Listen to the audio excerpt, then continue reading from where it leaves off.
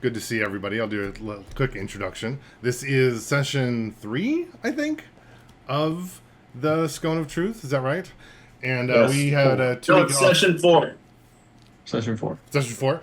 This is Session session 4. 4 of our. The third at level 2. Oh, good, good. Well, I was reading on Reddit about leveling, and people were saying that it should be every 5 sessions. Actually, if you're going with That is not even true. It would take us 8 years to get to level 20. And think of what a glorious 8 years that would be. This is our 4th session. We just recently, the new rules came out, so we're taking a look at what changes our characters may or may not be going through, and how that may or may not be affecting the campaign. If you're tuning in, welcome. We'll try to continue playing every Sunday, starting at about 10 or so, a little bit late today. And we'll hopefully be Pacific playing Standard Time. What? Pacific Standard Time? Pacific Good Standard point. Time. Because we have people from all over the world, people staying up in the middle of the night on the other side of the world to watch with bated breath to learn the next steps of our story. Cool. So, Ian or Vaclav, you were just sharing about your new changes for Warlock, right? Yeah. So I was saying that I had taken the tome, the Pact of the Tome, which gives me a book that gives me a few extra magic spells. The big one was that we no longer had access to Infernal under the new rules, but Daniel said we should have Infernal anyway, but it might not be the Infernal that is actually spoken in Hell. But it's a language that we speak amongst ourselves. And I can't cast Silent Image anymore, which is a spell I use to get us into the situation we're in right now. But that's all right. It's one of those like Matrix moments with the black cat, and we're kind of like, wait, everything feels a little different. That's like like, do that silent image thing, and you're like, I can't remember how to do it. It's not working. I also thought of another thing. The new like standard tiefling, the infernal tiefling, gets firebolt. So we would all have firebolt if you guys change over. So you only get one spell? It's weird. No, it's Thaumaturgy, Firebolt, and then I think Hellish Rebuke at 3rd level, and Darkness at 5th level. Oh, it's in the middle of the book now for the species instead of being like in the beginning. So it's like hard to find. Yeah. And then you can choose like the Abyssal, Chthonic, or Infernal subtype of Tiefling. But assuming that we all choose Infernal, it says you have resistance to fire damage and you know the Firebolt cantrip. Interesting. That's very different than the Tieflings that we've been playing. Yeah, much scarier for the ordinary people, I think. That you can all just shoot firebolts whenever you want? Yes. No, I think that would be a little terrifying. There's no longer such a thing as an unarmed tiefling. Oh, that's a good point. I'm totally going to use that against you guys. That's very helpful.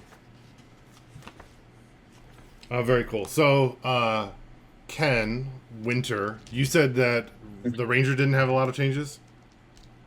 Not a ton, but I do have like 2 more feats or whatever. They're not the real feats. They're an origin feat and then a combat or whatever fighting feat. So that's the biggest change. And for my initiate or the origin feat, I did magic initiate. So I have message, prestidigitation, and identify now as spells. And then I can always cast Hunter's Mark a number of times equal to my proficiency bonus. There's that. So it doesn't cost a spell mastery slot. It like costs a different resource. It's 2 per long rest. I can also cast it with a spell slot, but that you would probably start with your features. Yeah, definitely. That makes sense. And if I remember, there's not just feats. There's like little feats, regular feats, and epic feats or something. Or are there more levels of that? There's fighting feats, origin feats, regular feats, and epic feats, I believe. Got it. And you don't have those picked yet necessarily. You're still thinking about them. No, I picked the fighting feat those were the one. What is that one? That's just my blind fighting, which I already had, and then the other thing is the fighting like weapon masteries. So when I hit with a longbow, it slows the creature by 10 feet, and if I hit with a short sword, I have advantage on my next attack. Interesting. I was looking through. There seems like a lot of gaining advantage mechanisms more than there was before. Yeah. Is anyone else changing at all, or Travis, Tabby, Kevin? You guys are staying. I think for the moment, I'm gonna stay with the old bard. But as I read through it, I'll see if anything's there that I would change, and let you know if that's something worth doing. Cool. You know, it sounds like we should either like change your character over completely or stay. But I think like if you want to think about it, you can always change over later, I guess, because I don't want us to like miss out on it. As long as we're not like power gaming and just taking the best from both. I don't anticipate us doing that, but that seems like it would be confusing. Or for you, Travis, you have a very specific. 100% will do that. Yeah, I figured. Well, then you'll do that, and then you'll just forget about all of the things, and then No, it really won't matter. I feel like you're free to power game as much as you want because it really won't change the power level of the game. So, like, looking at Druid, I want to do it, but I lose the ability to do the Wildfire Spirit, which kind of fucks up my whole freaking build. That is your character, right? Yeah, but at level 2, you get Wild Companion, which allows you to call forth a companion animal. That's Travis all day long. You know, and I'm wondering if I can't like just find some kind, and it says it's a fey spirit or something. Maybe I can find something that's like, and I just, instead of that animal, it's, you know, sparks. But I don't know. I want to look at, because I'd really like to change. I mean, I want to play the new stuff, you know, and we just started a new campaign. So the build that we started with, and literally it is the kind of the core of my character is not offered in the new, pardon me, Interesting. the new stuff. So you're, at least for today, you're sticking with the old stuff, and then maybe you'll change your mind or something. Yeah, you're probably gonna find I'm semi-distracted for the whole session because I'm gonna be looking at the new stuff anyway. So, I kind of figured. Yeah. Tabby, are you the same? Are you thinking?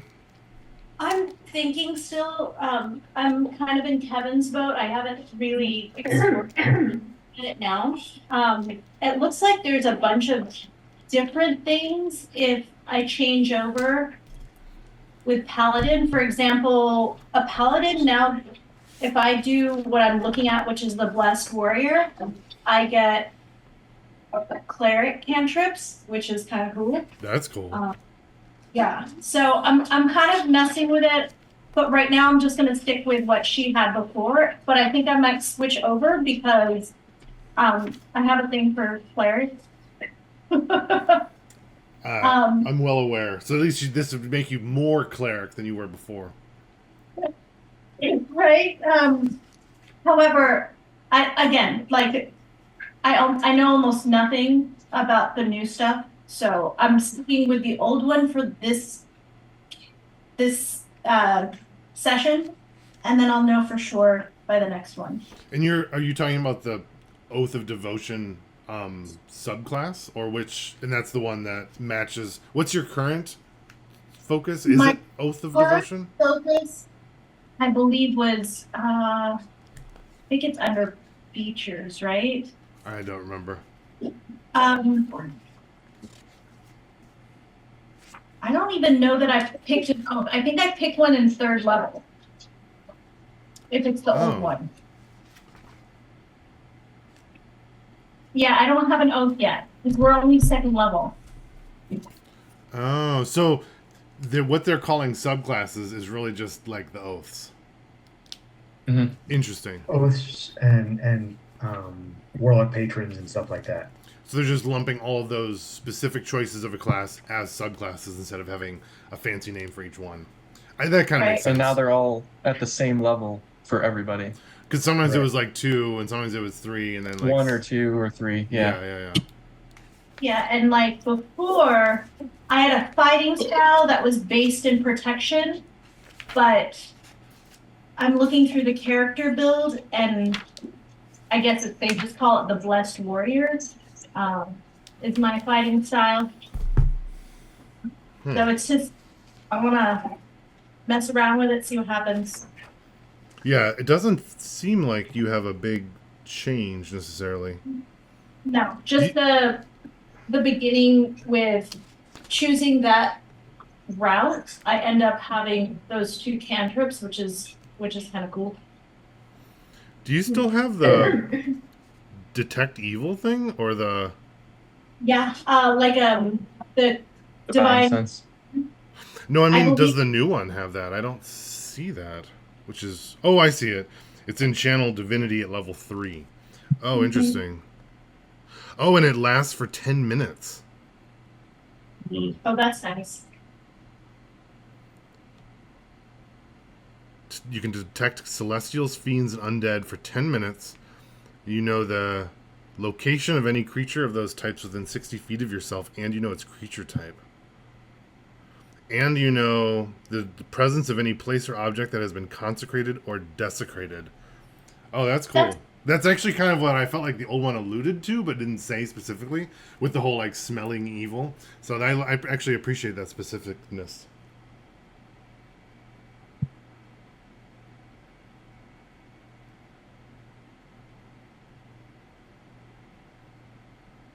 Interesting, but it counts as your like channel divinity, so you can only use it twice. Yeah.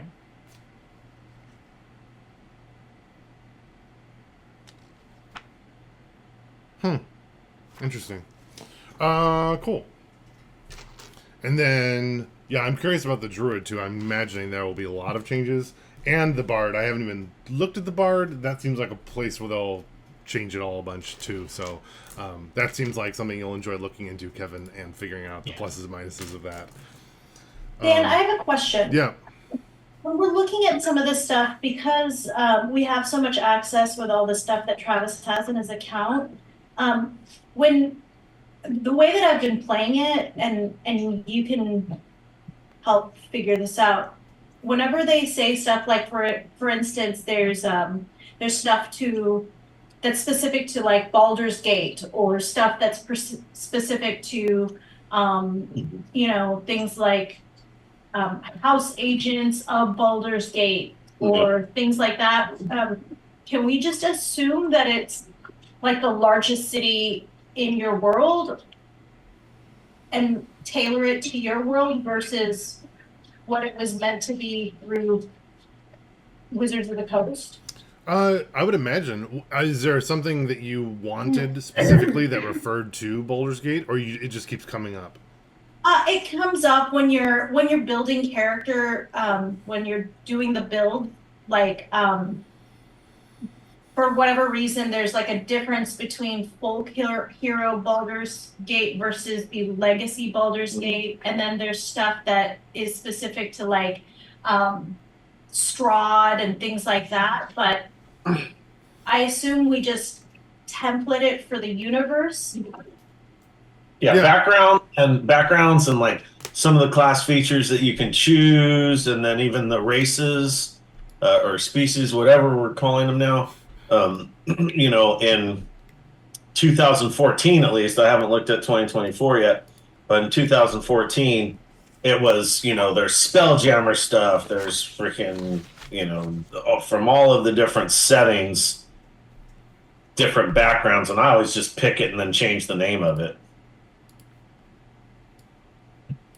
Yeah, I mean, I think that makes sense to me to do that. If you do pick something especially weird, just let me know if it becomes like relevant. But if it's, and I thought with the old Player's Handbook, with the backgrounds and stuff, you could basically choose any of the things that you wanted and just do a custom one. So I'm imagining that you can just do that in addition. But if you pick like a psionics or something, I mean, I'd probably rather you didn't pick something super weird. And if you did, just like let me know so I can change it. Oh, Boy. someone turned Travis into a dog, according to the Zoom. Yes, he's a druid. Oh, that's right. That's very fitting. Oh, you know what? I remember this too. We were playing last Saturday or whatever it was, a couple Saturdays ago, whatever. But we were playing here at the house, and I'm playing a multi-class druid, and Robert said, "No, you can speak." And I was in wild shape, and I was like, no. And he's like, "No, it's right here. You can speak." And I was like, holy shit. And it was like that day that I had put the 2024, onto the D&D Beyond for everyone. And I looked it up, and druids can now speak in wild shape. So I'm definitely going to 2024. Just for that alone. I mean, come on. So you can talk as a bear. Yeah. Yeah, I always thought it was weird that the animals could otherwise speak if they were certain, the humanistic form of those things, but then druids could never do it. And if you look up most of the animals that the druids could wild shape into, there's a version of that animal that will speak and is the kind of animal that you're likely to run across. Yeah. And the fact that the druids never could, I always thought was a little weird. Yeah. All of the druid forms are like anthropomorphic as well. So. Interesting. Do you know that sign language is now? Yeah, I was just looking at that. It's like a separate one. I wonder if that's like where you could do like the commands in like a dungeon without speaking, if everyone like knew that, or you could like speak without like voice or something. That's kind of cool, but it costs another one of your languages, I guess. Right. Or you could have like a deaf character, I guess. That would be like hard to play. I feel like that would be a significant handicap for a dungeoneer. Dan, Winter gets another language next level, and I was going to take sign language. Thought that sounded cool.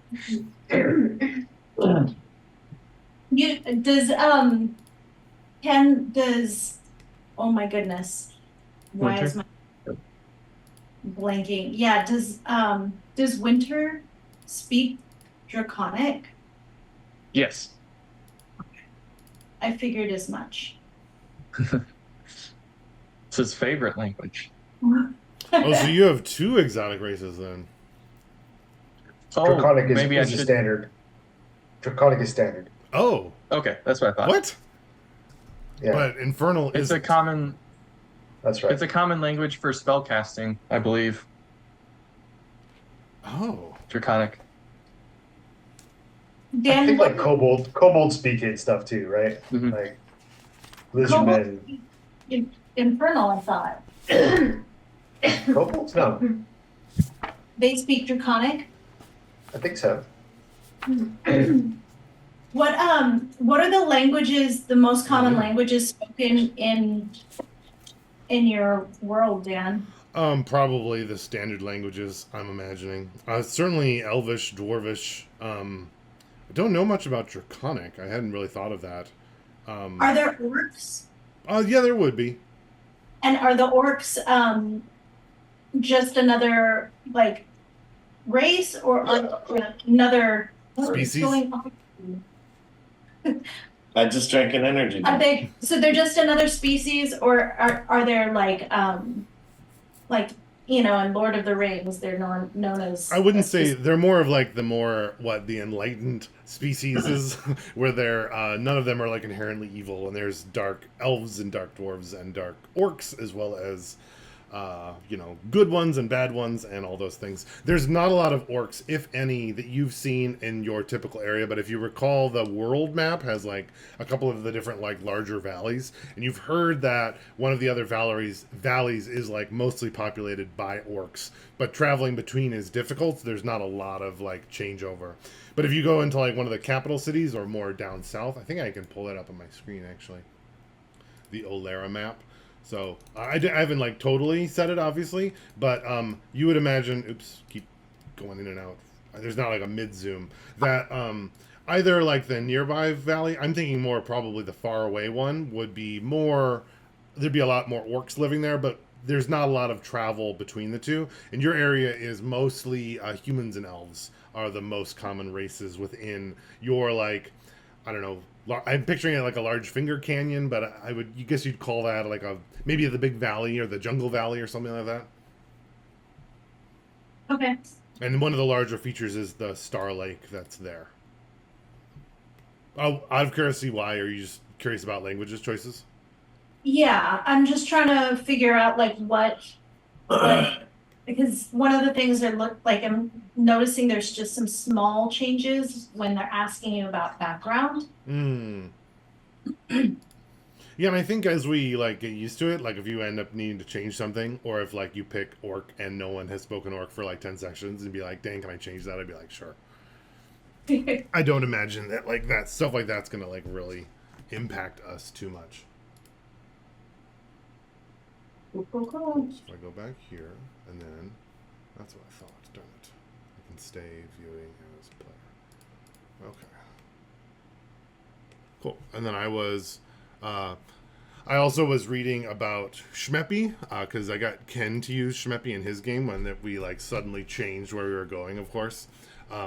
And they were recommending that you can do turn trackers if you just copy all the tokens and then you just make like a little list of tokens on the side, and then you can just move as you're. And I was like, oh, that's really clever to like help everyone stay on board, and then I can change it. So I'm gonna try that. If we end up having combat today, we'll see. But that's what I was thinking. Oh, we're having combat, all right. I thought we were starting in. Hello. Practically. That's true. Haven't figured out yet if we're a kill all the things group yet or not. You're like Starting to right look on like the it. border. I feel like sometimes. You killed the messengers, right? One messenger. That Single one. only. We're about to kill all of them, don't we? Cool. We Then, kill those. if I could ask for a little recap to help us remember.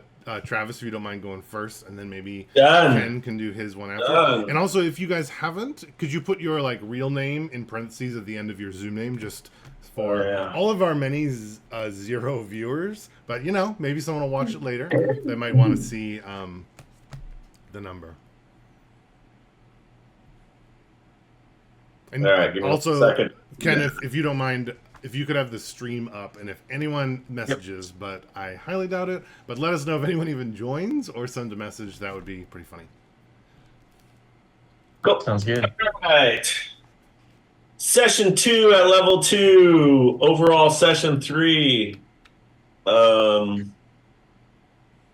It starts with Maureen, Kamos, and Sarlis are the only holdouts staying in Star Lake City. Everyone else is, the rest of the caravan is moving on to safer pastures, heading north. North Fork was where you decided to go, right? Yes. The caravan continues on to North Fork as party turns back to Star Lake for infiltration of the Bastion. And our plan was to use the illusion floating log to float down the river to the Bastion, the illusion being with, branches and so forth to cover us up, and we're floating at water level and so forth. On the road south, we encounter 3 well-equipped mounted rangers. We hide semi-successfully, but the rangers start detecting the rest of the party. Rosa and Winter engage in distractive conversation with the rangers. Rosa compels one ranger, Vaclav, prestidigitizes griffin smell at the horses, and Vaclav entangles. Loki intimidates the rangers into leaving by snagging the bounty scroll. The bounty scroll was all of us, and I think not the rest of the caravan at this point. At some point, it changed to just us, and we were like, yes. Correct. So we are halfling butchers now. And I believe it was like Loki and maybe Vaclav were like the featured ones, like plus others or something, if I remember. Right. Phoenix fairy fired the Rangers, Rangers 2 and 3, and the horses. And intimidates them to not going to Gillimore, and that next time fairy fire will be real fire. Then intimidates Ranger 1 to be gone or burn. I remember that. Be gone or burn. Rosa warns the Rangers to not make us unleash the power of the child. That was awesome. We near the city of Star Lake and prep for our log ride. Another Ranger is encountered. It's a King's Messenger entering to North Fork. I put blah, blah, blah. Phoenix entangles him while Horse flees. Vaclav snatches the messenger bag. The bounty is 600 whatever's we have here. What I have G. What are we using? 600 gold? Are we using gold? Yeah. 600 gold. Winter speaks with animals to Bessie, wins her over with apples.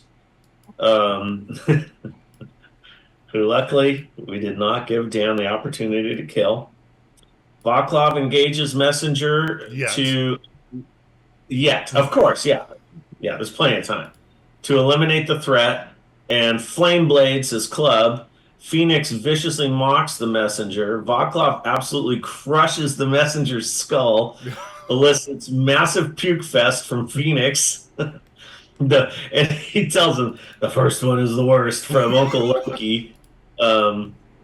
We meet Apples, Winter's new commandeered mount, formerly Bessie. Phoenix requests Vaclav bury the corpse. Vaclav examines the bag contents. There's something about other diablerie and the bounty just on the party now, not the caravan. Winter loots the body. Vaclav buries the body. That's in quotes because he's doing the mold earth or move earth, whatever he's using. We're ready to do the log ride. The log is silent imaged to provide cover, full cover visually, 3/4 cover for our AC. And Apples is sent to the farm by Winter. And Apple said something to the effect of, I don't read the signs or some shit like that. And then Winter was like, yeah, me either. I don't know. Something about that. Down Creek we go, the Jade Creek, under the cover of darkness. Vaclav notices an interloper in the rocks near the bastion. We stow the log under the bridge. Following Winter and Loki, the party heads to the bastion gate. The watch, 2 or more, are heard in the ruins. Winter illusions watch to basically become apathetic, to sounds or whatever, so they won't sound the alarm. Vaclav and Phoenix and Winter use distractions. Rosa gets detected, and the watch whistle is blown. Rosa engages. And that's where we ended. So, all right, I titled it. Oh, go ahead. Yeah, that was pretty comprehensive, actually, Travis. I'm impressed. Thank you. I didn't put in there that we had 42 stealth checks, and we were fine until that last one. So. Last one. All right. Session 3, don't bash the messenger. Holdouts remain behind. We head to North Folk. Lydia asks Rosa about when she's heading back to die. Turn around, and then we turn around and head back to Star Lake. Winter and Phoenix sneak around, look for dragons, and pretend to be dragons. Phoenix talks as though Sparks is there and always feels his presence. A group come by, 2 humans and a half-elf, and they spot Rosa trying to hide poorly. She comes out after signaling Vaclav to be quiet. 2 of them get down and approach. Several spells are cast, and we kind of scare them, and they run away. Solo Rider, Messenger, and again, a bunch of spells are cast. An Illusion of a Hole, an Entangle spell. Vaclav goes out to confront the half elf and steals the bag. Finds a scroll that says will be was it to be hung? Oh, sorry. The scroll was to be hung in Northfolk. About 5 tieflings with a high gold reward. The horse runs away. Bessie, Winter casts Speak with Animals and successfully draws the horse back, feeding her apples. The horse didn't like her old master, but loves apples. Winter renames her apples. Phoenix approves of stopping the messenger. Vaclav murders the man casually in the jungle. Other missives are there. King's health continues to wane. Sightings of sorcery, particularly other diablerie, is in quotes in the countryside. We find 7 gold, longsword, longbow, quiver. Vaclav buries the body. Log prep. Vaclav uses silent image. Winter gives apples. Directions to Valen's orchard down the road and uses landmarks of dragon-looking trees. Jade Creek, we get in the water and head down, stop under the bridge. We get out during a downpour and sneak around up towards the bastion. Almost get everyone around the guards, but Rosa wasn't quiet enough, and they trigger an alarm. And that's where we left off. Perfect. And then, Rosa, you were charging towards the guards to initiate combat. Is that where we were? Or were you running away? I don't remember. I was charging towards. Perfect. Then with that, could everybody roll initiative and put that in the Zoom chat for me so that I can take a look at that? So,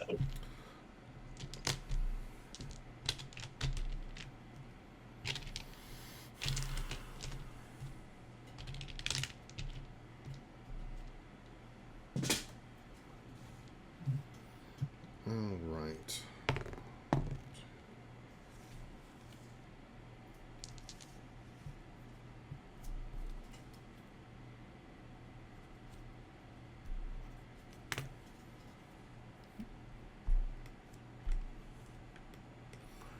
All right. Looks like 1, 2, 3, 4, 5. Oh yeah. Okay. So Rosa. So I'm gonna try with like making a little tracker here to see how I like this idea. Looks like Rosa, you're first. I'm just gonna make a little line over there on the rocks to help out. Rosa's 19. After that is Loki is first. Loki's first. Cool. I guess what I could do is like have a different colored token, and then you guys could just line yourselves up so that I don't have to do that part. Maybe in the future, then we'll do that. That'd be cool. 22, 19, then Winter Phoenix. And then I'm Just assuming heads up, I just am doing this rebuild, and at level 2, which is where this stuff the subclasses came online for Druid before in 2024, they come on at 3, and Wildfire is there as in the expanded rules. So I'm good to go. I'm just going to rebuild. Oh, cool. Yeah. Okay. And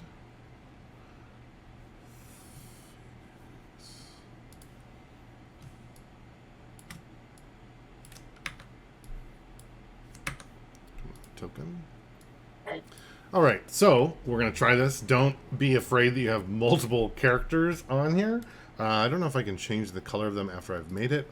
Maybe I'll play with that next time. But that's like the turn order. And what I could do is put like a little current turn, and then you can even like move that to let us know when you're done, so that we don't like get stuck in a space where we're like, oh, is it your turn or not? I don't know if it'll be helpful or not, but I wanted to try it and see. I also wanted to say it's not super relevant here, but I was thinking a lot about those group check things that we had with our frustration last time, and I think if it comes up in a time where we could switch to group checks, then why don't we like, I feel like having it initiated from the players of like, oh, we're going to work together to do this. And then that feels like it would be a cool way to have it start, instead of me being like, oh, did you want to do this as a group check? Hint, hint, wink, wink, wink. So I think everyone like wants to jump over the rock on their own, that would be like 5 checks. But if we're like, okay, let's come together and come up with a plan, then it feels like that would be like either the top check or the average of the top 2 or something, depending on the situation, if that works in that case. But I don't know. I don't think it's fair for it to all be on me. So I'd like to keep that open in your mind of like, if that does come up, please mention it. Cool. So Rosa, you're charging forward. My understanding is that the new like surprise round rules have significantly changed as well, but I'm not very familiar with them. Can you remind me, Rosa, did you feel like you had a surprise round? No, they saw you and then you were both running and then we were stopping here, or do you think you would have like an action first out of curiosity? I think I would have an action first because I was trying to sneak across and they saw me and blew the whistle and they were looking at me. And you I were don't like, okay, think they saw her though, right? Because it's dark. Like they just heard her. they heard. They heard. They have a. Sorry. Oh no, I'm open to thoughts. What were you thinking? Ian, did you have an idea or solution or possible solution? Oh, I think in the new rules, surprise just causes disadvantage to your initiative, and everybody acts also. Right? Oh, that's right. There's like a disadvantage thing. Yeah. Okay. Rosa would act before the guards anyway, based on the order. But like for some reason, Loki is first. Maybe he just has a sixth sense about when danger's starting. I guess that does kind of fit as well. So why don't we, in this case, just go with our turn order, and then for the future, if there's a surprise round again, I think this should work just fine. And I chose to like let you guys know the enemy's time in the order just because it's easier for me, and I think it'll make it more interesting. So cool. Then Rosa, you're like mid-charge. You have your weapon out, I'm guessing. And then as you're going, Loki's like, I think something's wrong. And we'll go to the turn order. And Loki, you are first. And the alarm's already been sounded, right? You definitely heard the whistle being blown from over in that area. And if you recall, Okay. too, these rocks are not like a sheer wall. They're like rounded up. So there would be climbable or movable, just as difficult terrain. Okay. Are you saying like OB Jetty style, like these, or is it like Joshua Tree Boulder style? I was thinking Joshua Tree boulders. I don't know what OB Jetty is. I can Google that though. The jetty at Ocean Oh, Beach. were those are like the sharp ones compared to the rounded, smooth ones? Is what you're saying? I was thinking definitely more the smooth, like ancient, smoothed over through like wind and rain is what it was in my head. Okay.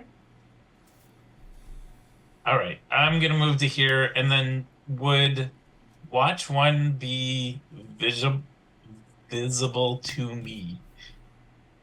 I'm not quite sure it's with probably the go, like- boulders and stuff there. Based on the line there, I would say no, because you wouldn't be like able Okay. to see that spot next to it. And it's also dark. You do have dark vision though, right? Yeah. Everyone keeps dark vision. I'm Right. hopeful. All right. Yeah. Yes. All right. In that case, the one blowing the whistle is going to be the target. And just going to throw Tasha's hideous laughter at him. So it's a It's a saving throw, right? saving throw, wisdom against 13. Barely fails. Okay. So he drops prone and can't move, and unless somebody hits him with an attack, he's just gonna stay there. Cool. Would you drop that in the chat just so that other people could read it? Yes. I don't know if we've used that one extensively. I'm not sure. I know I've read it. And does he get another save, or does it last a round? It lasts at the end of his turn, he gets another save, Got or it. if he takes damage, he gets an immediate save with advantage. Got it. Is it restrained? What's the condition that he has? Prone? He's prone and incapacitated. Perfect.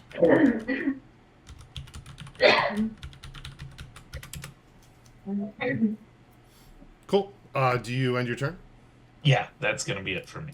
Cool. Then I'll move our little turn tracker over to Rosa. Oh, Oh. wait. I one thing I can do is toss a bardic inspiration to Rosa. Cool. How do you inspire her?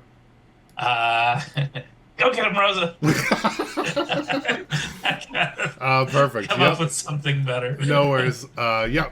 Could you put that in the chat too, just so we can remember? Did that change out of curiosity, or you don't know yet? I'm not certain. I don't think it's substantially changed. Cool. Then we'll catch up later. Perfect. Rosa, your go. You have old style bardic inspiration, if it matters. Okay, so I hear Loki behind me, and I see the watch guy go down. He was the one that was whistling, and he's like kind of writhing, right? So I'm like, thanks, Loki. I continue because I know and I say, there's another one. And I'm going to keep charging. I believe that this is 30. Let me check. 5, 10, 15, 20, 25. Yeah, I can go 25 to here. And I come around the corner. What do I see? Yeah, you see a watch member there. He's kind of like looking over at the other watch, blowing the whistle. He still has kind of like an incredulous look on his face. I believe they were arguing about whether they should blow the whistle or not, and the one lost the bet. And if there was one more sound, he was going to blow the whistle. So he has kind of a scowl on his face. But as soon as you turn around the corner, he does not have dark vision, but there is a little bit of moonlight, so he would certainly see a form in the darkness and hear you like running up. So he's like, looks like he's like trying to grab for a weapon or shield or something to prepare himself, but he is not yet prepared. Fantastic. That's perfect. So what I would like to do is that I'm going to take the broadside of my sword, and I'm not trying to swipe to kill. I want to try to not cut his feet off, but you know when you go for like behind them. Swipe his legs, knock him out. That's like a push, right? You can like push prone. Is that what you're going for? I guess, yeah. Yeah, I think the rules for that have changed, but we can definitely use the old ones because I do not know the new ones unless someone knows them. Because I thought the old school, because you can push 5 feet or you can push prone, and it's just the contested athletics versus choice of athletics or acrobatics. Right. Because what I'm attempting to do is swipe him off his feet and get on top of him with my sword, like at his neck. Got it. Because I want to. And like intimidate him or shut him up or something. Yeah, I want to know. I want to know like what else we have to contend with in this bastion. Why are they here? And, sure. And, I mean, that could also be like a grapple initiation, which I think is the same exact rules as a push. So why don't you just roll for that? Roll your athletics. So that's we're going to do 17 plus 4, so that's a 21. Oh, perfect. He resists you at first, but that surprise that you have and coming out of the darkness and maybe the glint of your horn pushes him over the edge, and he kind of falls to the ground. You're kind of like on top of him. And what weapon do you have? I have a long sword, and it's like stabbing. Like okay, cool. What then? I try to intimidate him, and I say, move and you're done. Sure. Make intimidation with advantage.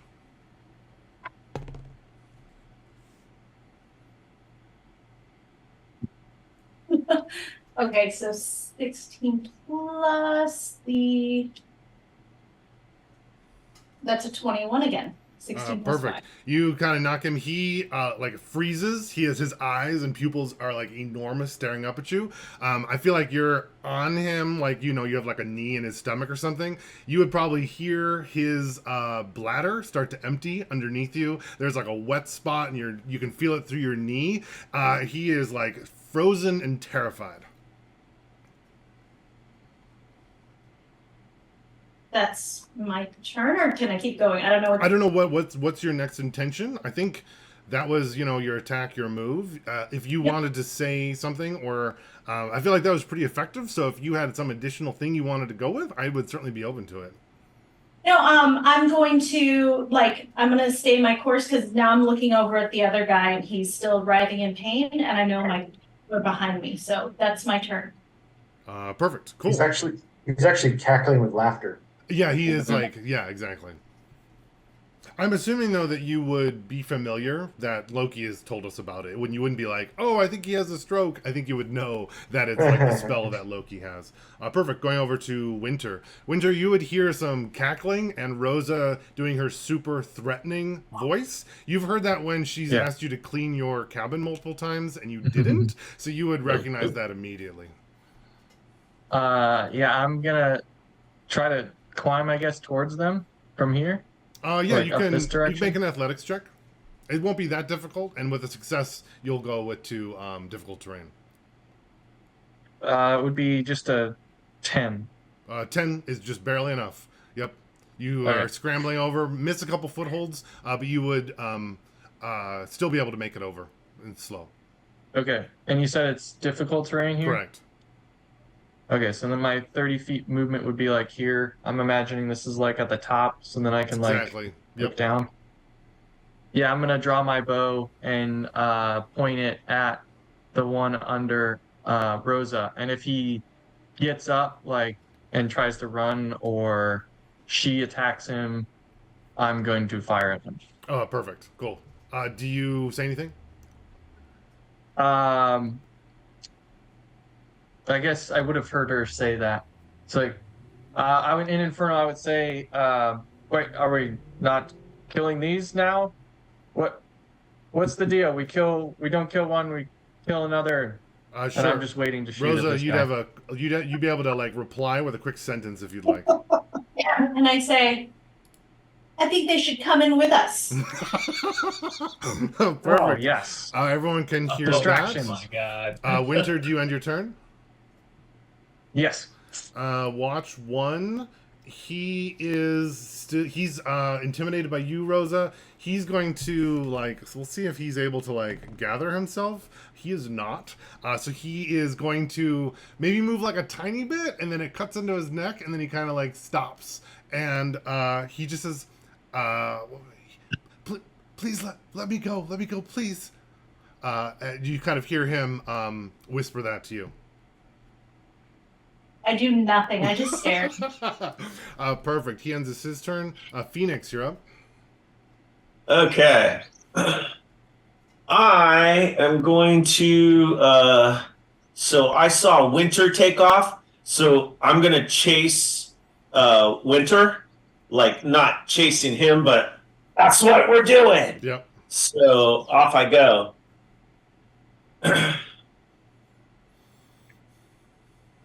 And that was just a straight dash, right? For what? From Winter. I believe Winter used his regular move and then did a ready to action.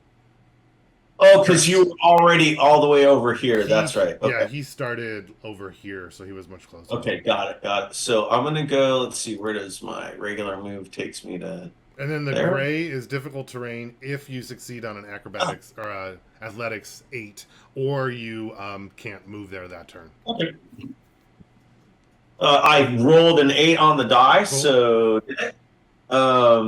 could I use acrobatics, you said? Yeah, I'd be fine with acrobatics or athletics, I think. Okay, cool. Yep, then I'm good. If it was athletics, not so much. So I'll actually just doesn't dash. mention, isn't climbing specifically athletics, if I recall? I don't know. Whatever. We'll keep going. You succeed. I mean, I don't know. Mm-hmm. You do. Keep going. The puppet master. So I just dashed to there. That's my Oh, movement. cool. Perfect. You end your turn? Yes. I yell out. No, I don't yell out anything. I'm just looking at Winter to see what Winter's doing. Perfect. Winter. What's Winter doing? What is Winter doing right now? Like if I look over He the has rocks. his bow out aimed at watch one, and he has like a bead on it and super focus is what I'm guessing. Okay, so I'm assuming for my next turn that we're killing these fuckers. So. Oh, but you would have heard Winter say, "Are we not killing them?" And Rosa just said, "We're gonna bring him inside with us" or something. Just saying, you would have heard those things. You can do whatever you'd like. I would have heard him, I think we want to kill him. Got it. Perfect. That's your own internal thoughts. I don't think you've shared that with the rest of the party. I'm like, I'm still neutral good. Maybe. Cool. Over to Phoenix. You're ending your turn. Yes. Perfect. Watch 2, and I believe Watch 2 gets another save. Is that right, Kevin? Yeah, he gets a save at the end of his turn. And what save? It's a Wisdom 13. You said. Yes. He succeeds on his save. So at the end of his turn, the laughter dies down, and you hear kind of like a sigh. But then he does end his turn, and he gets no other actions. But you would all know that he is no longer incapacitated, but he is still prone. I'll update that in a second. Vaclav, your turn. All right. So over here, and then dash to here. I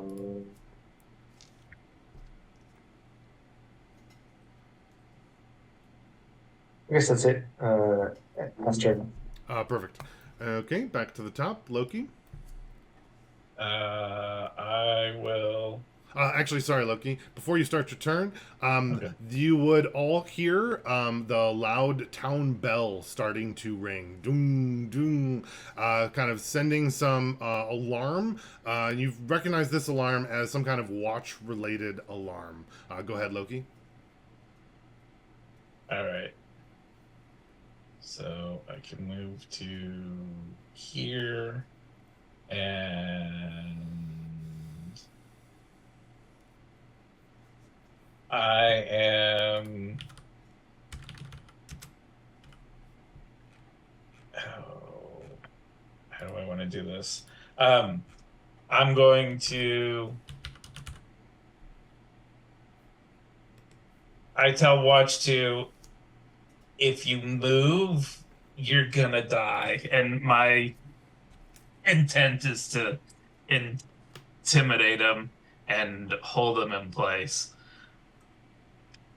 Hold him similar to like what Rosa was doing. Right. That would be Right. like the Not starting right with up the grapple. against him, but I have my sword out, and I'm like, if you move, it's all over for both of you. Perfect. So, sorry, are you initiating grapple first, or are you moving up to them and saying No, that? because I'm not actually. I don't know. I'm just clarifying. Yeah, actually, I could. I'm trying to think. How do I want to? Yeah, I can't get close enough to him to actually grapple him, but I can use dash and put myself here, right here, and just my goal weren't you is pretty to. close before? Couldn't? I was 35 feet away from him. Oh, So, yeah, unfortunately, I was looking at the numbers. It just doesn't quite work out for me to actually also take an action against him. no worries. So, yeah, it's just to like scare him off with my sword pointed at him, and this is your opportunity to live. Do not move. Sure. Make an intimidation check. 14. It seems as though that you've succeeded. You say that he kind of releases that deep breath from his laughing fit and kind of looks up at you, sees you in the darkness, looks over, sees Rosa with her sword to his partner's throat, and he can hear Vaclav running up behind, and he kind of moves his hands away from his weapons and says, "Okay, now what, friend?" All right, Rosa, are we taking him with us? I say that's my intent. We don't know what we're going into. All right, hand over your arms. Let's see. I'm going to pause there and I'm going to go through the rest. Is anyone else intending to attack? Well, I guess I'll go to Rosa. Are you holding or are you attacking? I am holding, I'm intending on, like, what is that called? Ready action. No, what I'd like to do is, separate the guy from his weapons. I don't know what he has on him.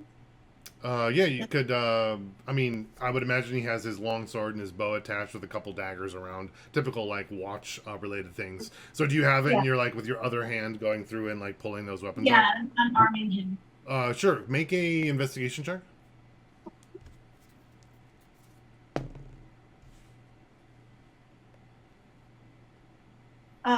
15. Sure. Yeah, you pull that longsword out. Are you like setting it to the side? Are you like chucking it into the night? What do you do when you have like one of the weapons? Or putting it in Which your. one? You pull out Yeah. the longsword. What do you do with it? The long sword, I kick it to the side, but I'd like to bring his bow and the arrows for winter, and I'm pocketing the daggers. Perfect. 2 daggers, and the bow and arrows off to the side. That'll definitely take up your whole turn. Okay. Cool. Winter. I'm just gonna train it on probably the one that Loki is working with because I know Rose is stronger. So I'm just gonna point, and if either of them try to like run away or get away, I'm gonna shoot at them. Perfect. Cool. Watch. I'll say, well, let's get inside then,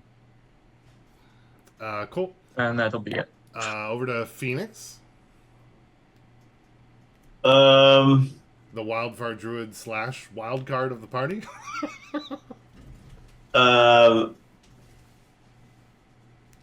I am.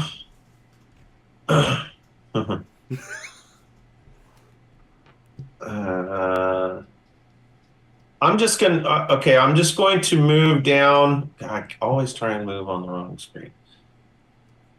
I'm going to move.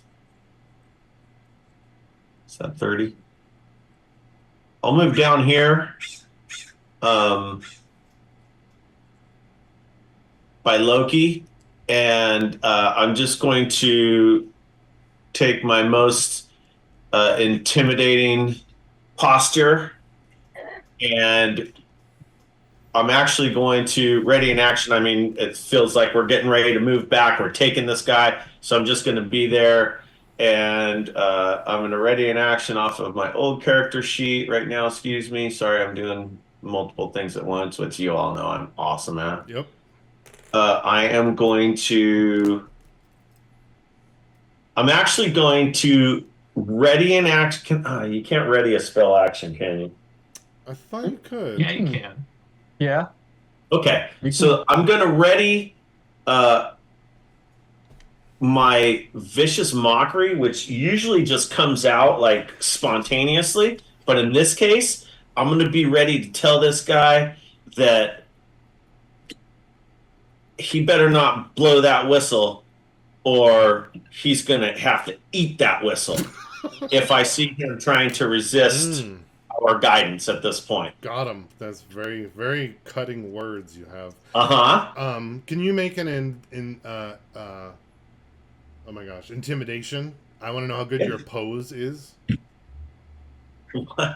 Okay. That's a 10, 11. Ooh, 11. He looks at you, but doesn't seem particularly threatened by you. Maybe there's one last little giggle from Tasha's hideous laughter that comes out as he sees you. Perfect. Phoenix, do you end your turn? Yes. Okay. Watch 2 is there. Looks to you, Phoenix. Looks to Loki. And looks back to you, Loki, and says, "Oh, it thinks that my hand is up. That's funny." And says, "Best let us go. I ain't going in there." I don't think you have much of a choice. And then over to you, Vaclav. Okay, so I probably slow down as I approach and come up to him, and I'll say,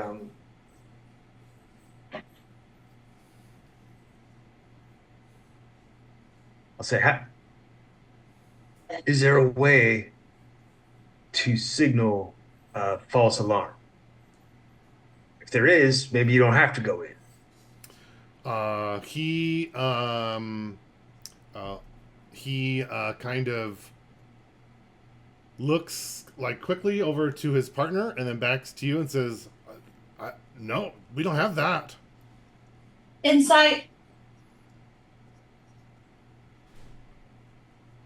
Vaclav, your gut says that he is lying. I don't know if you necessarily even need to roll in this case. Right. I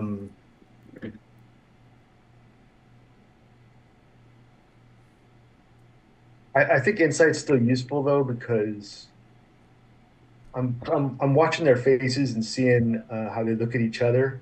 Sure. Yeah, go ahead and roll it then. And I'm going to go with yeah. Vaclav's main as the roll because he was the one instigating that particular interaction. And Rosa, I'm not sure you would actually be able to insight because you are disarming your captive. I think that's kind of your focus, if that makes sense. I'm more trying to insight what his partner's reaction is, as his partner says, there's no way to do that. Got it. Yeah, if you want to make a roll then, Rosa, and put it in the chat, you certainly can. I increased the pressure with my rapier up against his. All right. Well, he already indicated that he's afraid to go in. So. What was your roll, Ian? Oh, bad 5. Oh, got it. Okay, cool. And so I'm gonna call. I think I'm gonna reach down and haul him to his feet and start disarming him and say, "Well, then you're going in, buddy. If you can't signal a false alarm."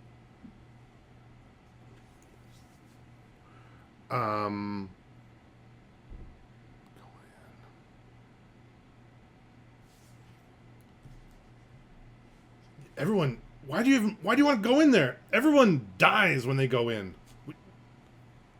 It's the worst detail ever to clean up all. And now you're going to be one of the ones that dies by going in. Rosa,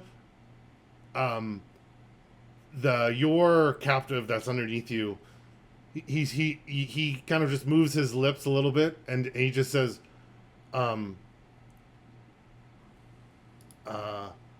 Glau, tell him. Do you stab him because he moved? No, I don't, but I was in the process of unarming him. We'll say at this point, I'm going to roll to see which weapon I'm dealing with. You said there were 2 daggers and a bow and arrow, and a long right? sword, yeah. Long sword, so 4 divided by 8, I'm going to roll it to 8. Yeah, so it was the one, what was the first one I said? Daggers. The daggers. So I got one of his daggers in my hand, and I say, why don't you say that like we can understand you? And it's right at his throat again. His own dagger. Tell him about the signal. And watch 2, he's looking at you, Vaclav, and he kind of deflates a little bit. And he says, I have another 10 seconds. I could signal the false alarm. Then I don't have to go in there? That's right. Yes, and you really, really want to signal the false alarm, and I don't think you want to go in. You know what happens to everyone who goes in.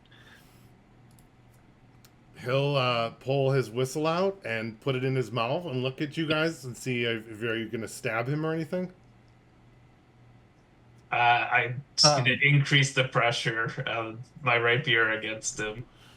Yeah, he kind of blows the whistle in kind of like 3 short and 1 long, which is different than it was before. And then he slowly puts the whistle back into his pocket. I'm going to intercept the whistle as he's lowering it into his pocket and take it from him. Yeah, he certainly allows you to do that. He says, I'm going to get in trouble if I don't turn that back in at the end of my shift. I say to Rosa... Is it better than dying? I say to Rosa in Infernal, does he have a whistle? I asked him, "Where's your whistle?" Left side, second pocket from the front. I grabbed said whistle. Yeah, it's also in there.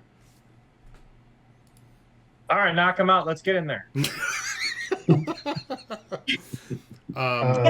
You'd hear I think the bells that were ringing before, dong dong, kind of stop. I intend to use the butt of my sword to knock out the guy I'm straddling here. Yeah. We can go with like Hollywood versions of knockout. So Yeah, I I was gonna say, are we using cinematic knockout? I think in this case, you have the clearer power over the situation, and it works for here. And I would do like the 1d4 hours of wake up, because I don't want you to like have to keep bashing them. Feels very ridiculous. So in this case, I think if you chose to, you can go Hollywood knockout with no risk of permanent concussion.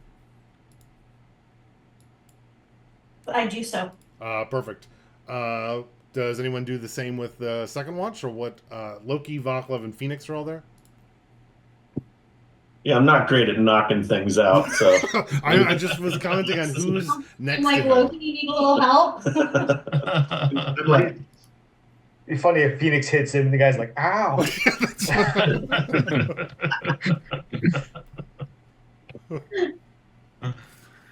So yeah, I'll knock him out. Perfect. Yeah. And Loki, you have like a what's your strength? It's good.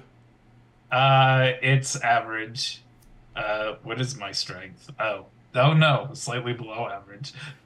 You might not be the best choice. Mine too. there. I won't go. Like Rosa.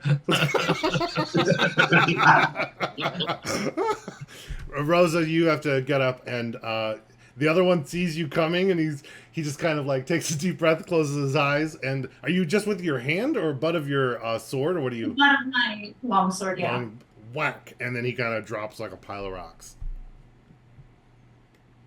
Jog his memory. Yeah, exactly. So, okay. At this point, I look at Loki and I'm like, we're still taking them in, right? Sure, why not? Nobody ever comes out of these things. We need bait. And I'm like, tracking. Like, I think by this point, I would have like slid back down this way to go try to open the front, and I'll just like bring him with. how big are As I these dudes? Let's see. The watch number 1 is medium sized. Watch number 2, which who we know as Glal, I believe, Glal. I'll put that in. He is technically he is still prone, but he's now unconscious. Glal.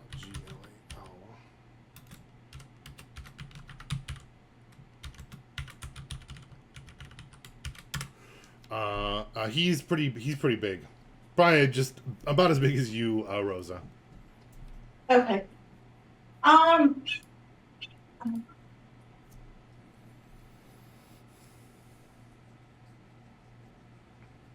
Okay, so I'm going through distributing like these weapons, and I throw the Watchman 2 because Glal's pretty big, right? Yes. So I never made any such promises to the guy that was under me. Throwing him over my shoulder, fireman carry style, and I begin to walk him with us. But I am like, I'm gagging him and I'm securing his arms. Got it. Perfect. And then you're kind of like heading along this way, right? Oops. Correct. Perfect. Is anyone doing the same with the other, with Glal? Oh, wait, you said you're taking watch 1 or you're taking Glal? I'm taking watch 1 because there was as a paladin, there was a promise that Glawl was not going to go in. I never made such promise to Watch 2. Got it. He's much liable for me, so. Got it. Then Vaclav, Phoenix, Loki. What are you guys doing? Vaclav, grab his hands. I'll pick up his feet. Really?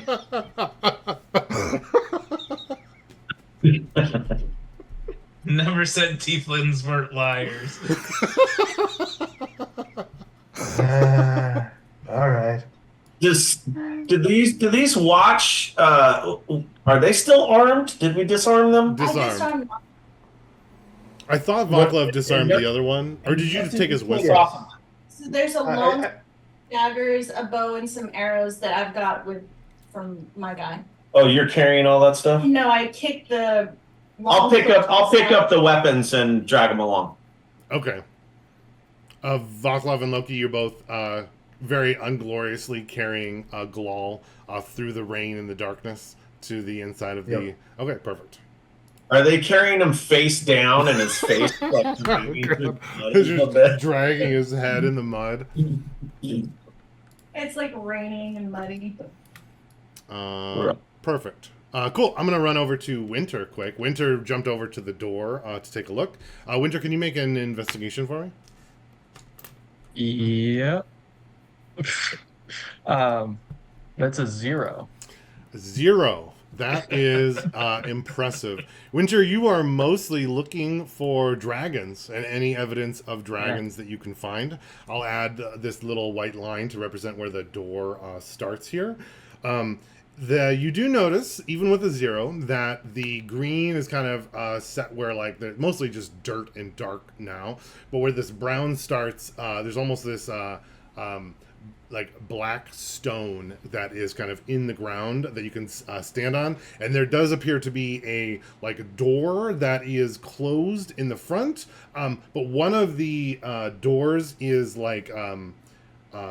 pushed open, a crack where you could probably squeeze through. Sorry, I'm not describing this well, or maybe I'm just slowly remembering all of it.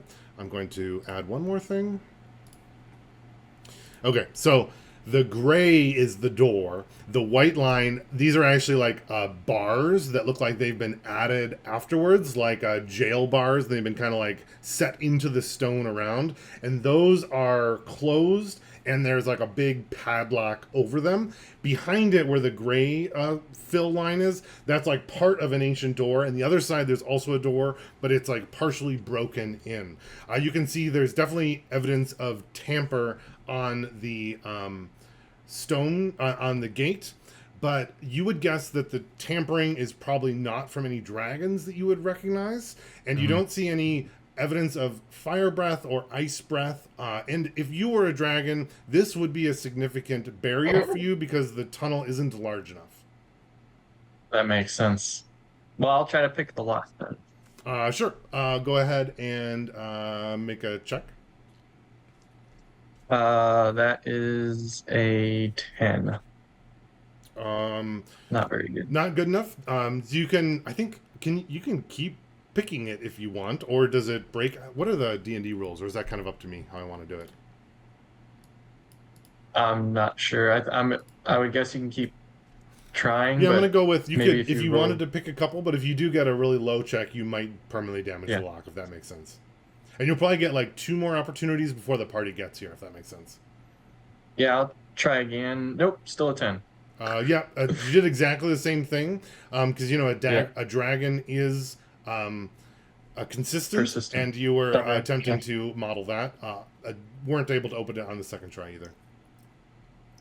Are you trying one more time? I'll give it one more go, I guess, before they get there. That is a 16. A 16. With it, you kind of hear a little click. Finally, you did try a new strategy. Maybe some of the things that maybe Uncle Loki taught you, or someone back at camp that lets you practice on the locks in the camp, and you are able to open the lock that way. Right as you do, Rosa comes up behind you. She is carrying a unconscious guard on her back. All right.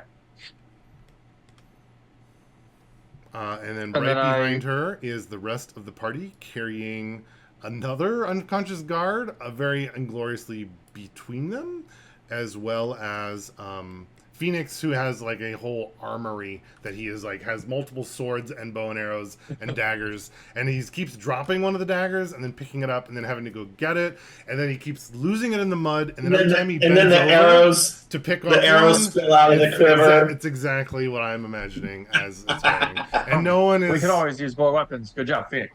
Yeah, got it. Winter, look it. Winter, you would imagine that at least half of the arrows have been damaged or covered in mud, and the feathers ripped off from the sides. Okay, I got my own. Perfect. We'll drag everybody over here. Phoenix, you have dark vision? I do. Oh, sorry, Winter. I meant Everybody. Phoenix. Winter, you're first, right? Oh yeah, I'm in the front. Yeah. And 60 feet? Yep. Perfect. And blind sight to 10, if that makes a difference. Cool. Thank you. Occasionally remind me because it may. I don't know. Cool. As you go in, if you go inside, that gray block there represents looks like an ancient, strong door. Mm-hmm. The right side of the door that I've kind of marked as a gray block is still there. The other side of the door is kind of like pushed off of its hinges and kind of left a little bit, as though it's been like pushed open with some crowbars and some large tools over time, and you can kind of squeeze through, but it is a little bit of a tight fit. Yeah, I'll try to squeeze through there. Yeah, you can easily fit through Winter. Cool. And then invite the others. Perfect. The ground here, the rain and the wind kind of like almost immediately stop. It's like very, very quiet. The ground here is this continued black stone. There does seem to be some like dust and dirt that may have like settled onto it, but the walls are kind of like sharp edges and carefully formed in like right angles at the top and sides. And there are spaces for sconces about 30 feet on the wall, but none of them are lit. And well, they're like a spot for it, but the sconce is missing. Does the rest of the party follow? Yep. Yeah. Cool. All right, I'm gonna move people. I'm guessing Winter's kind of like staying in the front with our little exploration. As we come through the door that was picked open, I close that door, and if I can relock it, I'm gonna do that. Oh yeah, that was like the gate. You could definitely like Yeah. relock it with that padlock that was there. Okay.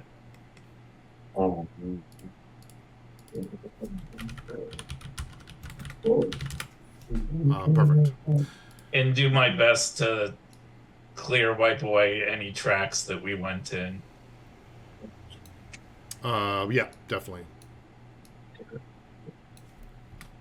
All right, Winter, you are. I'm gonna put you like a little bit forward. I picture Winter as like the kid at the museum that keeps running forward. Yeah. I don't know if that's, and with everyone else carrying stuff, I feel like there'd be definitely space between you guys. Winter, as you kind of go forward, the rest of the party is dragging the people with you. Winter, can you make a perception check for me? That is a 30-20.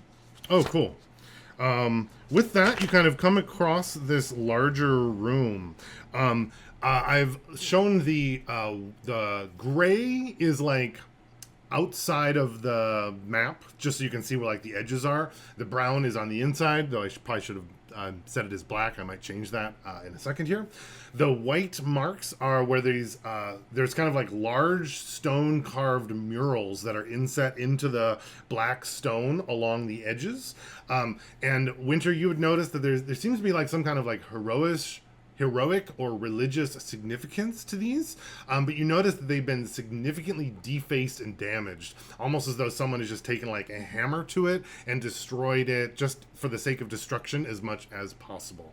The little blue squares are like little almost like little mini fountains, little like bird feeders almost, that have like a little pool of water in the corners, almost like a little shrine. There were little stone embellishments along the edges of those, but they've been snapped off or smashed, and there's not a lot of evidence of what they could have been. There's a door to the east. I've shown that with like a little edge marker, that little white line. But again, this door was smaller than the previous one, and one of the sides has been forced open. All right. I'll walk up towards that other door then. Look at it. Sure thing. I'll bring the rest of the party with you. You can continue looking through down the hallway, and it looks like the hallway moves and changes in another direction, going north, at least according to our map here. Oh, looks Go like ahead. we gotta go this way. I'm gonna drop Glow's hands. There's a sudden thud as his brain case hits the ground. You don't imagine any damage was done, but he is certainly no longer being carried by Vaclav. All right. I'm Yeah, I'll gonna follow, put his feet down and tell Phoenix to take the feet to continue carrying him. The feet? Um, Oh, I thought you meant like cut off his feet. oh no. Take his feet, Phoenix. Okay. Perfect. Vaclav, you're no longer carrying. Phoenix, Uncle Loki asked you to carry the feet of Glal. Mm-hmm. What do you do? Oh, yeah. Critters. Pausing. Yes, there may have been some movement by a human being with 4 blocks of us right now. Good job, Betty. Thank you. Good thing they're always on watch. What about carrying feet? Yes, I do that. Oh, you help carry through. Yeah. One thing I wanted to say was I've got all these weapons. My intent with the weapons was that we're not leaving a trail of, look, there were guards here and they got dragged away. So I bring all this stuff. I'd like to just like go stash them in a corner or something, or, hey, anyone want this stuff? Otherwise I'm going to hide it over here. Stick it under something. Oh, And then I'll try and pick up the feet to the best. Is it Loki and I that are carrying the 2 weaklings or carrying the body? I believe so. At Perfect. the moment. I like that. This dude is definitely banging his head along the pavement or rocks as we go, cobble. I'm gonna ritual cast detect magic. Okay, so we're taking a 10-minute break here? Yeah, that's Do you tell the party, or do you just yes. freeze and no, stop I for? tell Okay. everyone let's check this place out carefully. If we're going into the place nobody returns from. But the demon guy said we'd be fine. And we have that thing to get out, right? Sure. Yeah, Loki, you have that little hand flute. Yes. But But I don't put much stock in believing that that's going to be a savior for us. I I'm mean, looking- he's friends with dragons, so I think we're okay. Ye youngins. I'm I looking. guess I'll. Go ahead, Tabby. Yeah, Tabby, why don't you start, and then we'll get Ian afterwards. I'm gonna set down the body of the guy that I'm holding. I'm looking for like some sort of statue or a pillar that I can tie him to.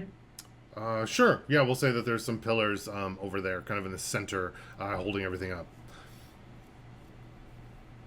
You're tying him up with a rope, kind of a thing. Yeah, tying him up with a rope, gagging him. I tell Phoenix and Loki, bring him over here. Let's tie him over here. Okay. Do you tie them both to the same pillar? Yeah, but not right next to each other. Like Yeah, opposite. opposite sides, back Nice. to back, kind of a deal. Got it. Perfect. We gagging him too. Yep. That's, Yeah. Rosa did specify that. Yes. Then I guess I will ritual cast. Sorry, hang on. There's a motorcycle here. Okay, cool. I guess I'll ritual cast comprehend languages Ooh, that makes while sense. Loki is doing detect magic, and I'm casting out of the book that the blacksmith gave me. Oh, cool. Is it? Can you? What does the book look like? Have you thought it? Just like an old leather bound, or what is it? I was thinking actually, since it's the blacksmith, I think it should be like ironbound. I like that. Yeah. Or like I'm almost picturing like those tinsmith. Have you seen those little tin lanterns where like the iron on the outside has a bunch of like little divots, or all the letters are like pressed in, maybe as an embossing style or something? That would be kind of cool. Yeah, yeah. I think the pages need to be paper though. I would imagine that would be difficult if it was all. You're like, I have to write this spell book. Hang on, I have to go over to my embossing machine. This is only taking me a month and a half. Yeah, perfect. Then you guys are both Yeah, gonna I do think that. it's like black like carbonized iron basically, and it's got maybe hinges on its binding, and I open it and Yeah, perfect. start Cool. paging through it. Let's do a quick little bio break. I'm gonna go find a little snack bar, and then I'll come back after our 10 minutes, or we'll see what happens. So 1 second. So I'm completely rebuilding Phoenix in the 2024. It's totally similar. Like nothing's really changed. I was hesitating to do it because I thought that you couldn't do wildfire, but you can do that at level 3 instead of level 2. So that'll be great. And then I changed from that variant tiefling to just the 2024 tiefling. So there's a few things like, I don't know, I lost like a cantrip, but then I gained some other stuff. So it'll all shake out. Yeah, I think I might do that too, and it'll change my cantrips a little, but other than that, it should make a big difference. It seems to be advantageous, the 2024 version. A big change is when you wild shape, you don't assume the hit points of your wild shape anymore. You get temporary hit points for your druid level added, but it's much easier now. You just take a beast form rather than like picking each animal or whatever. You're like, I'm this kind of form, and then you can just say whatever you are, I guess, but it's homogenized into like 4 different choices, and you're this, or this, rather than I'm whatever fits under the CR at this level, so it's simplified, I should say, and to me, that's great. Others may not enjoy that as much, but Simplified, like, but you're still able to get, like, how owls, they have that, like, better sight. I will read it to you here. Give me a second. There you go. Where are you?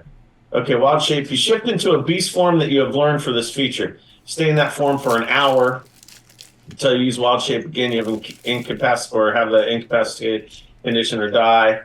You leave the form with a bonus action. So rules while wild shape shifted. Following rules apply. You retain your personality memory's ability to speak. When you assume wild shape form, you gain 2 temporary hit points. That's because I'm level 2 right now. Game statistics are replaced by beast stat block. You retain your creature type hit points, hit point dice, intelligence, wisdom, and charisma scores. Class features, languages, and feats. You retain your skill and saving throw and use of proficiency bonus for them, and gain any proficiency of the creature. If the beast stat block has a higher skill or saving throw modifier, use the one in the stat block. So you use the higher of the 2, yours or the beast shape. You can't cast spells, but shape-shifting doesn't break concentration, so you can retain spells already running. Your ability to handle objects is handled by the form's limbs rather than your own. You also choose whether your equipment falls or you turn into it. Worn equipment functions as normal, but it's DM decides whether it's practical for the new form to wear the equipment. That's crazy. So if you like become an ape, you could still be like wearing armor and carry wield a sword and shield and stuff, I guess. That's cool. Additionally, your equipment doesn't change size, blah, blah, blah. That's it. So it just really, really simplifies Wild Shape. So again, for me, that's freaking epic. I'm sure for many people, they're like, that's bullshit, but I like it. Interesting. Well, if you end up, you have Wild Shape or you don't yet because it's level 3. No, I do. You get I it can level do it. 2? Got it. Yeah. And you get 2 a day? Forever? Or it's 2, is there like a... It goes up with your level. I think it kind of tracks with your proficiency modifier. That makes sense. Cool. So you have Glal and other unnamed watch member tied up to the pillar. You have Phoenix weapon stashed away, yeah. What's next? I changed the ground to the black stone because I think that's more fitting for what it is. And then there's that doorway that's been pressed open in front of you. Oh, sorry. 10-minute relaxing. Winter, do you stay with the party during those 10 minutes? Or do you, out of just curious? I think you're muted as well. Sorry. Yeah, I would probably start, like, creeping down this way. And then maybe come back, depending on what people say. But yeah, for the most part, stay with the group. Would anyone yell at Winter to stay with the party? No, I would not. He's really good at kind of checking stuff out. Cool. Loki or Vaclav, would you guys yell at him or just let Winter be Winter? Out of curiosity. No, I'm just gonna let him go on while I'm ritual casting. Cool. Yeah, I'm in the midst of my ritual. I probably don't even notice. I'm in the midst of absolutely following right behind him. That's what I was thinking. I'm thinking that the only thing stopping Winter might be that Phoenix is following them. Classic little brother effect. So I did, in the rebuild, I did gain stealth. Oh, interesting. Yeah, so that's kind of cool. And also, you can pick like either magic or warden as the type of druid that you are. Just generally, that's at a very early level. You pick that. Initially, I picked magic, and it like gives you an extra cantrip or some shit, and you get bonuses on whatever checks. And then I was like, fuck no, he wouldn't do that. He would do exactly what Winter does. So I took warden, and it gives me martial weapons and medium armor proficiency. Also, I learned druids in 2024. The whole metal thing, not a factor anymore. Makes sense. It was a little silly, I think, in the... Yeah, and then finally I wanted to point out that what was the other thing that I thought you would like to know, Dan? Some of my spells changed just a little bit. Just tell me as it comes up, yeah. Yeah, I mean, really, I think I lost Vicious Mockery because that was part of the Right. variant Tiefling, and now I'm just doing 2024 Tiefling, so whatever. But there was something else. Let me look real quick here that I thought you would be interested in. The Wild Companion thing, I get to cast Find Familiar. Metal, martial weapons. I'll think of it when I remember. Or if it comes up, it's fine for today. I don't think anyone's going to have some earth-shattering level 2 thing. Cool. Winter, would you continue exploring with Phoenix behind you? I just had a... I'd probably take this part slow and teach him about sneaking around, dragons, all that stuff, and then wait for use 10 minutes doing that while the others are waiting. Perfect. For miraculous reasons, it appears as though that has trained Phoenix in stealth. Because that time of being trained in the dungeon seems to have helped. Winter, do you... Nice. Here was the other thing. I remember. Winter, you took sign language and you speak Draconic. So those were both choices for me. So I am, of course, sign languaging and speaking Draconic. Nice. Well, you might not have chosen Draconic because that would have been like a racial choice earlier in your backstory. Because you're it just came as tiefling under something I picked. Yeah, it says when I go to it, it just says tiefling. Okay, cool. Winter, do you peek around the corner at all, or do you stay before the corner turns? I'll probably just be teaching him here until they come down, and then I'll go peek around the corner. Perfect, sounds good.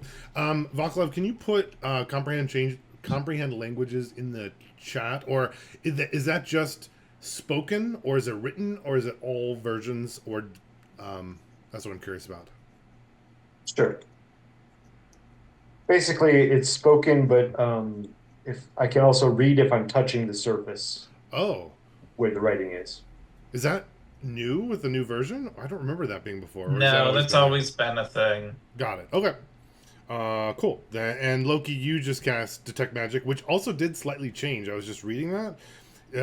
You should put that in the chat. I kind of like the new version a lot more because you can just sense auras and then you can like take the magic action, and then if you do that as like an action, you can like get that extra information related to it.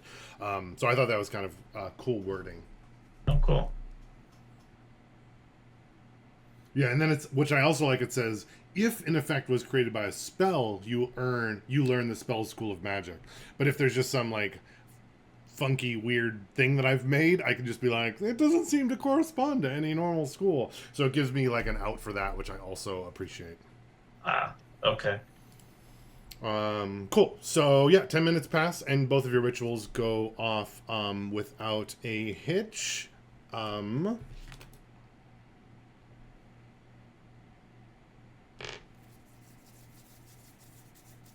Can you remind me, what time did you start your foray into the Bastion? Was it like midnight, or was it like 10 o'clock, or was it like 2 a.m.? Like, what was it like? How late-ish was it? I recall it not being super late. Or was it just as the sun set kind of a thing? Before midnight. It was probably between 10 and 11. That would be my guess. Okay. Yeah, that's kind of what I was dark. Recalling too. We got everything ready, and then we moved down after it was dark already. Yep.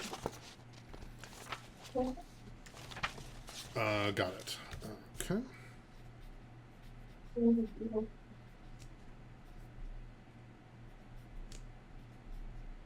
Yes, because I had the question of, oh, so we're going in when everyone's like still wandering around on the river, but it was after that had cleared out. Just after that had cleared out. Right. Perfect. Cool. Then, yep. With that, 10 minutes up. Loki, you have your Detect Magic up, and based on the new one, it says you sense the presence of magical effects within 30 feet. And you can see like little faint aura. You immediately sense faint aura all around you, coming from the walls and the floor and the ceiling. There's definitely a faint effect from there, but nothing else aside from the things on the characters around you. Okay, can I tell what kind of magic it is? Good question. Let me remind myself of the schools.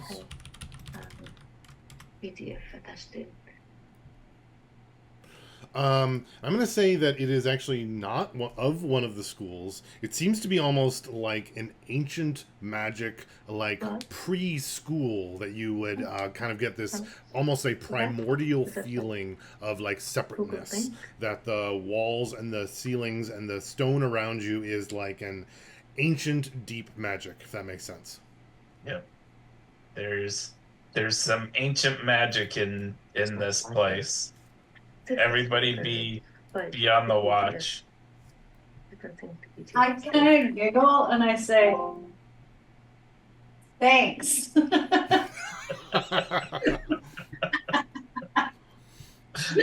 I don't know what else you want me to tell you. It ain't like any place we've ever been before. And It's okay. I want to make sure that like there's no lights or anything. Both of these guys, the watch, they're both human, right, Dan? Correct. Okay. Yeah, I want to make sure that the the knots are nice and tight. Their gags are really nice and tight. Because I intend on leaving them here in case we run into something. So I need to go grab a test subject. They're accessible, Got it. but also not able to escape. Yeah, I don't. The whole like how much of a knot tying or whatever. I'm assuming that you're going to be pretty proficient in tying up someone, but I'm also going to say that if someone or at least two people have enough time, they have a very high chance of being able to wiggle the rope or because it's wet and like break a hand free. So I don't think it's like permanently locked up, but there would be like a window of time that I would probably do checks to see how it went. Does that make sense? I check their effects and see if they have anything like manacles. Oh, that's a good point. They probably would, actually. Oh, yeah. And then you take those, right? Or you put both on Winter so he stops touching things? Nope, I manacled both of them. Perfect. Yeah, that would probably significantly slow down what they're doing. I mean, I still think with enough time, one could escape, obviously. But you'd feel like they would be pretty secure for a while. I think we should manacle. How big are the columns? Are the columns small enough that arms would reach one another around the sides, and we could manacle wrist to wrist, opposite sides? That would really slow them down. Sure, sounds good. Yes. Changing. And then I make sure that then there's no lights or anything left in this particular part as we delve further into the bastion. Perfect. As we're going, what is the marching order? If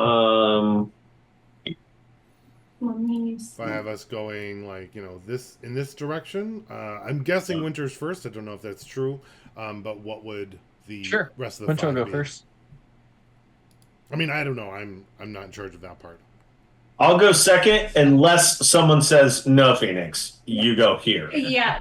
Because that's Rosa would be like, whoa, Phoenix. Yes. Right behind me. Good idea. I'll go right behind Rosa. And I get behind Rosa and say, yeah, Phoenix, right behind me.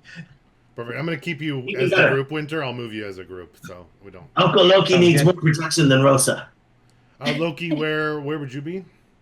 I'm gonna be inside the wall. That's a strong choice.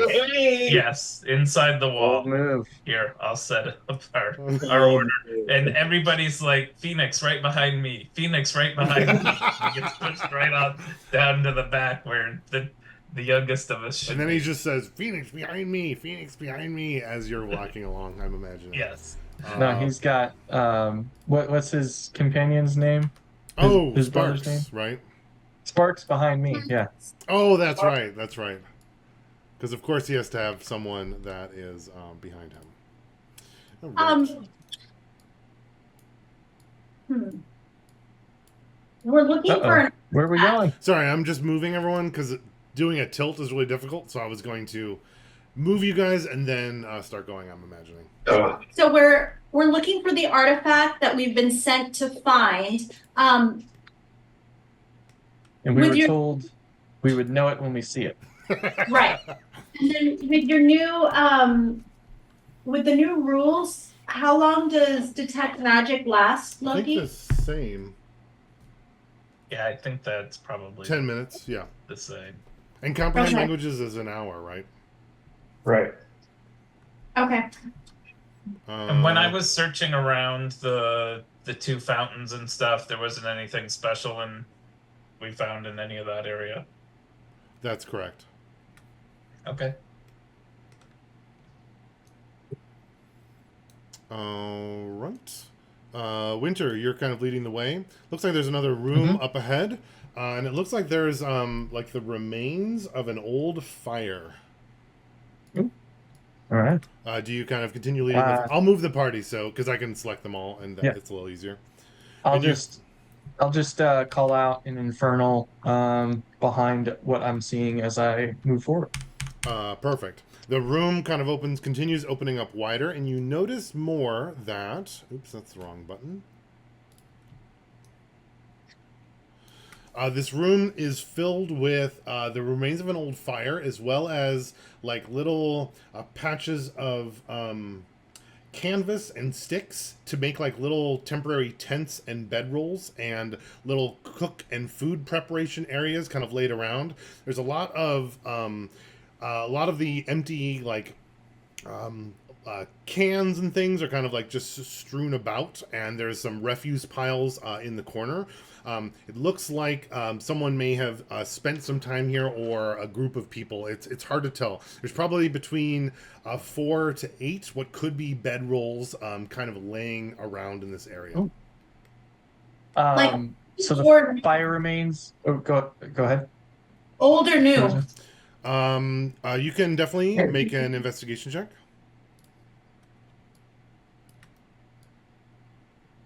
The 17. Looks like you would imagine not recently, but no more than like a week or two old. Pretty freaking recent. And when the remains, does it look like near the bedroll and stuff, is this watch stuff, or is this like random adventure stuff? It does not look like watch stuff. It looks like you would probably connect it with some of the similar materials and styles and colorations of some of the less wealthy of the people in your caravan, as though these are like cast off materials and supplies. I state as much. Well, it's not watch. From the size of the bedrolls, they look human size, dwarf size. Humanoid sized. It's hard to tell specifically, and they're not like, a pristine bedroll. They're parts of bedrolls like sewn and attached together kind of roughly, and some are just like larger blankets, and there's definitely some mold growing on some of them as well. It's probably just a teenage makeout spot, guys. Let's keep going. Yeah, pressing forward. Okay. I'm assuming detect magic isn't showing anything new. Correct. Thanks for reminding me, though. Is else? there? Yeah, I'm just gonna rummage through. Probably, I need to throw one of the blankets over me and then do like, ooh, like that or something.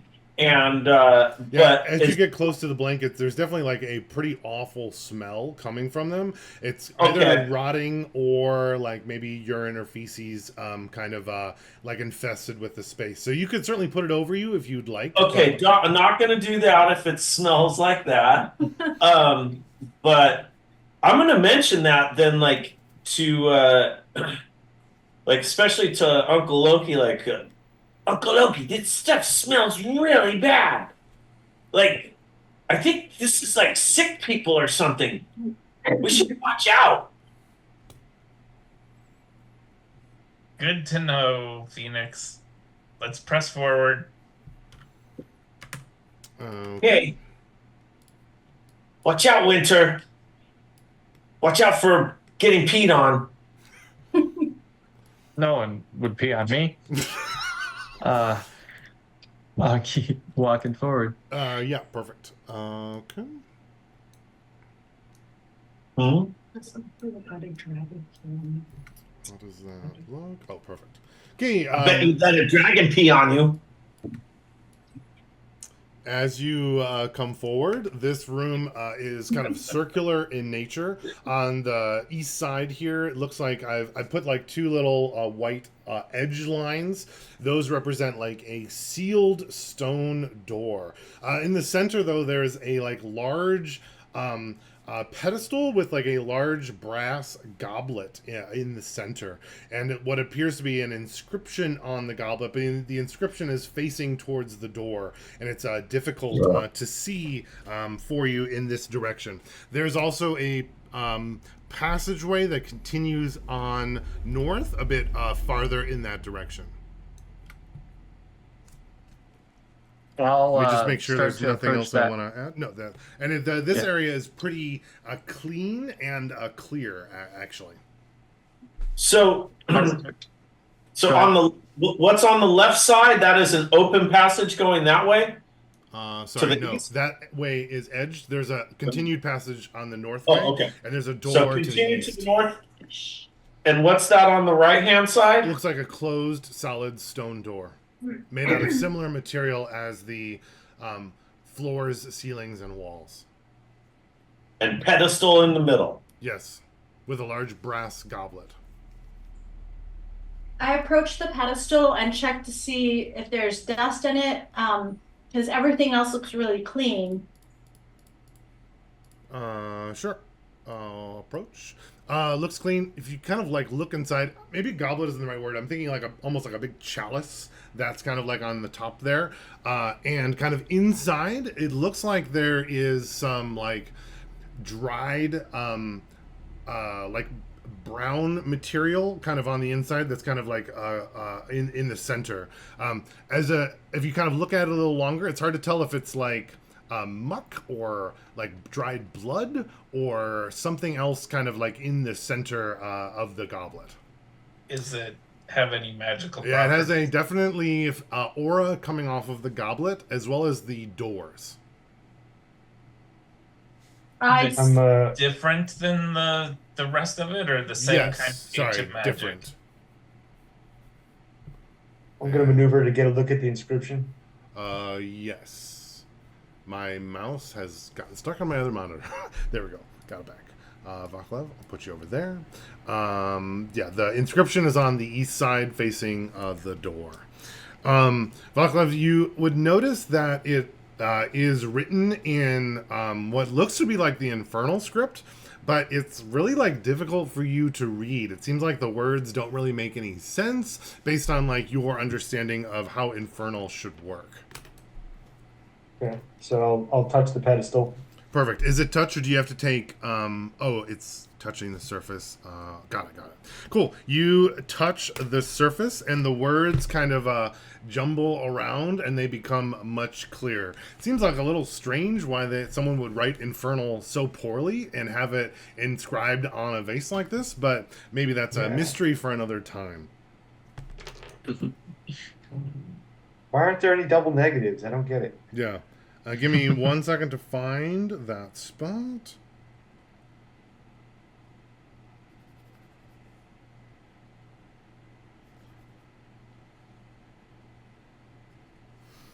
It says, upon my blood, I agree to be cleansed to gain entry to the secrets within.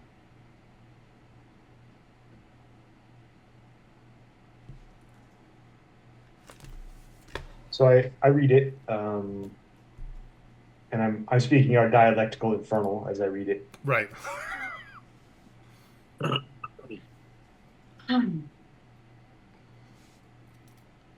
I say, well, hey, seems simple enough. We bleed into the cup, and the door's open, and we can go in, right? Wait, smell that stuff. Does it smell like poop? Because it might be the same stuff that's the last room. I'll smell it then. Fine. I'm gonna crawl up on the pedestal and smell the brown stuff. Sure, make an investigation check. Nice.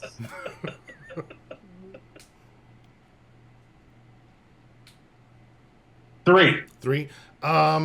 It smells really weird and bad, but like different bad. But you feel like are you touching the goblet or just the pedestal?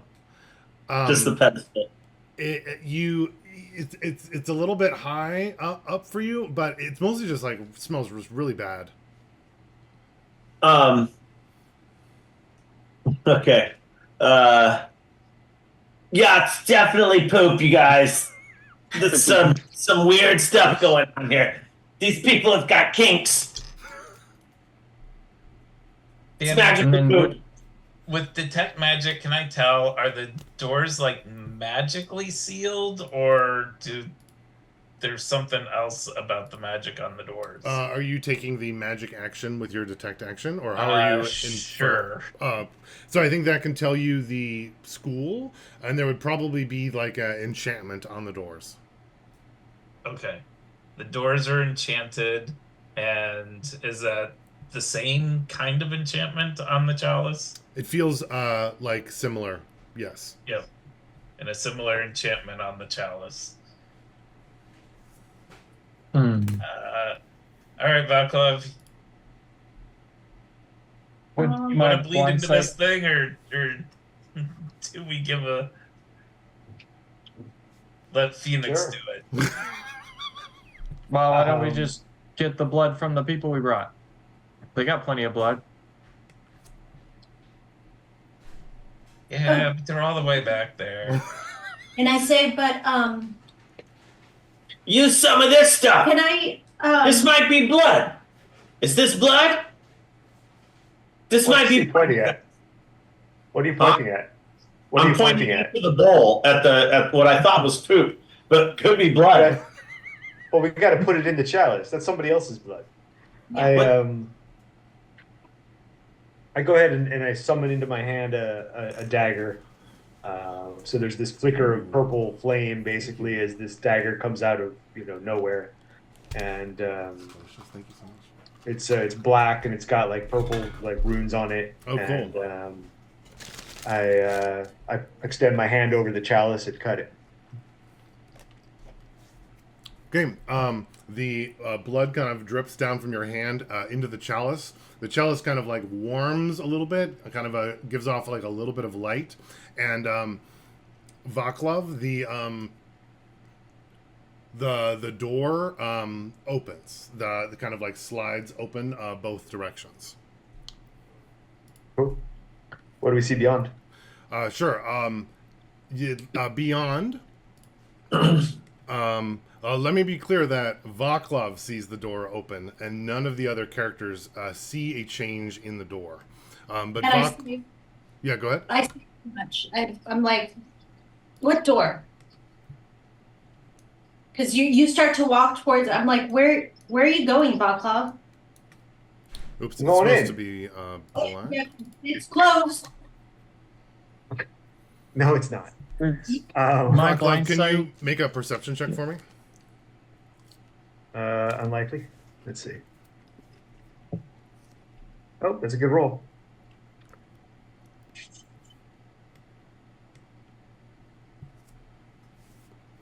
$15. Sure thing. On the inside of the room here, you can see that there are statues along the two far edges. There might be on the interior edges, but I don't think you'd be able to see those from your current angle. They do appear to be some kind of creature, especially with how much Winter has been talking about dragons. They do look to be some kind of dragon-like thing in the corner.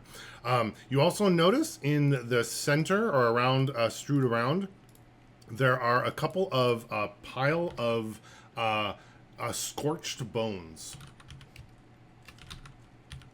So I'll walk up to the door. To you guys, it looks like I have my face like 8 inches from the door. And I go, ugh. There's, you guys aren't seeing this? You don't see ugly over there? You're Would I looking. Nope. Does I my see any blind sight change in the reveal aura of the anything? doors or anything? Loki, you would probably notice that the aura on the chalice got like a little brighter, like as though some kind of magic has activated. Winter, you were actually asking about blind sight. Yeah. My understanding of blind sight is that like it can go around things, but it can't like go through something. I don't know if that's true or not. Can you tell me what the blind sight does? Oh, if there's a physical door there, yeah, it wouldn't go through it. But I was wondering, like, if it's an illusion, Got it. That I makes would sense. think I would see through it. Or you would at least feel for those 10 feet through it with blind sight. Are you walking up to the door? I'm going within 10 feet of it, yeah. It feels like the door is real to you. All right. I go back to. Well, I'm still over here, so I'm going to pull out my dagger, which I know is clean, and add my blood to the chalice. All right. The same thing happens for you. You can see the doors open. You can see the what looks like 3 piles of scorched bones, as well as other dust piles inside the center with those 2 dragon statues. And I say, Winter, I see dragons, statues. And I Dragons? All right, Statue. I'm gonna pull out my dagger and I'm gonna quickly give a little pet and put blood in there. Just Sure thing. Once you put your blood in, you can feel the same. The doors open for you as well. So while they're doing that, there's that purple flame flickers along the dagger, and it extends and it becomes a spear, and Cool. and I extend the spear through the doorway. I pull out my dagger and poke Uncle Loki's finger. I was thinking the same thing. Like, this is gonna hurt you more than it hurts me, kid. Your weapon, is it like a magical weapon, or is it like a manifestation of your power, or is it like physical? Out of curiosity. That's a good question. I can cause it can be physical. I can cause it to do like a couple of different types of damage. Here, I'll copy this thing into. And this is like a new thing, right? So Yeah. yeah, let me read through it.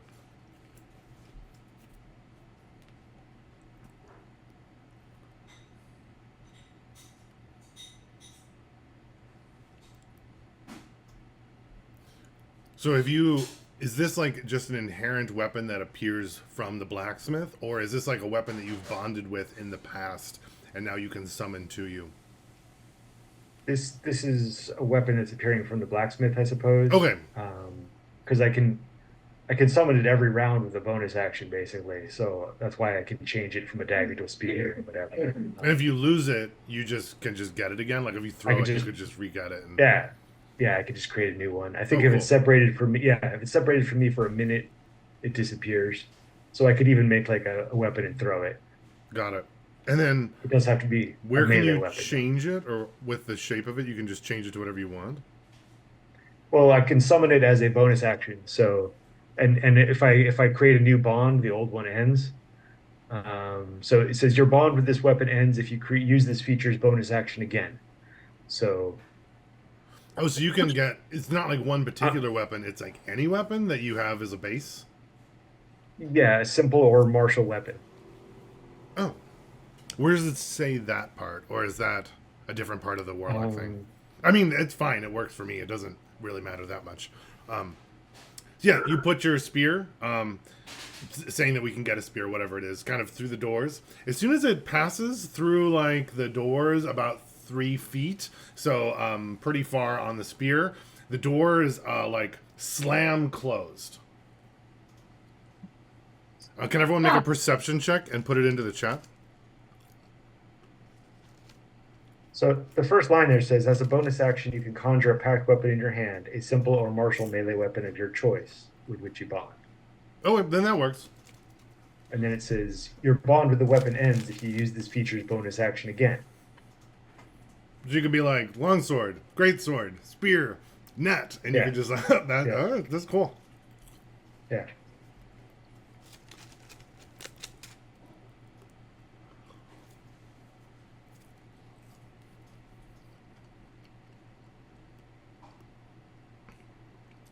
Oh, cool. And perfect. Loki, Rosa, Vaclav, you're kind of all just startled by the door closing and slamming closing. Actually, wait, Loki didn't put any blood in yet. So Loki would just hear the closing of a door, but not see any changes. Everything's a little bit strange from that. Winter, you would feel like you hear something like coming from the other room, almost sounds like the wind or something from inside there. And Phoenix, you would hear a little more of sound kind of coming through the other side, and it sounds like a deep whooshing sound, and it kind of recalls you the one time that you were like graduating from your druid school over with your other parents, and they had like this huge bonfire, and there was this time when the wind blew into the bonfire, and that sound, it feels like that's what you're hearing. Okay. Maybe with my wildfire druid family background, like, would I sense any heat or anything coming from the door? Doesn't seem like you would. Okay. Do I get any kind of like uplifting feeling or anything like that from like the presence of a big fire like that? Because like that really is like makes me feel good. Like fire is good. I think you could get a sense of a strong fire in your proximity, but you wouldn't see it or know it. It kind of feels weird to feel that. I think that I would be able to put 2 and 2 together. And oh wait, I did not see. I'm sorry, you guys. Did someone talk about the scorched bones and the dragon statues? Right, we were all aware of it, even if we didn't see it. I said dragon statues. I never said anything about bones. Vaclav said those ugly things. Yeah, I don't think there was a mention of the bones, but definitely the dragon, and that's why Winter put his blood in. Okay, so there was the dragons were mentioned for sure. I'll just say something to the effect of seems like those statues may be coming alive. Watch out! Say, Uncle Vaclav, what did you do? Why can't I see the dragons anymore?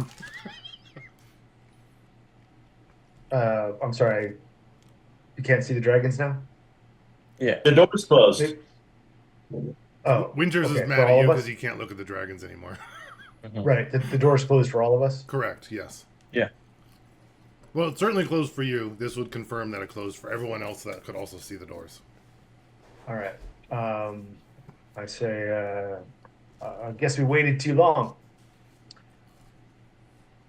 Do we want to check out that other passage or go inside? But there's dragons behind here. Uh-huh. We should look at the dragons. I'm more looking at Loki and Rosa. No way. Vaga's like, dragons. What do the adults think?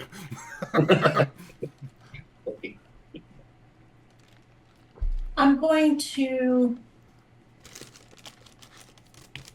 Like, that intrigued me for the moment that I was standing. When I was in front of the doors, did I feel, when you get that, like, push of wind from, You like, a would door? have felt nothing. So bizarre. Did he, and I was standing next to Vaclav when the weapon went, like, when he put his weapon through, did it come up against something or was it able to go through? Oh, because you hadn't put your blood in? I did put my blood in. Oh, you would have seen it go through the open doorway. And then probably when the doors slammed closed, I was thinking it like caught on your weapon and almost like dissipated it. But you could just summon it again. But like for that moment, it like was gone. That's Interesting. Okay. All right, so I say, like everybody knows what's going to happen if we go in that room, right? Yeah, we're gonna Yeah, get We'll get burned. to see dragons. Yeah, cleansed by fire. We're tieflings. We don't burn too easy, but I don't know how much fire we're talking. I don't need to tell you this, but I love fire. Dragons plus fire equals we must go in there. I'm gonna look and see what's on the other side down this hall. Sure. Entirely safe hallway to go down. No, As long as we can go back, to the dragons. I just want to see what's down here before we go that way. I jump up on the pedestal and put a drop of blood in the chalice. Perfect. Yeah, you do that, and the door doesn't change for you. It's still closed. You don't get to see any dragons, unfortunately. Thanks, Vaclav. Thanks a lot. You ruined it. Winter. Demerit for Vaclav. Who's Mara? Rosa and Winter, you guys are going down the hallway. You can see that this one dead ends into a larger room here. There is another kind of a shrine area. I can turn off my snap to grid. Kind of in the back. There's also like some shelves along the edges with what look like old wooden crates and boxes that are mostly smashed and opened, with the floor kind of covering various herbs and supplies kind of all around. The shrine has a little bit of water in front of it, and behind it on the wall there is another stone carving. This one is not destroyed. Oops, hang on. Don't want that. I want like a little white line. That's not a door. Sorry, it looks like the other doors. It's like an engraving on the wall.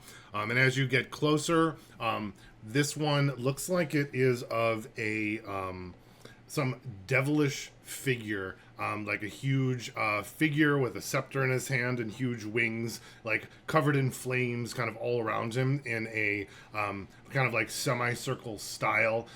And there's a little space for what looks like an offering on that blue token in front.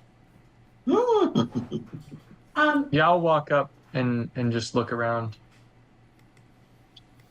Dan, as we came into the bastion, did we walk down into it? Did we walk through it? Did we walk up like any stairs, or are we still on the ground level? Been on the ground level, but if you recall, the bastion is like goes up, and it's kind of like a large, like 20-foot tall stone building. So you almost like entered into the side of it that way. So you haven't actually lowered into any ground yet. And are there windows or anything? There are not. Closed. So there's a big statue of a winged demon type, and a font of water, and an altar. Is that right?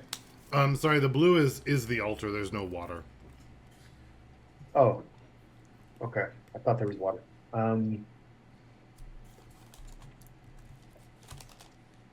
No inscriptions or anything like that? No, not in this case. Okay. Let's see. What is the does that image of is it humanoid? Like, is it It's a devil. It's a devil. like, is it familiar? You can make a religion check, Or I would imagine, or history. I don't know what kind of check. You can tell me what check you would make. I am making I think I'm gonna do like a history check. Okay. I mean, a 7. Definitely a demon, or sorry, devil. Looks very powerful. But you don't. I don't know if you know your devils very well, or at least you don't know this one. He would have a couple defining features on him. I don't know what those are exactly, like maybe a pocket watch or a particular cut of his shirt. But none of those stand out to you. Okay. Does this Winter, give me? Oh, I was just gonna ask if it reminded me at all of the guy we, had to have a treaty with or whatever, a deal with. You saw through that little that he kind of blinked away from a different facade for a moment. It looks like it'd be like a similar creature type, but it's certainly not the same one, if that makes sense. Okay. Hey, Winter, why don't you run those sensitive little fingers all over that thing and see if there's anything to manipulate? Who are you calling sensitive? Thanks for proving my point. What? I will investigate both the little pedestal and the picture or the painting. Sure thing. Are you touching it? Are you just looking closely? Can you tell me a little how you are investigating? Yeah, I'll look closely and then touch it and see what it's made of and everything. Yeah, it looks like it's carved stone from before. Loki would actually still have his detect magic going up, and there would be a slight aura coming from the stone engraving on the wall, but the altar would not have anything on it. Winter, you can make a investigation. 9. 9. I'll tell Vaclav about the magic on the engraving and ask him to translate it. Oh, sorry, it's like a picture. There's no words. Oh, okay. Right. Unfortunately. Winter with a 9. There doesn't seem to be any like hidden compartments or buttons or anything. And you said you were touching it or just looking? I forgot what you said. Sorry. Yeah, I touched it. Yeah, the when you go to like touch the engraving on the wall, it almost like almost like burns your fingers, like you're like touching a hot pan or something, and it's like difficult to touch it for like a long period of time. That's hot. I gotta use a devil.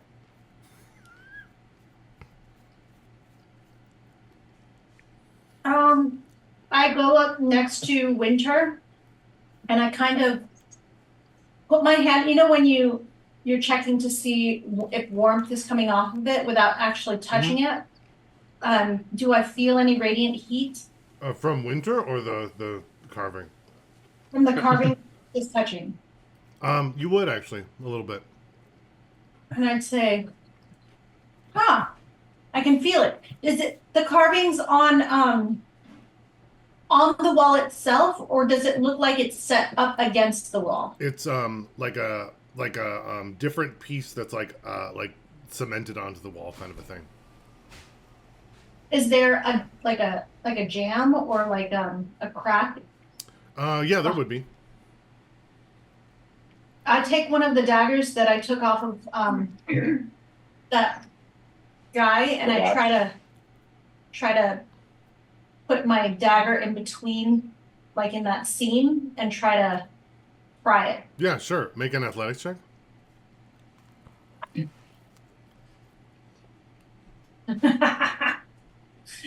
Yes.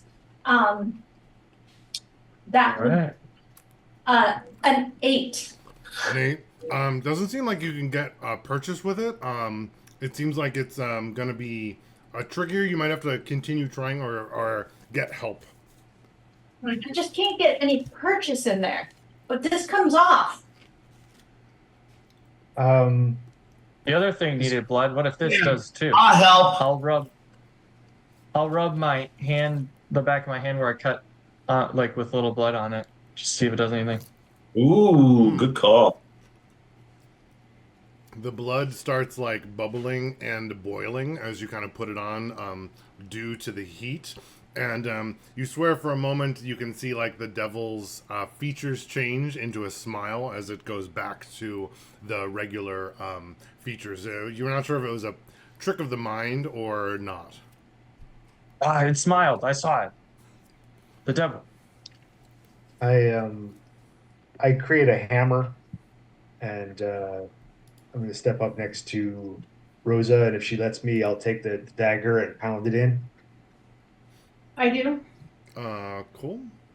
Yeah, I'm gonna put you guys back behind because you're kind of like over in that area, like doing that. Cool. Vaclav, you kind of give a quick wrap on it, and as you do, there's like a little crack as like what seems like it's like slightly detaching from the wall. But as you do, a burst of flame kind of emanates from the carving, and Rosa and Loki, can you both make a dexterity saving throw? Rosa and Vaclav, right? Yes, sorry, I moved the wrong people. Thank you, Rosa and Vaclav.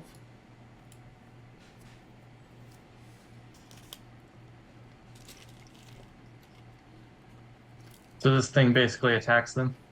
Yes, That would be a 4. a 4.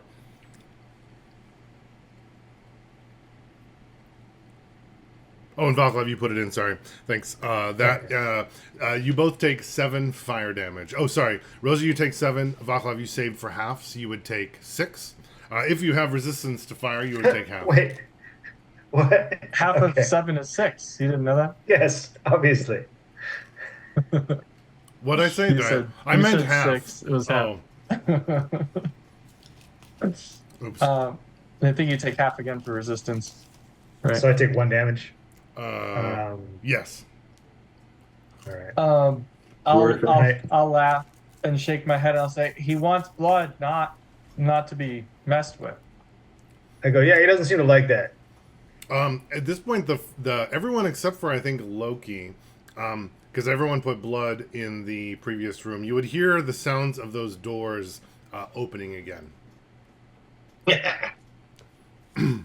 I'm sorry, only Winter or everybody here? Everyone except for Loki, because I don't think Loki had put his blood in the chalice from before. Right. I'm the Okay. only one who hasn't done that. Huh. The ones in the other room? Yes. I'd say, do y'all hear that? Yep. Dragons. So I guess I'm going to point my hammer at the devil, and I'm going to go, all right, buddy, we're going to play your game. But if this is a trick, I'm going to come back here and whack your dick off. and I go to like turn and walk out, and then I stop and I turn around and I drop a couple of silver coins on the altar, and then I walk out. When you first say that, Yeah. you swear for a moment there's a scowl on the devil's face. You're not sure if it was there or just trick of the light. The scowl goes away, though, when you put those coins on the altar. Yes. Perfect. All right, so I'll Party's walk going back to the door. other room. Yes.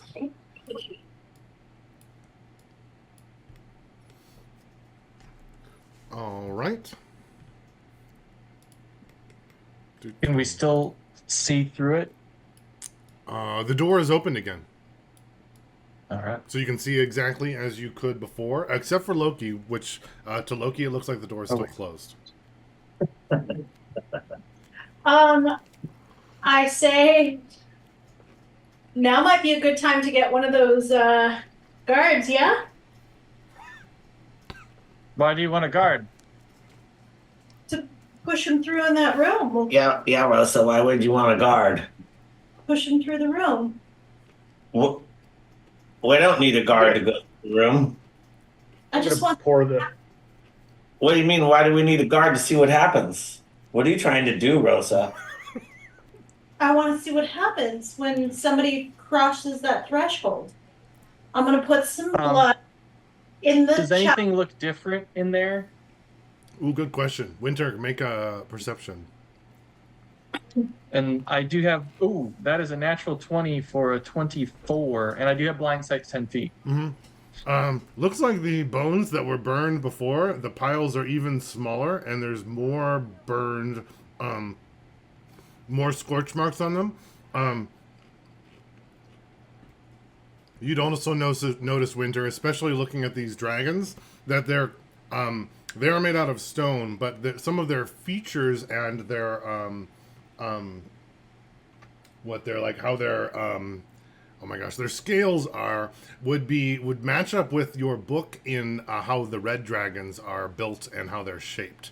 And you would probably know that red dragons typically breathe fire as their breath weapon. You would also notice that around their mouths, there's a little bit of black char where it looks like there is like around their teeth and their carvings there. I'm So gonna I'm gonna- pull out my bow and arrow, and I'm gonna say, "Oh, these are red dragons. They'll breathe fire on us if we go in." And I'm gonna shoot. I'm gonna try to hit an arrow into the thing's mouth. Sure, make an attack roll. That is pretty high, 24 to hit.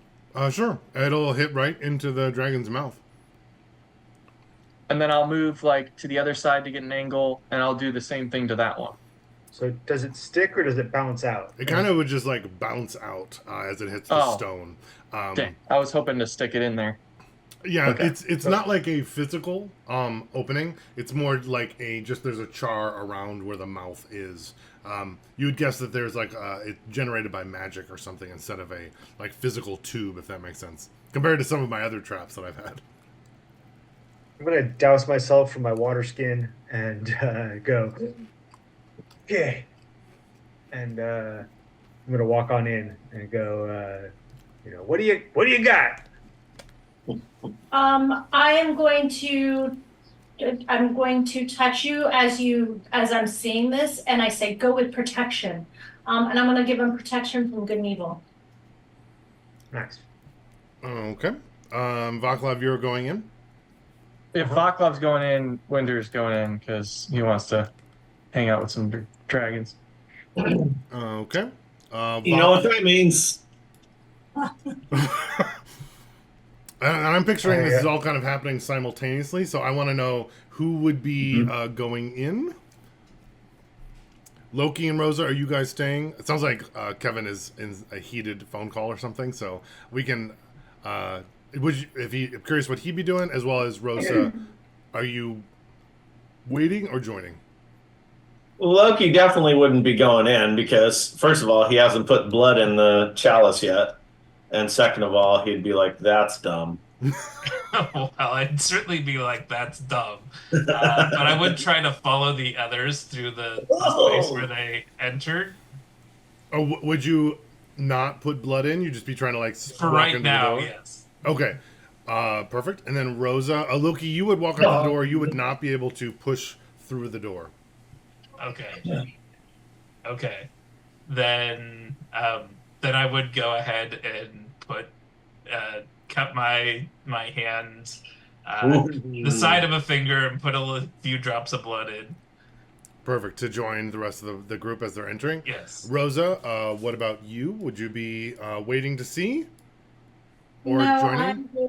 I would follow as I see, especially as I see the two children going. I'm like, ah, damn it, and I follow.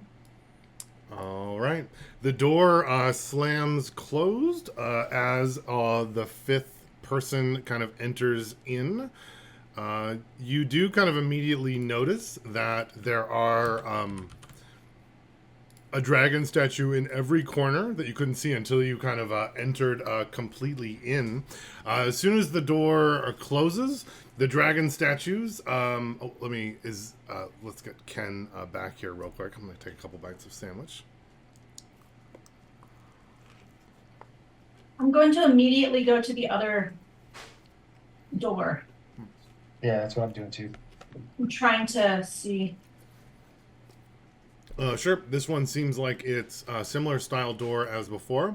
As soon as the door is closed, there is like a burst of magic in the mouth of all four dragons, and there is a beam of not a beam, but like a emanating fire that comes out of all four, completely filling the room and chamber with fire.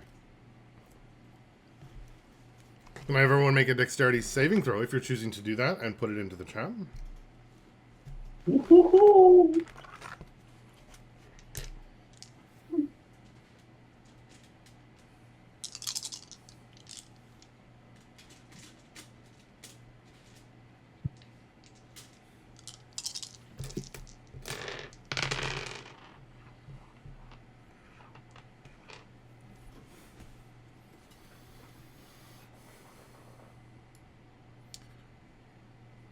One, two, three, four. Perfect. If you save, the save DC is going to be 12 for the dexterity saving throw. And it is 17 fire damage. So if you save, then it would go down to 8. And if we have resistance, which we all do, it goes down to 4. That would be correct. Is the fire continuing? It is. Yeah. So I was going to ask quick, would anyone do anything or say anything? Would that be about a round of fire? And it doesn't seem to be letting up. And I say, Side. Bath Club and I are trying to open the door. Uh-huh. If you have a concentration spell, you do need to make a save for that. I think Loki's detect magic might be the only one. I don't remember if comprehend languages is also. It's not. It is not. No. All right. Vaclav and Rosa, you guys are trying to open the door? Yeah. Detect magic ends. Okay, perfect. How are you doing that?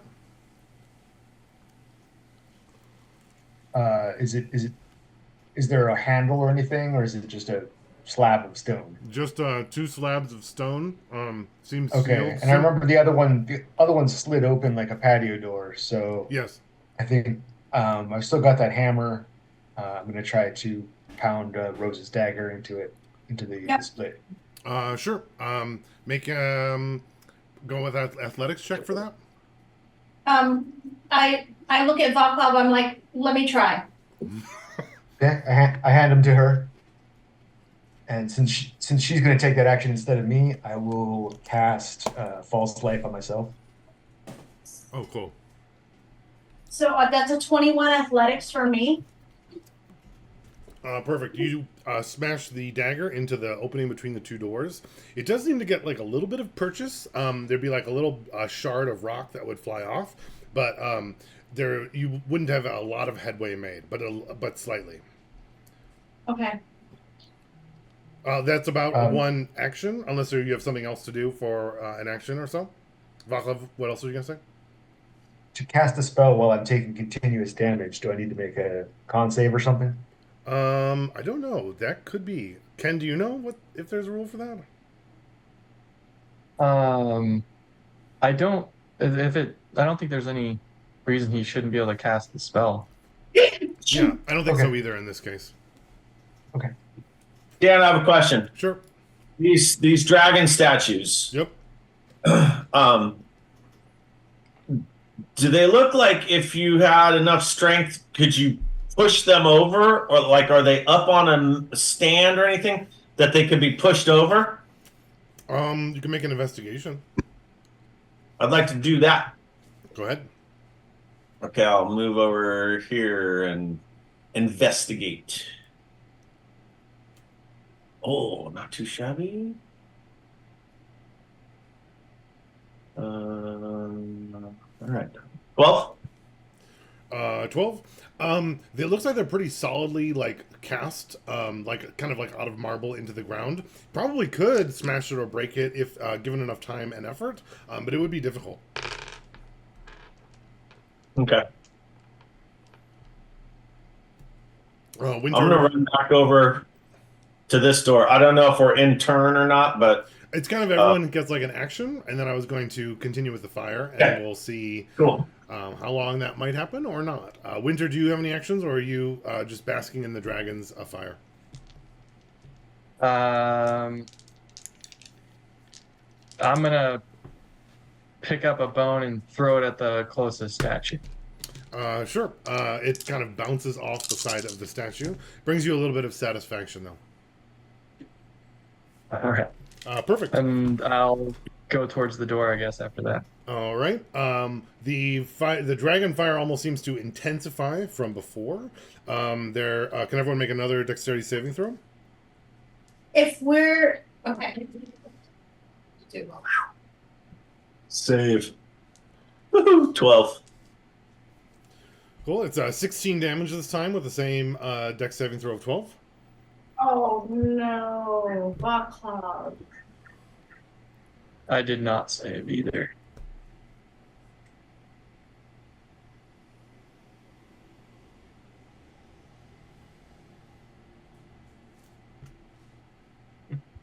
Dan, do the original doors do they look like, just looking at them quickly, does it look like I could like slide them open or get out of those? It looks like they do slide open. That's how you've seen them like activate in the past. Are you attempting to like pull them open yourself?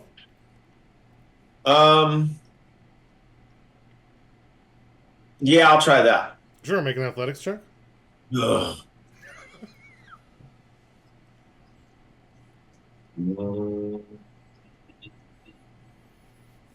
Not too good. 8. The doors are pretty firmly sealed, and it's they don't make any movement as you pull with all of your might. Is there any like words like conscription or I'm kind of like touching the wall next to the doors where I am to try to figure out how to open this door. You're like looking for an inscription. You can make an investigation check. As I see you looking around, you stop pounding. I go, keep pounding. And I'm gonna look at one of the dragon statues really closely and like inspect the room. Is there anything that resembles any of the other two things we've seen about help open the doors? I'm not sure I understand the question.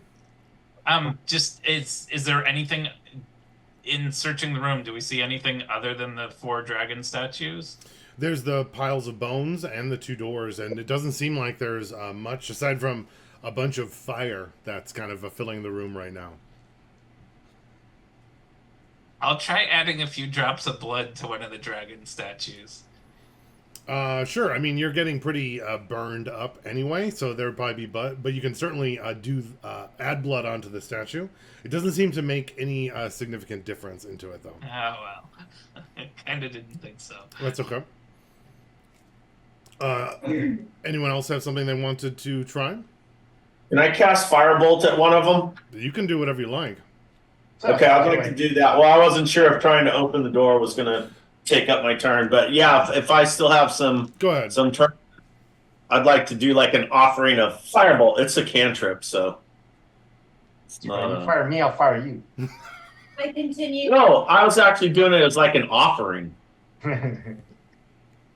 I continue banging at the door.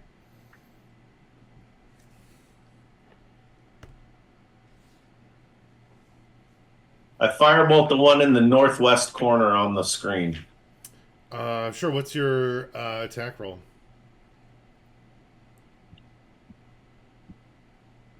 Vaclav, can you dig through this? No. 12. 12. I think you can fire with all the fire going around. You kind of miss off to the side of the statue, unfortunately. With that, the Does fire. anything?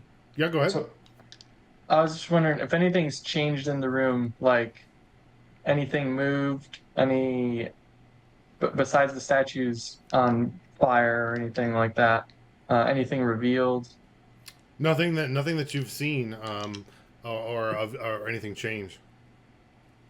I recast False Life,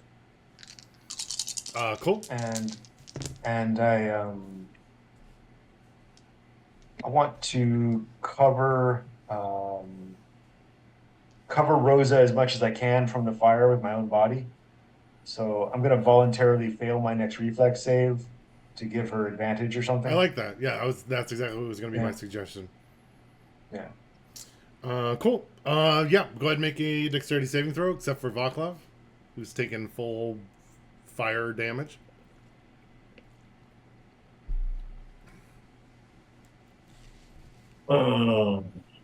Did Rosa roll for breaking through the door, or is it important? Oh, I wasn't. Did you search, or did you decide to break through? He said keep banging, so I did. I mean, just because he said it doesn't mean that you did it, though. So if you're going to keep going, then go ahead and make another attack Athletic? roll on that, or whatever you were doing. I forgot what we had decided. I was doing the athletics and trying to get that dagger into the crack in the door and pry it open. Right. So the athletics would be another, it's a 21, 17 plus 4. Sure. And you were using the hammer? I'm using the hammer with the dagger going into the seam. Got it. Can you roll damage for that dagger? I'm guessing it's a D4 plus your strength, but I do not know if that's true. It is. It's a D4 plus 3. 3, so 6. Perfect. All right, and then we rolled again. This time it is 20 fire damage total. Same DC 12. Winter is down. Oh man. Phoenix is down. I'm down to 2 hit points. I pull out the flute that the satyr gave us, and I start playing the notes on it. Sure. You take the flute that the satyr had, and you kind of take it out.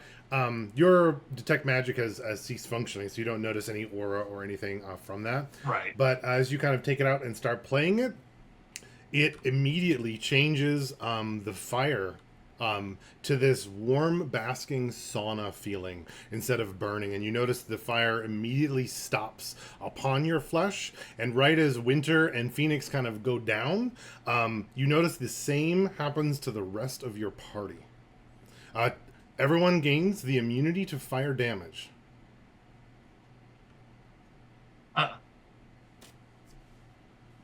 Okay. Guess I should have thought We're of that still earlier. down though, right? You'd currently have 0 hit points, Winter and Phoenix, yes. I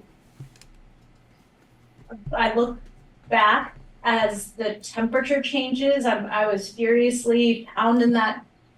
I'm trying to get that dagger to open the door. I'm trying to get it big enough to slide a sword through. Yep. So I can get more leverage. Yeah, you can continue. It's gonna be hard work. You are making like slight headway as you're going. Okay. But then the fire changes, and The as I fire look, is the same. Sorry, it's continued to be filled with fire all around you. The bones are kind of still burning. You can still feel the heat of the room, but your flesh seems to no longer be burned or affected by the fire. but I do see party members are down. Looks like Winter and Phoenix are covered in 3rd and 4th degree burns. I don't even know if there's a 4th degree burn. 2nd and 3rd Oh degree my god, burns. 4th degree burns. And D&D thing. they're definitely like their flesh was burning and bubbling. And it does stop, but you can see them laying on the ground with very shallow breaths. I look at Vaclav and I'm like, are you okay? Yeah. Are we dead? It doesn't hurt anymore. Okay. I said, hold on. And I go over to Winter and I drag Winter and Phoenix over and I lay hands on them. Sure. How much healing do you give them? I'm gonna give them, gosh, my cursor won't curse. There it goes. My curse, you won't curse. I have 10. I'm down. We still took damage from the last one, correct? Correct. Right. Yeah. That's Okay. when Winter and Phoenix went down. So I'm gonna give each of them 3. Who do you give first? First to Winter, then to Phoenix. Perfect. Phoenix, can you make a death saving throw? Save 15. Cool. 15 Winter, plus. you get 3 hit points, and then Phoenix, you get 3 hit points afterwards. All right. Cool.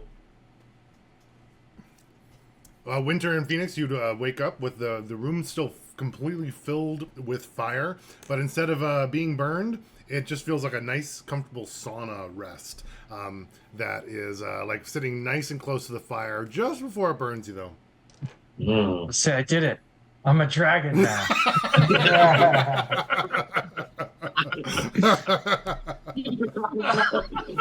Yes. So, Yes. Travis, I'm going to practice what you told me. I think that's worth inspiration in the session. That is That's it. good. Cool. So, if you didn't have it, go ahead and add inspiration. I think you might have already had it. But... That was good.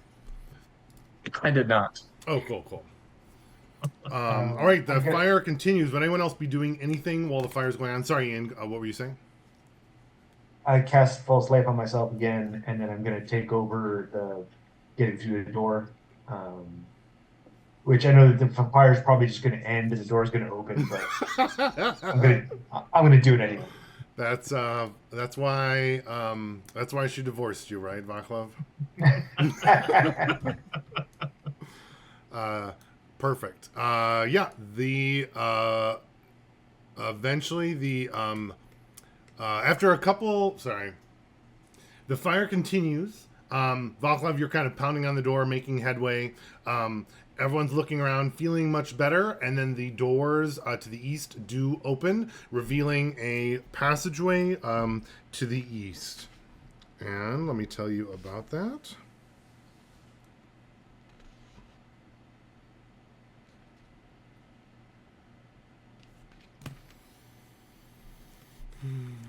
Perfect. It does reveal a hallway that is supposed to be black, but it doesn't because I filled it wrong. Let me fix that. And there is a door in front of you. This one, though, does have a large handle on it, and it looks like with pulling the handle, the doors will swing inward. You do notice, though, with the time that you've spent in here, there are a couple things in the piles of bones that don't seem to be affected by the fire. I take a closer look at those gleaming or unscorched items. Yeah, one seems... I'll grab the first shiny thing I see. The first shiny... Winter would see a... underneath one of the piles of dust, there's a little glimmer of shininess, and as you pull it out, it looks like it's a great sword that seems to be undamaged by the permanent fire. Rosa, you'd find kind of in the dust, it looks like there's a set of armor, of like a studded leather armor that seems like it's unaffected by the fire. Is anyone else kind of looking in those spaces? Winter, I look at you. Definitely searching through. Yeah, Loki, you would find a small ring that seems like it's also undamaged by the fire. I asked Winter if he wants to trade. Oh, sure. I will hand over the greatsword. I don't use these anyways, and I'll take the solar. Yeah. Dan, Phoenix is deeply in conversation with Sparks right now. You guys recognize this when it's going on now. And he seems to like all of a sudden like do like a high five, and then a bunch of healing goes over him, and Sparks casts Cure Wounds on Phoenix, and Phoenix healed up 13 points. I would then go to Loki, to Winter, and tell him that, hey, look what Sparks did for me. And I show him I'm all healed up. Do you want him to do you too? Oh, sure. He said he's really good at healing dragons. I am going to cast Cure Wounds on Winter. Cool. Oops. Sweet. I'll roll those. Do you want to roll for him, or you want me to roll for him? You can roll it. Yeah. All right. 2d8s. A 7 and a 5. 12 plus 3. 15. It's 2d8s for Cure Wounds. Is that new? Is that? Yep. That's 2d8s. It changed. Wow. Nice. Oh, Yeah, it nice. I remember reading about that. Interesting. Yeah, they made Cure Great. Wounds way better. So that means I have to do more damage to everyone. I think also, oh, no, it's still touch. There's something else changed. One of the healing ones. Healing word or Did something. healing word change? I don't know. Ian, you were saying something, I think? Yeah, I was just gonna make like a wide bladed battle axe, or something like that, and stick it in the door, and I see it. go, come on, guys, hurry up! I will. Yeah, I'll go through to the next door. All right. Yeah, healing word went up to 2d4. Then what's a healing potion? The Interesting. healing potion, I don't know. Let's look it up. That's a good question. This door does have a handle that looks like it could be pulled open. Winter, do you do that, or are you waiting for the party, or are you anything? Oh, yeah, I'm gonna open it or try to. Yep, the door opens successfully. I'm gonna, as you do, this room is similar, covered in black floors, walls, and ceilings. Similar stone that you've seen in the past. But inside there are two floating orbs that are blue, kind of in the space, and they're kind of like very will o' the wisps with like a little bit of like almost an outer shell around them, and they just kind of like float in place, kind of like up and down a little bit in that in the space that they're located in. Yeah, I'll step in. Can I sense with like blind sight? Is it like a tangible thing? Like, would I be able to physically touch it, or is it kind of like a light or illusion? It feels like Only. it's a physical thing.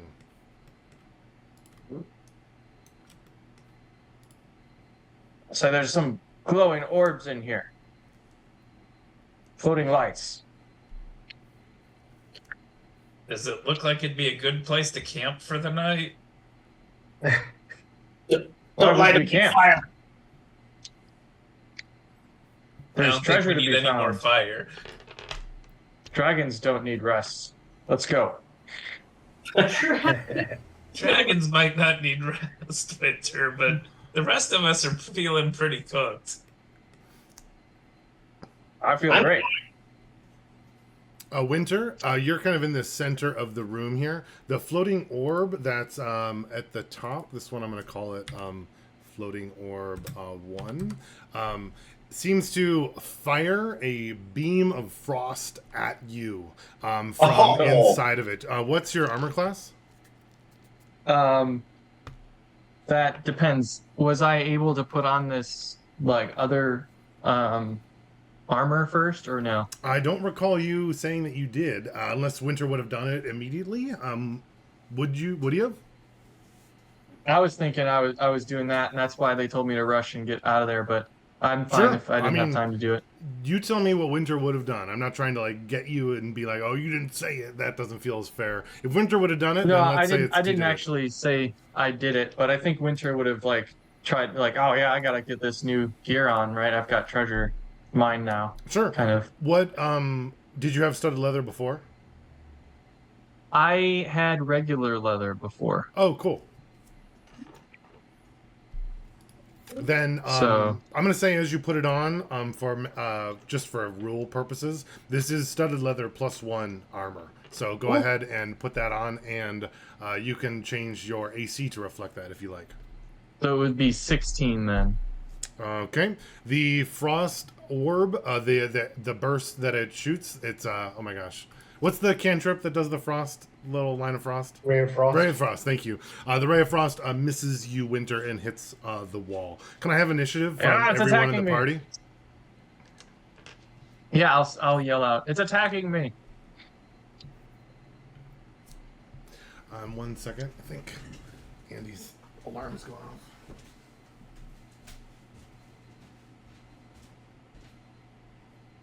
Studded leather +1. There we go. Cool.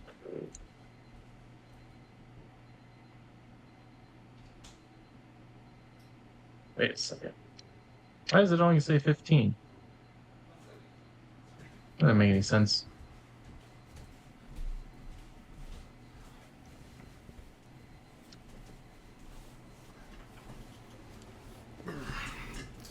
Ooh, right. Oh, it never added my.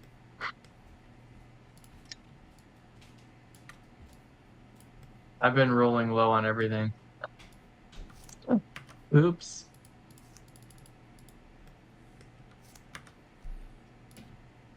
From like proficiency or something? It never gave me. I never added my +2 and +1 from being for species or whatever or background. Oh, that's funny. Yeah. All right, initiative. I see 3 initiatives: Vaclav, Rosa, and Loki. Travis is drinking water and I'll be right back. Cool, cool. I somehow renamed all of our tokens for initiative to Galal, which is wonderful. I'm like a dog. I have to go over and drink it out of the bowl. Tabby won't let me have it at the table anymore. Yeah, makes sense. Too messy. Okay. What are we doing? Initiative? Yes, please. Oh, yes. I'm awesome at that. Yes, I am. I think 11. 11. 11. Goes to... Initiative goes to 11. Can you put it in the chat so I can more compare it easy? Yes.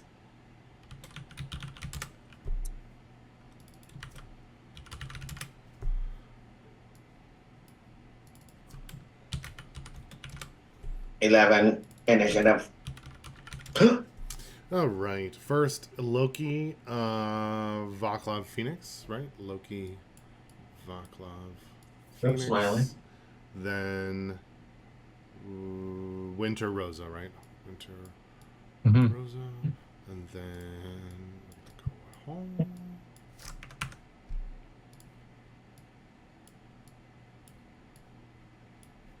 Cool. Yeah, Loki, go ahead. I look at floating orb number 1, and I'm like, you call that an orb? Doesn't even look like a decent sized egg. Oh, snap. Yeah, because I'm so great at this. And I'm gonna cast.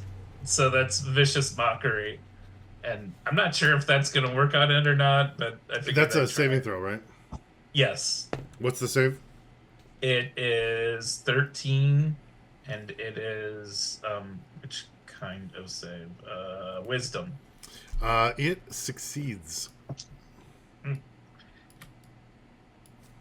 All right. As a bonus action, I am going to inspire Winter. Sure. What do you tell him? Go get him, Winter. Perfect. Oh, Vaclav's next. How high are the orbs? They're floating at about like chest height. Oh, good. So bonus action, I'm gonna change my what was it, a hammer right now, into a great sword, and then run up on this thing and try to chop it in half. Sure.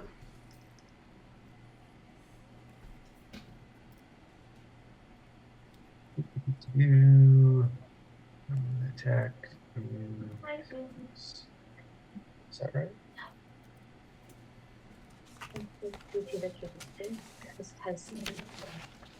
Thank you. 16 to hit. 16 hits. All right.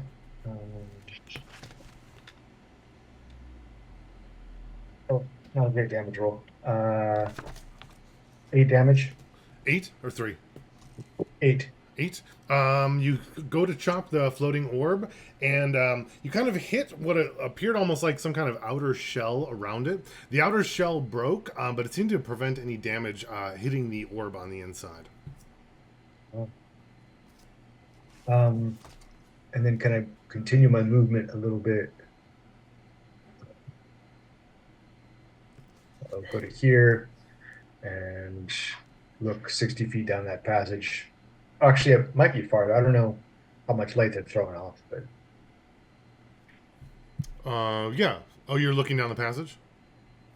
yeah. Yeah, I think I illuminated as much of the passage as we can see. Oh, Okay. yeah, pretty close. There's no light at the other end of the passage. There is not, no. Okay. Do you end your turn? Mm-hmm. Phoenix?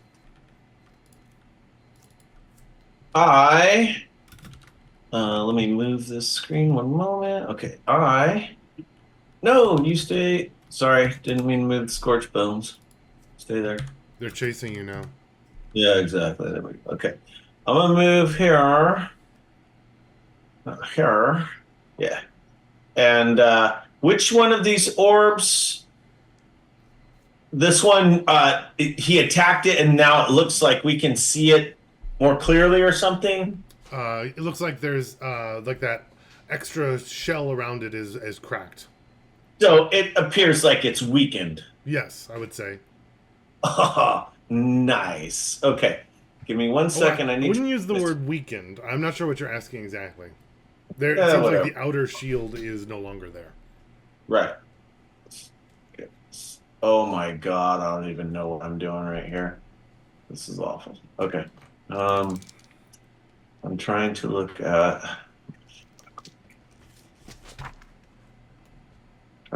this.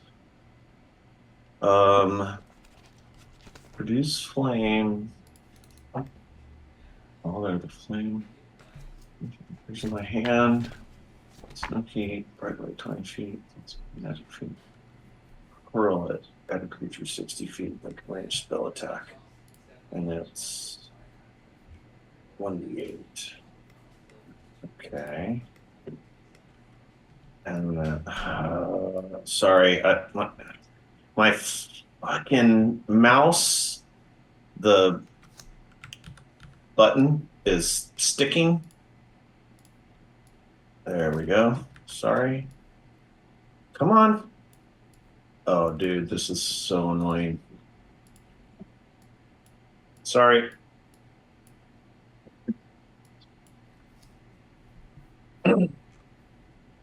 Okay.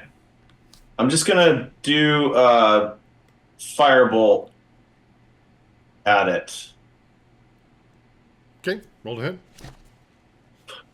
Sorry about that. I was losing my character sheet. No, it doesn't matter. That was awesome. So worth it. Perfect. Do you end your turn? Use your inspiration. I don't have inspiration. Oh, Yeah. I'll toss you mine. If you want to re-roll it. Sure, I'd love to. That'd be great. 11?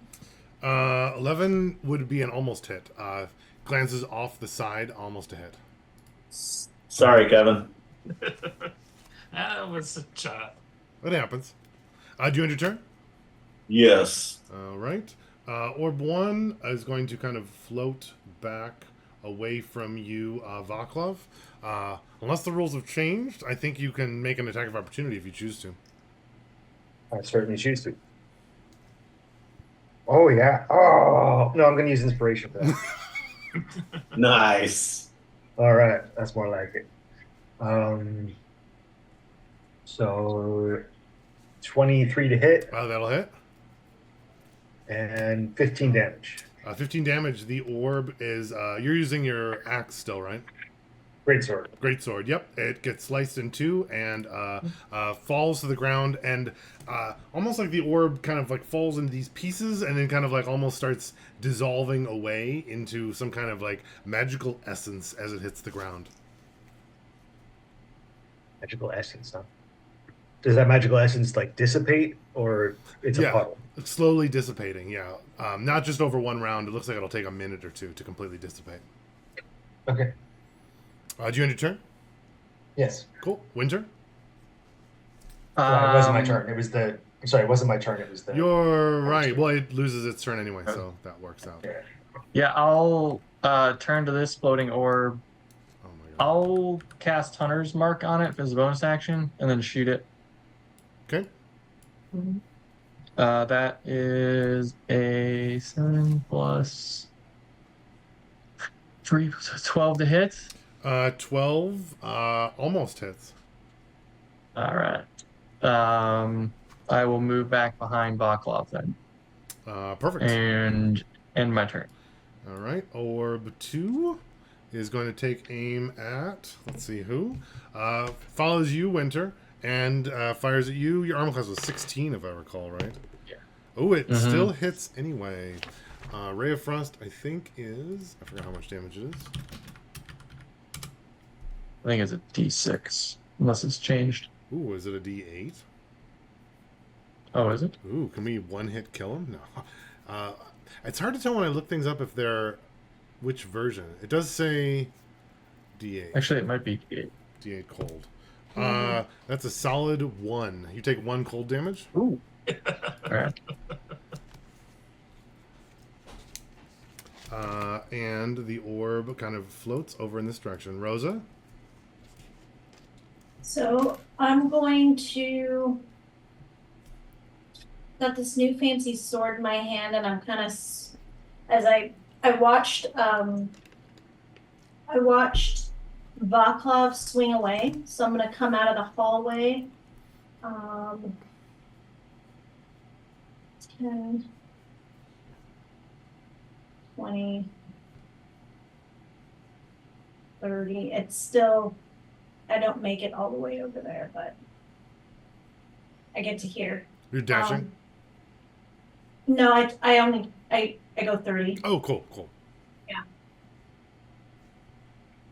And I've stopped. And then I'm going to, yeah. I guess I should dash. I'm You gonna can dash. firebolt. You Yeah. can firebolt. Or you could throw I a don't dagger. Throw a dagger. I don't have the new, You're not a new tiefling?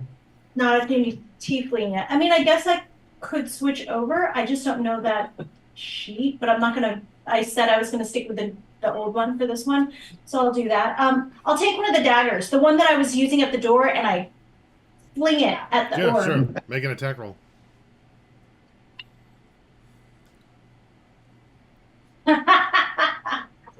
That would be 7. 7. You fling it, hits the wall behind it.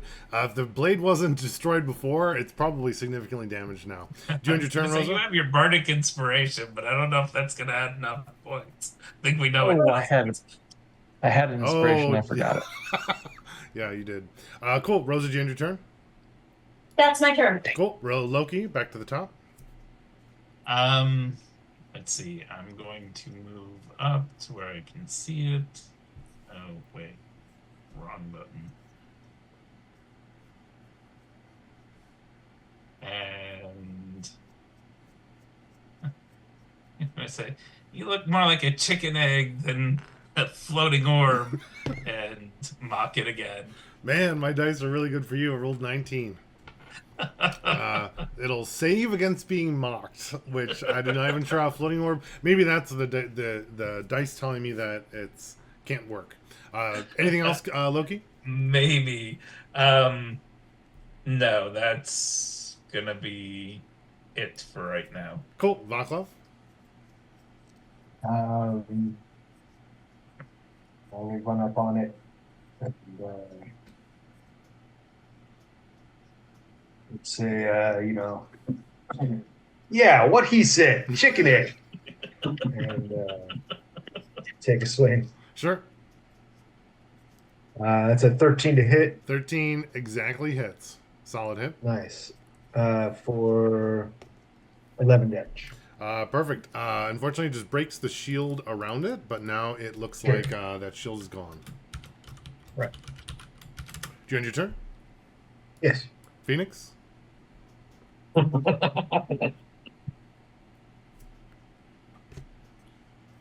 Oh, I'm always trying to move the wrong screen. I love it. All right. I am going to. Let's see. No, I need to be. I'm going to move to like here. And then peeking around the corner. I got you this time. And firebolt.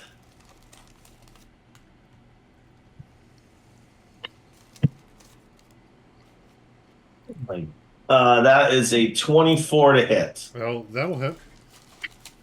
Okay, let's do some damage. 7 for 7 fire damage against this cold little fucker. Yeah. And with that, it kind of almost like incinerates and catches on fire and burns into pieces, falls to the ground, and continues dissipating away into the mist.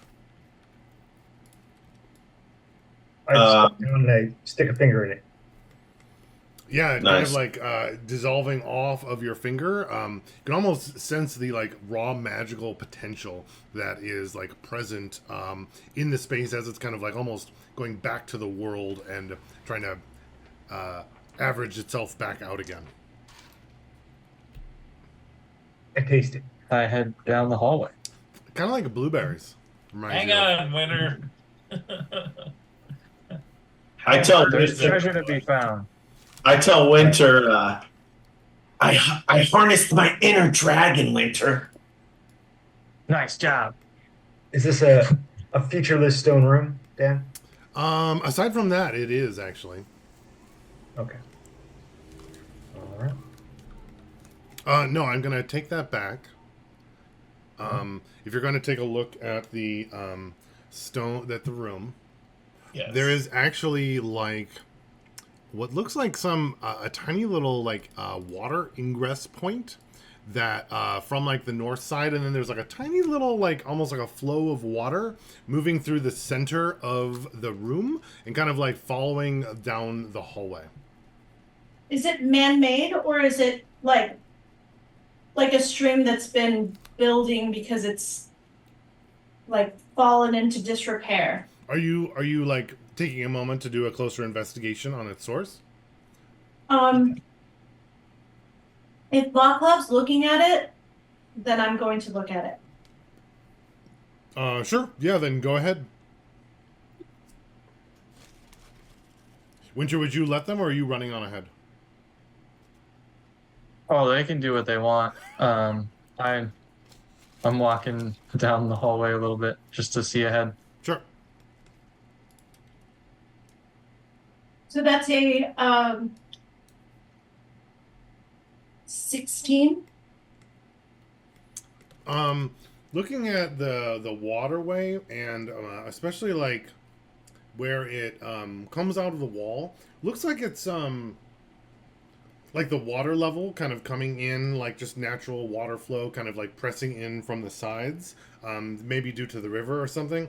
But it does have a strange, it seems like there'd be more of this like in every room, or why is it only like coming out of this particular space and like perfectly being in the center of the room strikes you as a little bit odd. But I don't think there's evidence of like pickaxe marks or some kind of like human intervention in that space. Does that make sense? Yeah. I'm like, Vaclav, this isn't a code.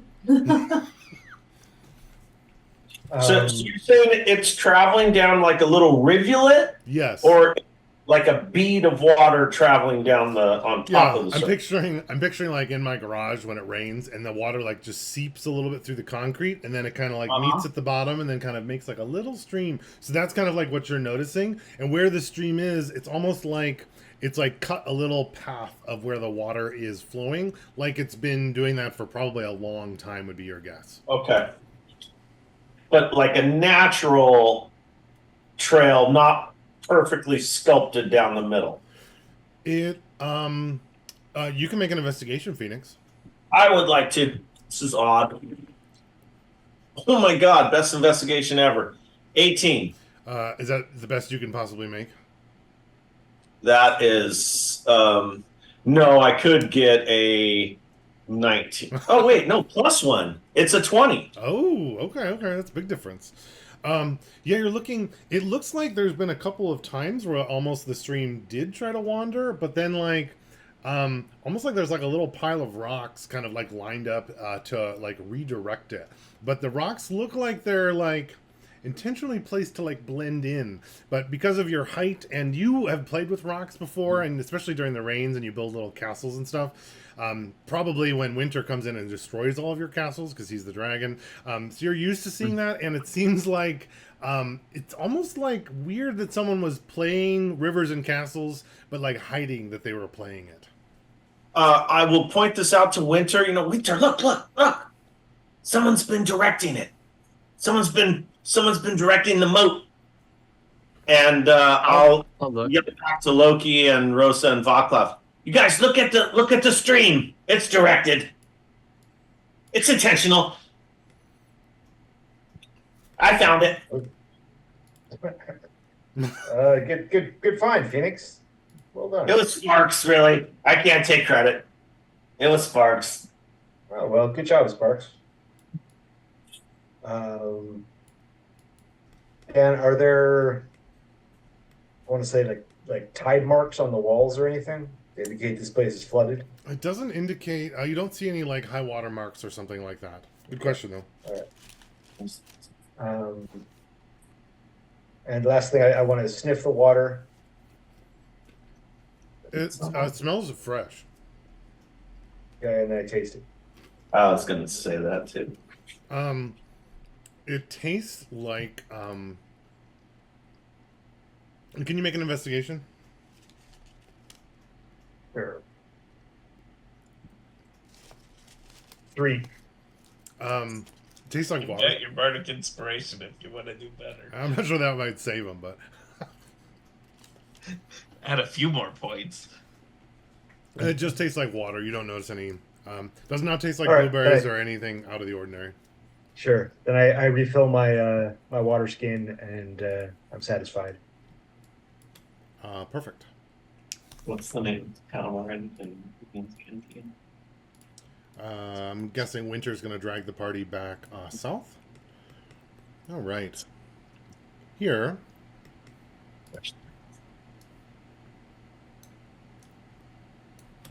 The room. Oops. Let me recenter ours.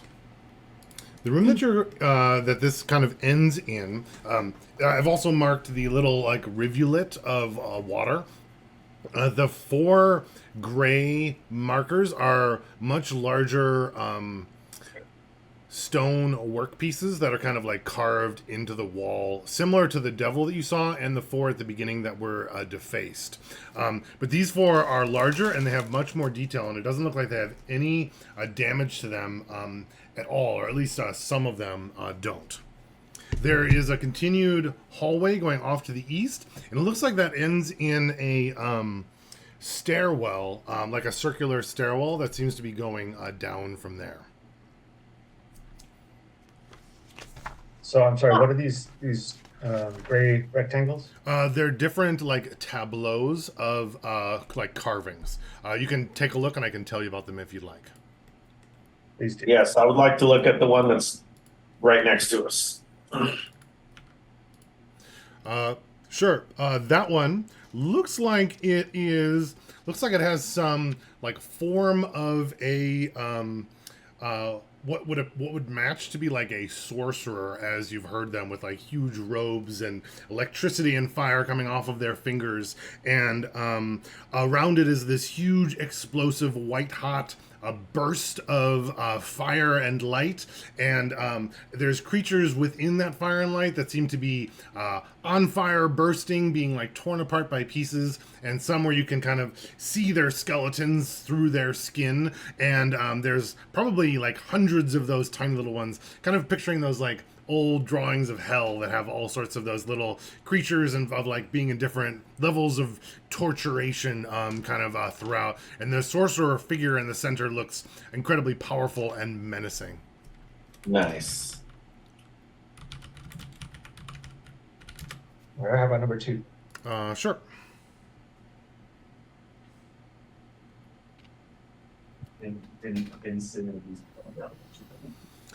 Number 2 is like old stylized diagram. I'm kind of picturing those like old Greek drawings where they kind of like list the humors of the body and like their balance and how everything is all together. And this one is like a circle in the center that says balance with 3 pieces that it's kind of like balancing on. And those 3 pieces are divine, wizardry. It would have a word on it written in Infernal that none of you would probably really recognize, and there'd be a word on each of those balancing pieces with around the edges kind of all sorts of spells and magic and things kind of just like added with flourishes on the side. So of course I'll touch it and read it. Right. So with those 3, it would be kind of like old wordings of things that are spelled a little differently that you were surprised that it came to be. But those 3 balanced things would be like the divine, wizardry, and sorcery.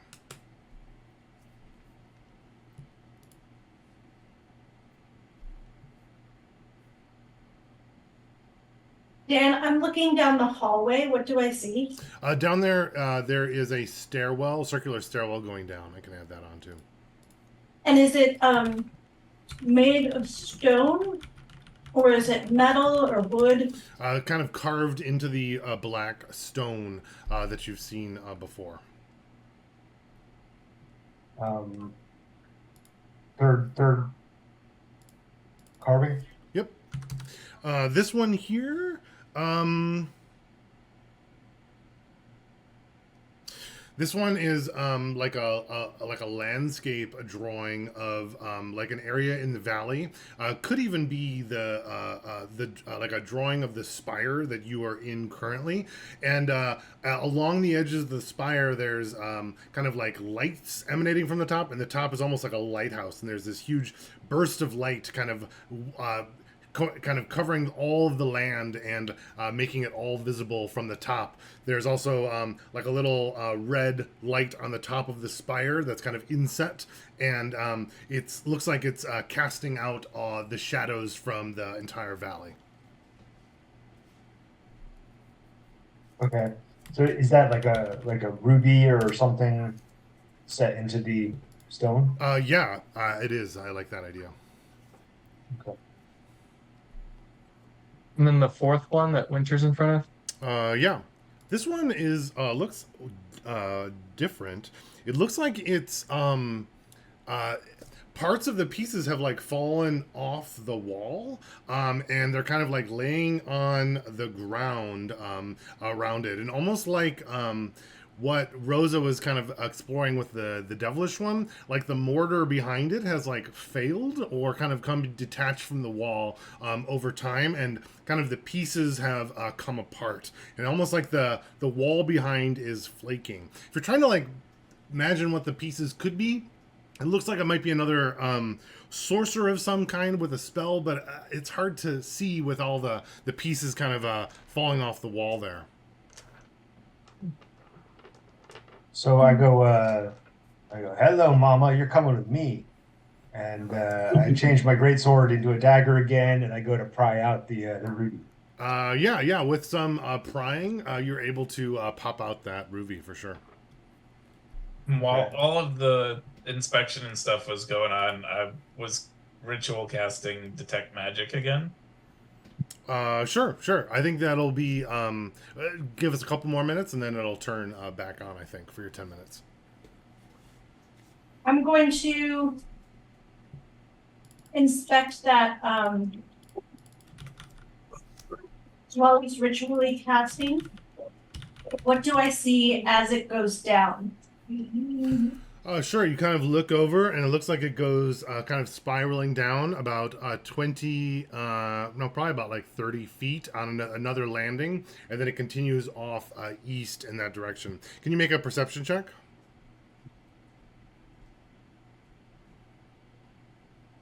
Nice. So that would be an 18. 18, nice. You get a sense though that there is some kind of lights flickering off the sides of the maybe the walls at the base. There's like a little bit of light coming from down there, and it is kind of like moving slightly. What color is the light? It's kind of in that orange fire campfire color. Okay. Phoenix is going to enlist Winter and say, let's see if these have any doors to open or if we can push them. Maybe the pictures are of what's underneath. And Okay. yeah, look I'll for go like, the damaged one. do these things open or move or anything like that? Sure, Winter, you're looking at the damaged one. Phoenix, which one are you looking at? Yeah. I'll join with Winter. Sure. Can you give me an investigation? Oh, And Ooh. if whoever's leading or can do it, or if you both want to roll, that's totally fine. not nearly as good as last time. Only a 19. Ooh. Oh. Yeah, Phoenix, you're kind of looks like Loki's kind of like overseeing your looking. He's like, you shouldn't do that. As he's like, I'm glad they're doing it so I don't have to. That's what that's what I'm imagining at least. Totally. And Phoenix, I picture you're like poking and pushing and like trying to pull pieces off and like dig through. Yes. And you notice that like the stone kind of like flakes away almost as you kind of pick it and pry it. And if you keep like picking it, it seems like there's more and more pieces of the stone like continue flaking off on the wall behind where the not a tapestry, the tableau thing was. Yeah, fresco, sure, yeah. Does it have any different magic qualities about it? Oh, sure. None of these four have any magical qualities about them at all, unfortunately. All right, and then I'm gonna like while they're picking at the wall, then I'm want to look over the ring that I found earlier and see was it. I'm presuming it was magic since it wasn't damaged in the fire, and if it has any kind of inscriptions or anything, and what kind of magic. Yeah, definitely. Uncle, I'll come back to you about that. I was curious what Phoenix was doing there. Yeah. I'm like saying, like there's got to be something behind it. Maybe each of these is an entrance into what's shown on the front. I'm just gonna keep on picking and see if I don't like expose a secret passageway.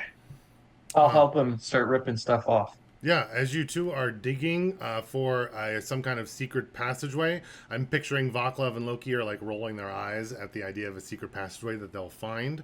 And then they manage to open up what appears to be a secret passageway. Behind, there's a spot that falls away from Phoenix, and it looks almost like there's an eroded channel that's very tight behind this tapestry that seems to sharply decline and go almost straight down. But I'm picturing it's like, in those cave people, the spelunkers, and you have to like squeeze through, like that's the amount of space there would be, at least from what you can immediately see. I'll give Phoenix a high five. I'll be like, yes. Yes. And then look down that tunnel. Again, it's not like a clear tunnel. You can only see about 10 feet. Probably you can feel it with your blind sight as well. It goes down and then does like a slight curve, and it's hard to see what happens after that. It's very, very wet and slick, and it looks like the water has been flowing through it for like a long time. Uncle Loki, look, it's the passage. I knew it. Back up, look. Wow. Good job, Phoenix. Good job. Where's Rosa? Look. We should follow it. Someone tie a rope on me. I tell Loki that I start tying a rope on Phoenix immediately. there's some light down at the stairway that goes down. But it's almost like it's moving, like a firelight down there. Like there's been someone lighting a fire? That's... And How did anyone have survived getting in this far? We did. Yeah, barely. I'm fine. Sure you are. Look, Winter's fine. You guys just don't have the faith of the dragon. I look at these two and I'm like, what are they doing? Why are they in the mud? What are you doing? I'm like, There's some kind of passage, Found a passage back there. I found the passage. There's got to be treasure down here. Definitely the artifact.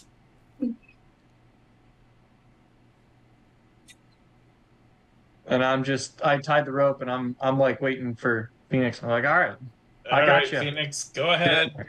Cool. I'm gonna start shimmying in there. Sure. Kind of going through. Winter, are you kind of letting the rope out as he's going? Phoenix, I'm picturing you're the smallest of everyone. Is that fair?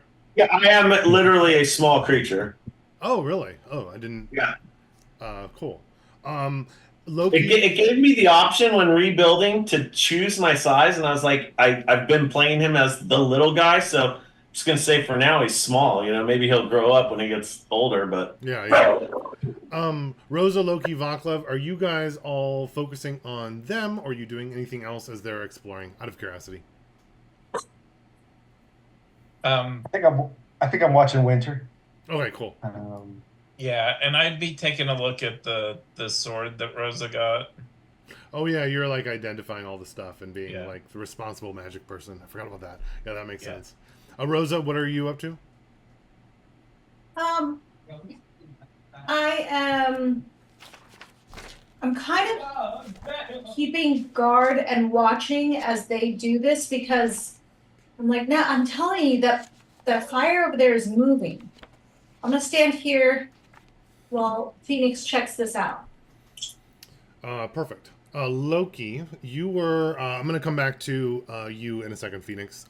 Loki, you were looking at the items, Right. and it is magic. Your ring is magic. It has a school of. When I remember it, 1 second. It is the Evocation. It is abjuration. Okay. And there would likely be a inscription on the inside if you're like looking really closely at it. What languages are you? Do you have the new languages or the old languages? The old languages. What languages do you have? Changes. What do you have any exotic ones?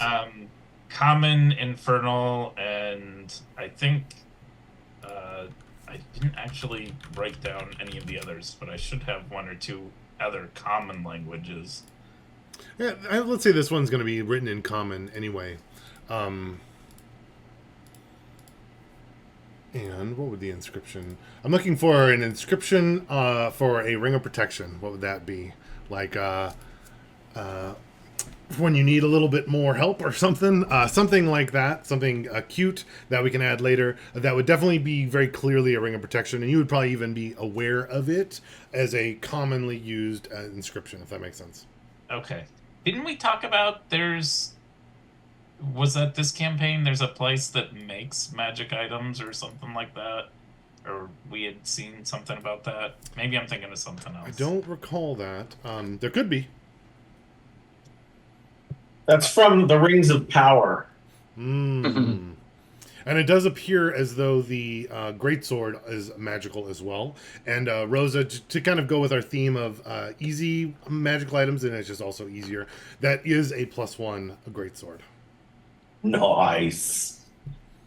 And speaking of magic weapons, I bonus action cast Shillelagh on my staff, and I'm leading with that as I go down this passage. Perfect.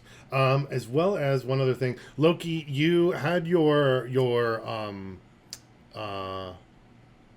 pipe flute that you used to provide safety for the rest of your group. Maybe a couple rounds later, but yeah, eventually worked out. That seems to no longer have any magic. Oh. Okay. That you can now look and see with your magic vision. Right. Cool. Worth it. Cool. Phoenix, you're going down. One last thing before we find out about that. Rosa, she's still there. Can you make a perception check for me? That would be a 12. A 12. That's okay. I feel like you're deathly curious to know what is happening with Phoenix, but you're trying to do your best to watch the stairway because you are worried about something coming from that direction. But you really hope that this isn't the last time that you ever see Phoenix as he's swallowed up by the spelunking monster in the dungeon that you were told many times never to go to. But you look over at the stairway, kind of take a quick break, and for a moment, it looks like there's the shape of a creature that you recall from before. And as you open your mouth to say something, he kind of does this on his mouth and then gives you a thumbs up and then disappears. What does he do on his mouth? Like a little shh. Yeah. And I go,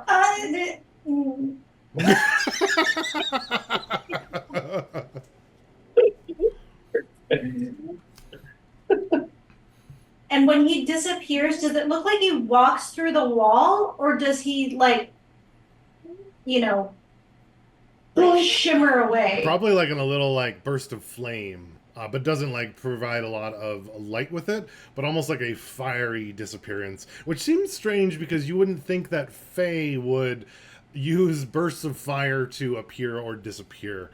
And you do briefly remember that Winter said something about he being a devil, but like I don't know whether you choose to believe that or not, but that certainly would fit with that. Yeah, I walk over to where he was. Smells like brimstone. I'm touching the wall, and I'm like, what is going on? I'm making cracks to Winter of like, all right, so when you get a bite, let it play out a little bit before you start to reel it in. Set the hook, though. Set the hook. Yeah. I feel like Winter would start pulling the rope on Phoenix and thinking that he was supposed to be doing that. Because he's not very smart. I start singing Yeah, a fishing okay, song Phoenix, did about you the get old the- man in the sea. The item yet? I'll call down there. It kind of jostles your head against some of the rocks as you're going, knocks you a little. You forgot what you were just thinking about for a second. Does no damage, but mostly just shakes them around a little bit.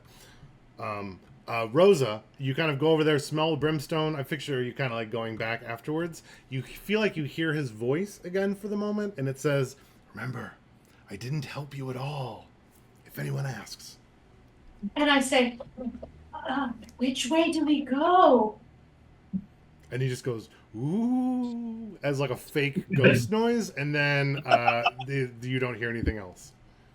I'm like, slow? Where do I go? Hello? Hello? Phoenix, you are climbing down with a rope attached, right? Can you give me a either athletics or acrobatics check as you're shimmying through the space? I don't think it'll be that difficult. I just want to know how effective you're being. I would love to give you an acrobatics. That is a 9 Total or on the die? total. Got it. Yeah, you probably would have been doing better if Winter didn't keep like pulling the Yeah, rope right. on you and saying, like, asking you if you caught anything. And usually after Winter asks you that, you hear like the deep laugh of Vaclav behind him as he's convinced Winter to smash you against the rocks one more time. I'm trying to do like Australian rappel, and I keep like falling on my face. Stop it! Stop it! Yeah, Phoenix, you're going down, and then it kind of turns and then goes to the side, and the whole time the water is kind of like dripping over you. It's not like a river, but it's like it's just kind of moving. When I was a kid, I did some of those like those spelunking little tunnels up in Wisconsin, and I'm just remembering everything is muddy and everything is slick, and we would come out of it being like completely covered in mud, and that's kind of what I'm imagining. That being said, I was thinking the same thing, imagining kind of the same thing, like that kind of like it's forming like, calcifying and stuff from all the water and the minerals. Am I seeing any other traces of like other, movement through there? Are there like toe holds or like prints or stake holes or anything like that on the way down? Yeah, good question. There are none. This seems like you might be the first one in your mind to go this direction. Oh yeah, I'm fired up.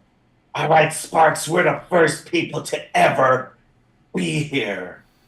This is amazing. Perfect. We're gonna be famous. You kind of continue going. You manage to get yourself into a space where you are feeling a little stuck. That you maybe had a choice from one direction or the other, and you're kind of like wedged in a particular spot. What would you do, Phoenix? Okay, let's see. I'm feeling a little stuck. I don't think it really freaks me out. Would I? Oh, I'm not in fear at all because I know that if I get stuck, I can just wild shape into something that I could get out of this with. So am I like kind of stuck and I can still try and get out, or have I tried to get out and I'm stuck now? You're like a little stuck. I'm just curious what you would do to like just push through. Would you shimmy? Would you be changing shape, or would you just try a different route or something? Well, I think the first thing I would do would be to like try and get back out from where I'm stuck from, to go back the way that I had just come from and see if there isn't a different angle of attack, to pursue this, to get through. Yeah, go ahead. Make your acrobatics check again. I want to see if you can like reorient down there. That is a 10. A 10? Yeah, I think you're able to. With maybe Winter happened to pull you up at the right time to, instead of smashing your head, helping you out there. Okay, cool. All right, so I will. I'll continue. Perfect. All right, give me 1 second to get this next set, because we have a nice stopping point coming up here.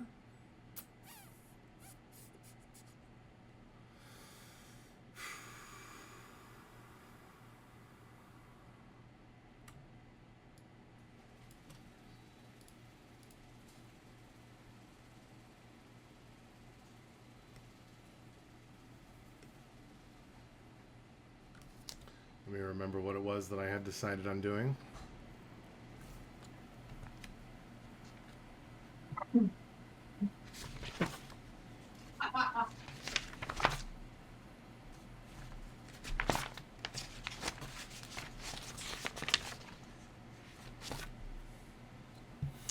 All right. Yeah, Phoenix, you're going to continue going through the passageway with the rope. It kind of like lets out farther and farther. Winter, how long is your rope? 50 feet. You get to the end of the rope, and you cannot hear Phoenix anymore. And you get to the end of it. Phoenix, there's still more passageways to keep going down.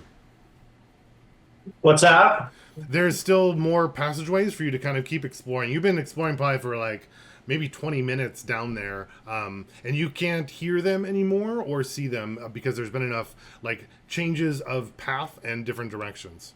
But like, did I come and like I'm tugging and there's no more rope giving way? Yes. Well, I was going to say if Winter's going to attach another rope, or would you come up at that point? I mean, literally, like, I don't think I'm freaking just completely without caution. So I think that once I have achieved that far down and being gone that long, I think that I would return and give everyone, like... Sure. Return and go ahead and tell them. Down. What's that? What are you going to say to him? I'm going to tell him, that it looks like no one's ever been down here before. This looks to be undisturbed, perfectly preserved, natural chasm. But it sure does interest me that it's right behind this thing. I think that there's something else, at play. I think we're supposed to be down here, or there is something down there. We should go find out. I'm going to tell them that there is one point that is very narrow. I could barely get through. I had to go through, a certain way. Did that spot seem like it could be opened up at all so the medium creatures could get through it? Maybe if you knocked at it with like a little hammer or something, you could probably knock a couple pieces free. Yeah, so I tell them, it'd probably take a little bit of adaptation in that one spot to get everybody through, but I'm willing to keep going if we want to make tie on longer rope.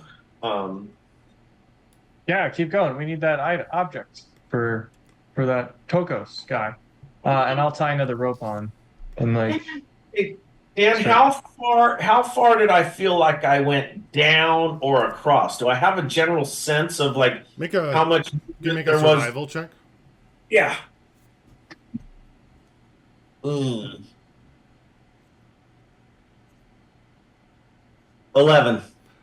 You feel pretty far, probably like 30 feet. 30 feet down. Yeah.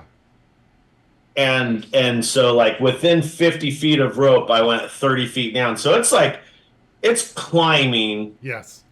for sure. So I'll tell everyone, you know, it's not like I haven't been walking. I've been climbing down, and but you know it was passable. And I come back and I say, or we could take the stairs. Wait, there's stairs? I point down the hallway. Yeah, but those are everyone has been on the stairs. No one's been in the chasm. But if no one's been in the chasm, then how are we going to find an artifact there if no one's ever been there? It's an artifact. It could be, and obviously it's at the end of the chasm, not down at the stairs. God, you're silly. Or we follow. Coco said we'd know it when we saw it. We'll find it down there. It's down there for sure. Or we could take the stairs. And I'm like, we should go. This is a secret passage. There's always treasure in a secret passageway. He was digging a tunnel like a mole. I didn't dig at all. We just broke through the back of the wall and it exposed the secret passage. Covered in mud as you're telling me this. And I'm like, yes, child. I think we should take the stairs. And I begin walking towards the stairs. And I start climbing down the stairs. Whoa, sweet All right. cheeks. Slow Phoenix and down. Winter take the one way, and What? time to split the party. Nope. Nope. Out of game, meta, whatever. Nope. Not doing it. Vaclav, you were, I think, trying to get Rosa to not go that way? Yeah, I'm kind of going after going, you know, hey, sweet cheeks, hang on. And I'm Slow like, down. Buckle, Sweet cheeks. I saw something. I think we need. Okay, you saw something. Yeah, it's. Rosa, let's check that out next. We just spent half an hour watching them crawl through the mud like the children that they are. Let's go. Time for everyone to get dirty. Yes. What? Let's all go through this passage we found. It's hopefully, you know, maybe it'll take I'm not us. going down there. What do you mean you're not going down there? We don't Get need in to the all go trash, down. you We just have monkey. Phoenix go down and get the item and then bring it back. Really So- easy.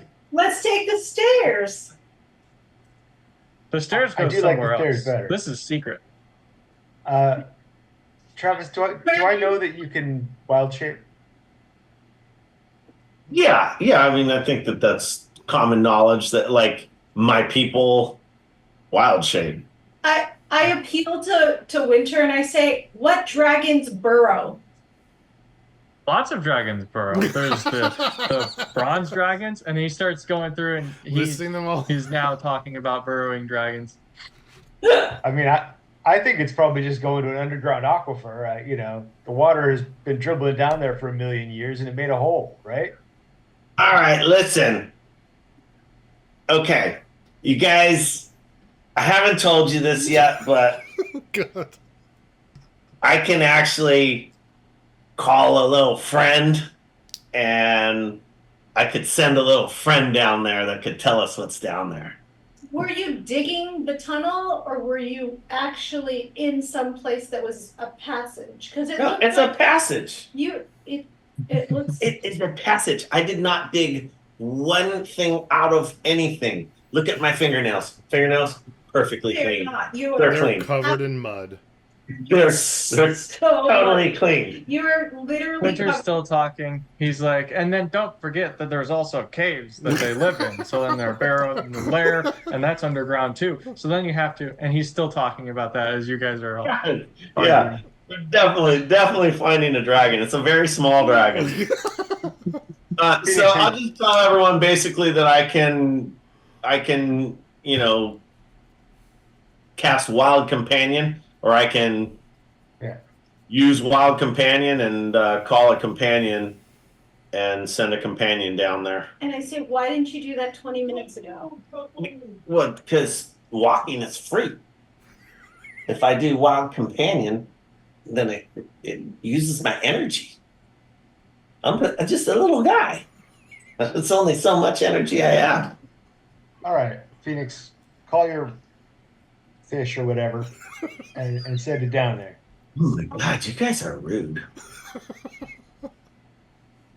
Okay, Wild Companion, find familiar. Let's see. I gain a service of familiar spirit that takes an animal form. I choose bat, cat, frog, hawk, lizard, octopus, owl, rat, raven, spider, weasel, another beast with the 0.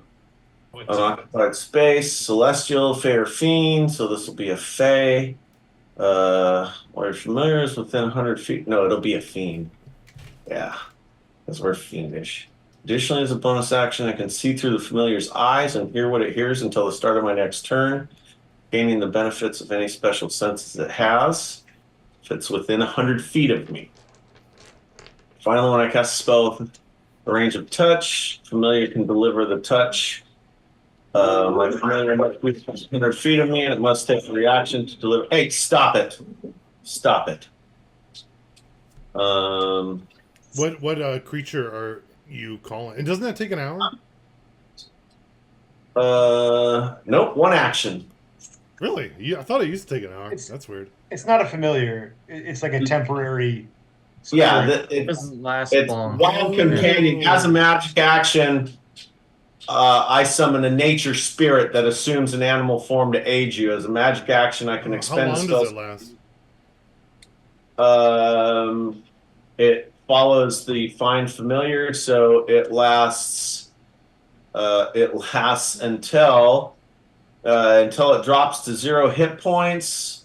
It reappears when I cast it again. I can dismiss it forever. As a magic action, while it is temporarily dismissed, I can cause it to reappear in an occupied space within 30 feet. And when it goes to 0, it disappears into a pocket dimension. And that's about it. It's like basically it's permanent unless I dismiss it. All right, what creature is it? So this says, Wild Companion, it has to be an animal, a nature spirit, to cast Find Familiar. Oh, it is Fey. Okay. I'm going to cast it as a blind mole rat, so it's blind. Oh, so it's Find Familiar, and it costs a wild shape or a spell slot, and it goes away when you finish a long rest. It says that in the book. Yeah. Okay. Cool. So just tell me what creature it is. I'm looking at them right now. I think that I would want something that's really cool down in this area here. So naked mole rat. I think that a bat is best. A bat would be awesome in a cave. It's not. Is it a cave? It's a cave. It's a chasm. I never heard Dan say it's a chasm. Is it a chasm? He said it like 10 times. It's a chasm. It's like a spelunker's type cave is what I have it imagined. Right. But bats aren't very good at like going through climbing spaces, my understanding. They like fly through wider openings, right? You could get a bat, but I feel like the bat is going to not be very effective in going through a spelunker's space. Unless I'm wrong. Bats also use like echolocation, so they don't actually see. They do have eyesight as well. But he would gain the benefit of the echolocation, I think, if I understand correctly. Yeah. You guys are right. Bat's a stupid idea. I'll go with frog or lizard or whatever someone else says is a good idea. What would be a good idea, you guys? Sorry, Travis, what creature are you summoning? I would like to summon a bat because I think a bat would be awesome in a chasm. Awesome. Your bat appears. It's where they live. Cool. Sweet. Send it down. Let's see what's down there. Where the Okay. treasure is. Go on, Ember.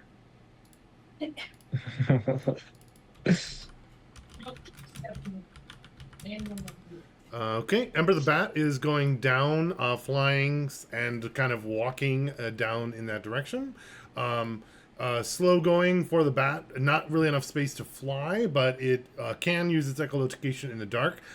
Phoenix, are you kind of like seeing through the bat's eyes?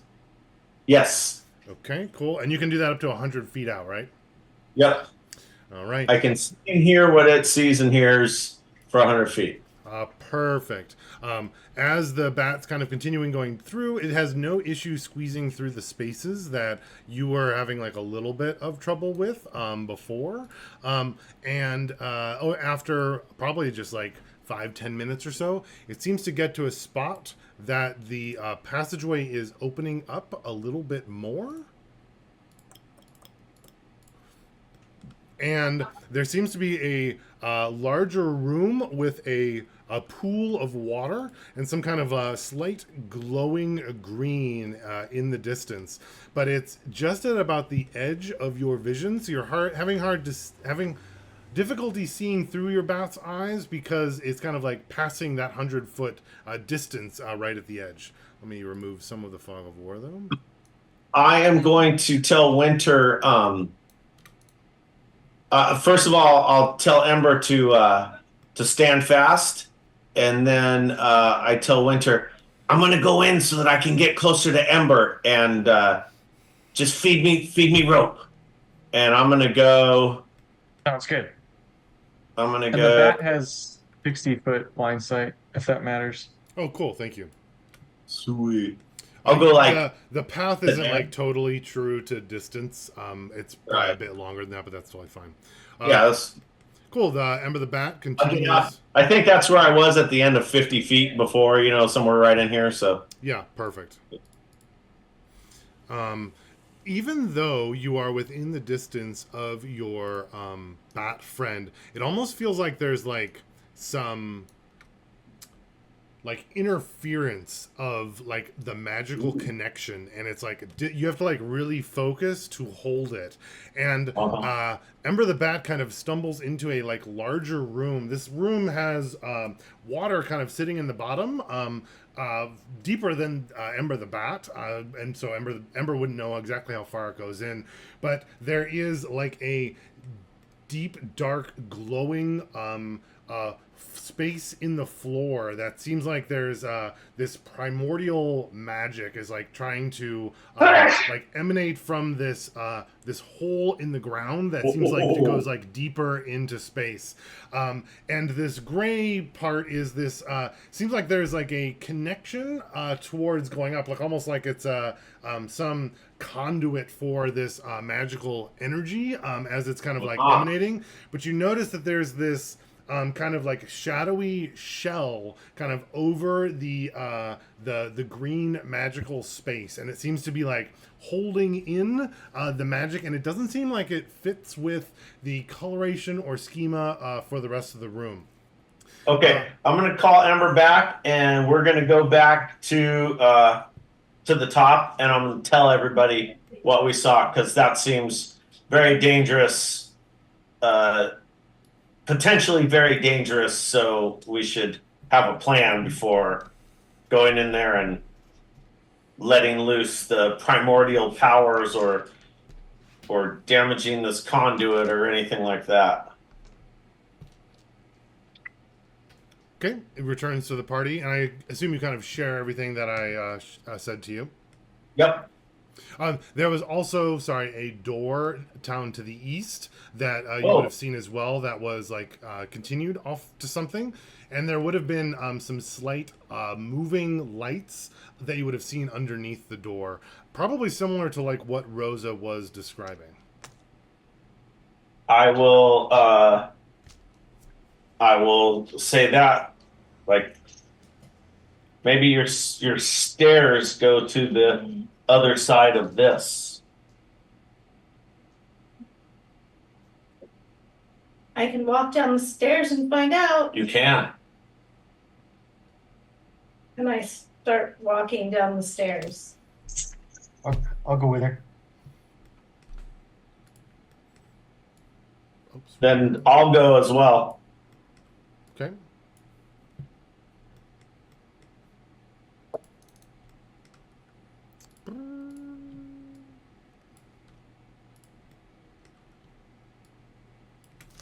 Oops. Sorry, 1 second. Can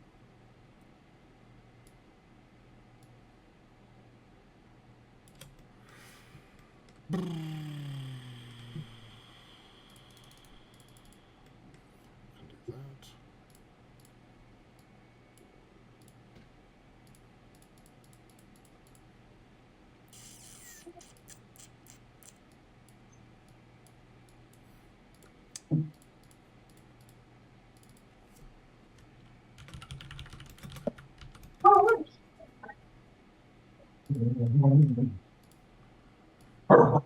All right, Rosa, as you're kind of going down the stairs, I'm gonna just add like a little, let's see, a little purple line right here to kind of designate the edge, like that it's a stairway. So moving between those spaces would like take more time because it's like 2 full flights of stairs.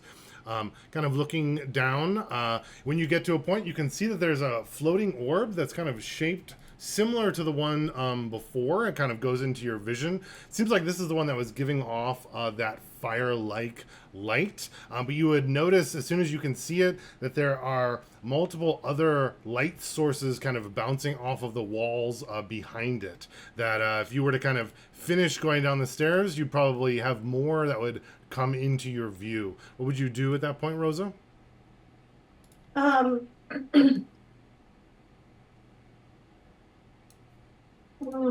Oops. I'm gonna move forward.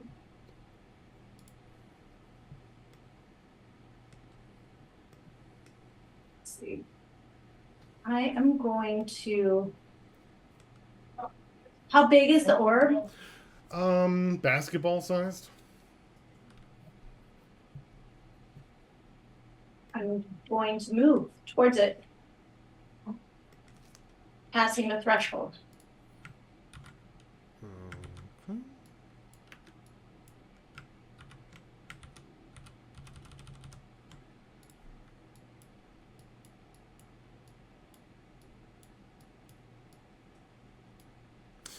All right. As you get a little bit closer to it, your vision would illuminate. Oops, not that direction. The rest of the room that is kind of like opening up. Seems like there's like a space kind of in the center that has kind of like glowing, and that magic that you saw dissipating from the orbs before seems to almost be pouring from that. And you can see that into the room there is a whole set of floating orbs within. The one closest to you fires a firebolt at you. What's your armor class? 18. It hits. Wow, rolled well. I think that's D8, right? Oh, D10. We all in a position to see this, or did Rosa? Is she in? Kind of imagining that you guys are all like very close to her as she's going down, and she's just like the farthest one. Oh, that's hits for 9 fire damage. Is it half? If you have fire resistance. I do. I guess it doesn't matter. I go unconscious. All right. Well, Got it. The rest of the party sees So Rosa how at the far away- bottom of the stairs. Go unconscious. all I'm right. gonna run forward and grab her. How far away from us is she? Not too far. She was like the first one. You gonna grab her and pull her back out of view, Vaclav? Or are you rushing in? Yes, I'm gonna pull her back. All right. It's going to get a shot at you, or one of the other ones will. What's your armor class? Vaclav? 12. 12. It hits. You're hit by a 1. This one does 2 fire damage to you. Phew. You successfully grab Rosa and pull her back up the stairs to safety. The party would notice that the flickering lights seem to be growing brighter and moving in the direction that of the stairs. Quick to the chasm. Exactly. I was thinking the same thing. Good Loki, thing we can you get her up? found- Sorry, what? Loki, can you get her up? Yeah, I will cast Healing Word on Rosa. All right. Which is now 2D. Oh, you're still the old one, aren't you? So it's gonna be 3 plus 3, 6 points. Cool. Rosa, you're back? Dude, we should have gone down where Phoenix went. I think so. Let's head over there before those things catch up with us. All right, it sounds like Winter is running over towards the Spelunker's Chasm. Is the rest of the party joining? Yes. Okay. And I said, we should pull up the debris behind us so they don't know we went down here. Perfect. Cool. Who's going first? I'll go first. That makes sense. I was thinking Winter probably next. Who's next? Mm-hmm. Then What kind of armor is Rosa wearing? I'm wearing Something heavy, I think. There's something heavy. Chainmail? You said chainmail? Chainmail. So that would be not as plate full, so you probably wouldn't get as stuck, I would guess. and she's strong. She is strong, that's true. Would I'll go Oh, go ahead, sorry. I'll go last. Cool. Yeah, let's put Rosa next, and then me, and then. Make sure you guys put the stuff and close the hole. Vaclav, do you... Phoenix, can the bat go see what those orbs are doing? You mean Ember? Yeah. are you leaving I Ember go- as a sentinel? Sentry. Sentry? Thank you. Yeah, sure. Cool. Vaclav, do you recover the hole as what Phoenix was telling you to do? I think I just move a couple of the rocks around to scrape them on the ground, and I go, "Yep, all sealed up." Perfect. Sounds good. Going through, Phoenix, do you share any of the things you've learned about going through to the rest of the party, or just let them discover it on their own? He already did, I think. I'd be telling them, like, now I'm going in the second time, so I'd be like, okay, watch out here. You're going to want to put your foot here, Perfect. and I mean, now we could just literally have tied a rope at the entrance, or like as it starts going down, we could all just be using the same rope, so we could just keep tying ropes. I have my own 50-foot rope too, so. Winter already has like 100-foot or left. It's 250 Oh, that's foot right. ropes You tied were already together. tying that one on, yeah. So, Perfect. cool. As you guys all kind of move Show through you with that she's with help prepared and for talking about corner. different ways to go through. Oh, perfect. Finley's here. Now you guys are all extra safe. He's fine. Going through. Say hi. Um, Open your daddy's Hi. Hi, Finley.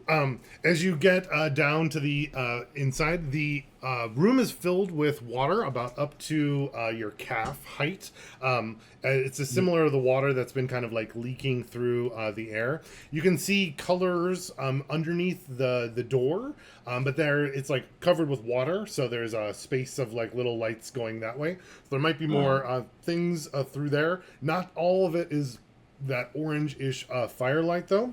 The biggest thing that's standing out is this huge area of like primordial magic that seems to be blocked from some like shield somehow, that it's like traveling up into a larger conduit that I'm trying to represent with this gray space. Now that you're down here as well, not looking through echolocation, you can get a more sense that there are like runes and carved all into the walls around you, and words and stories and kind of pictures of magic and elemental spells and huge feats of power, kind of all kind of written around the outside. Some of it looked like it might be written into some kind of language, but nothing infernal that you would recognize. Could be, Vaclav, that if you were to touch some of those runes, you might glean knowledge if you were choosing to do that. Yeah, I would do that. Phoenix was. I was just about to say, just looks at Vodka. What do they say? Yeah, and it would say in kind of like ancient flowery writing, from the ley lines cometh sorcery.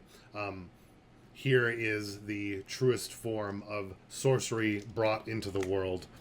May it never stop. Okay, so I recite all that in dialectical infernal.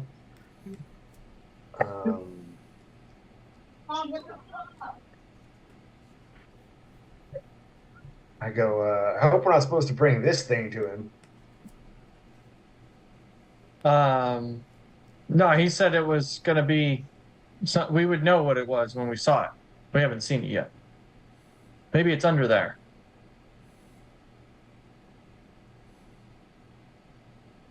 Okay. It's in that room in there. I don't think we should touch that stuff. I think if we touch that stuff, we all die. I'm still going to get close to it. Does my, like, other senses with blind sight tell me anything about this? It's almost like your blind sight is like overwhelmed, like you're staring into the sun. There's this huge amount of just magical energy and power kind of like emanating from this green bubbling space, and it seems to be like pressing against the barrier as hard as it can, but it's stopped. And then what's the gray thing again? That's the The conduit where it seems like that's supposed to be connecting with this ley line energy.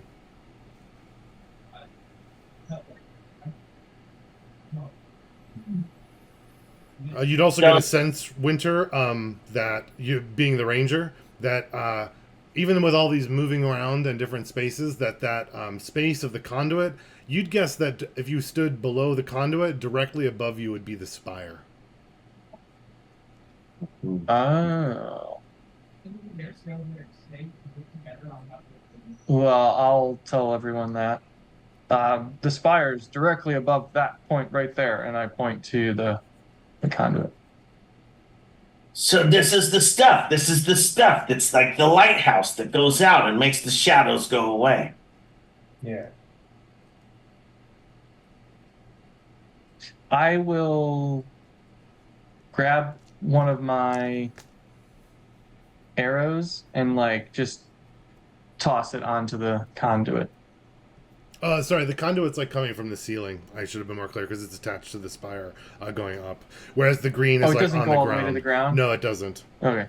Never mind. then. So they're not connected to one another. It's They're just, not currently there's connected. like a path where it could, like there's a piece missing in our section, or Yes, or disconnected. as though the barrier, if the barrier was removed, it would like complete the connection.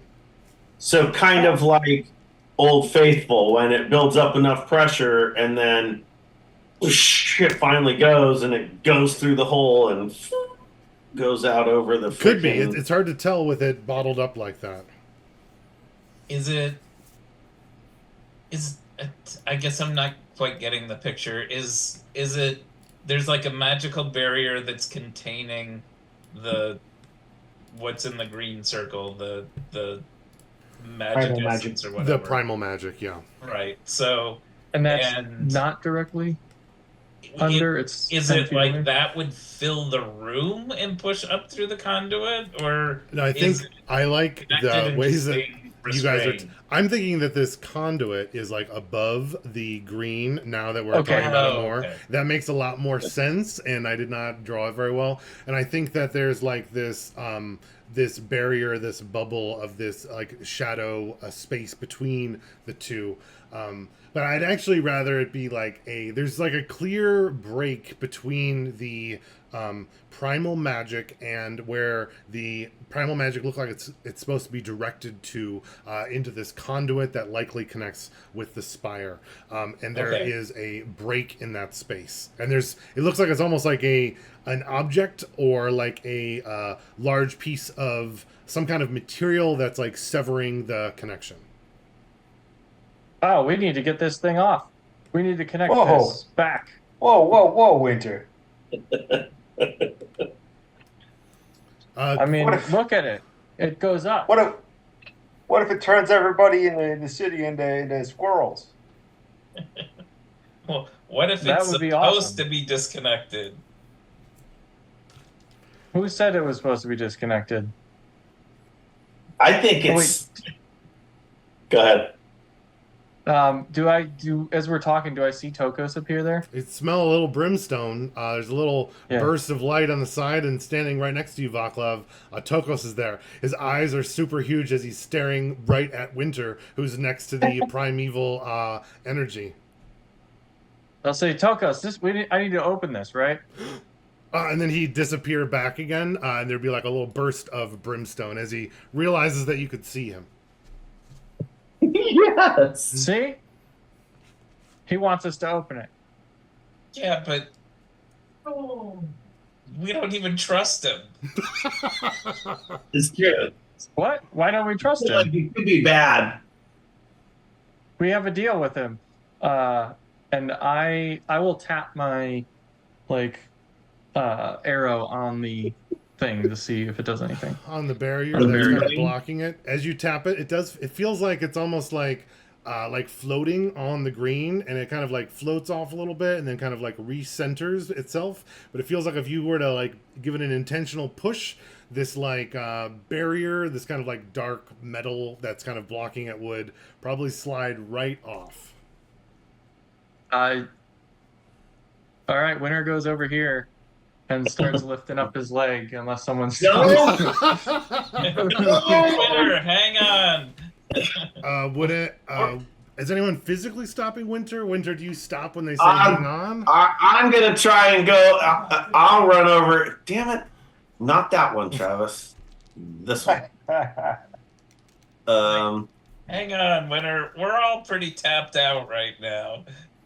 We're all beat up, burned up, destroyed.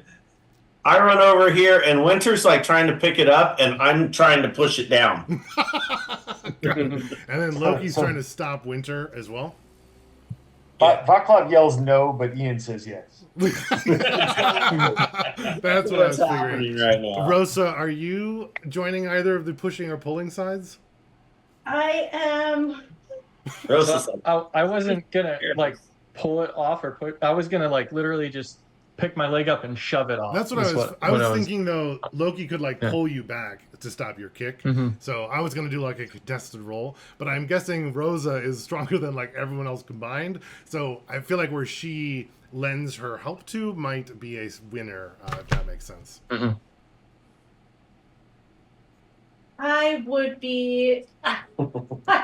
I'm like. Or take the abstention like Vaclav is. I'm like, oh no.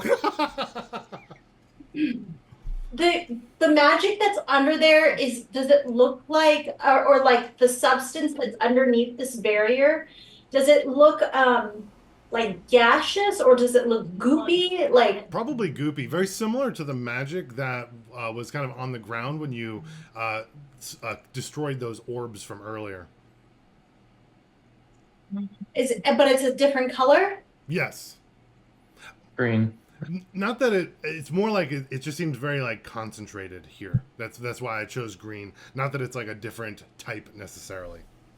That one was blueberry, but this one's sour apple. Right.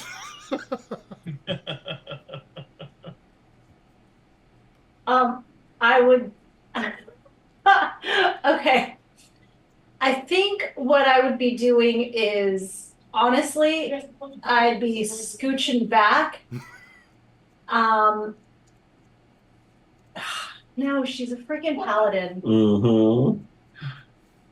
She would come in But and what's say, her? You know, her rules are. What is? I know. Yeah, that's. It's save the family, and she's like, Winter, you don't know what we're getting ourselves into. Let's. So are you stopping his kick or trying Yeah, to? I'm stopping him. Cool. Winter, make your check. You could do an attack roll, acrobatics, or athletics. I feel like. Oppose I mean, initiative. like, Oh, I like opposed Okay. initiative. Yeah, go Winter. Do initiative. Rosa, what's your initiative? And Loki as well. I don't think she could beat mine. So. Oh, really? I have a 7. Okay. 21. Oh, Loki, can you beat that? You know, for the first time in the game, my initiative is the lowest at 17 it's been. Oh, wow. So, Winter, they go to pull you back, but it looks like you've already kicked as hard as you can. Can you make an athletics check? I want to know how hard you were able to kick it through with that little sneak. Do Oh, I? not very hard. I forgot about Now- you, Phoenix. Sorry. You were Remember, helping Phoenix Winter? holding it. I'm trying to hold it down. I'm not trying to stop him. I didn't think I could get to him. I'm literally trying to hold it Sure. in place. If I see that he's like going to kick it, then I'm holding back, Sure. whatever. That'll be I'm the doing contested opposite. roll then here. So go ahead and Yeah. roll. There will be athletics, though. Yep. I rolled a 4. I rolled bad. Yes! I rolled a 9. So Winter goes to kick it. Phoenix is yelling, no, with his one hand as it's slipping away, and it doesn't manage to slide off, as I feel like Rosa, Loki, Winter all like tackle Winter to the ground, getting him away from that space.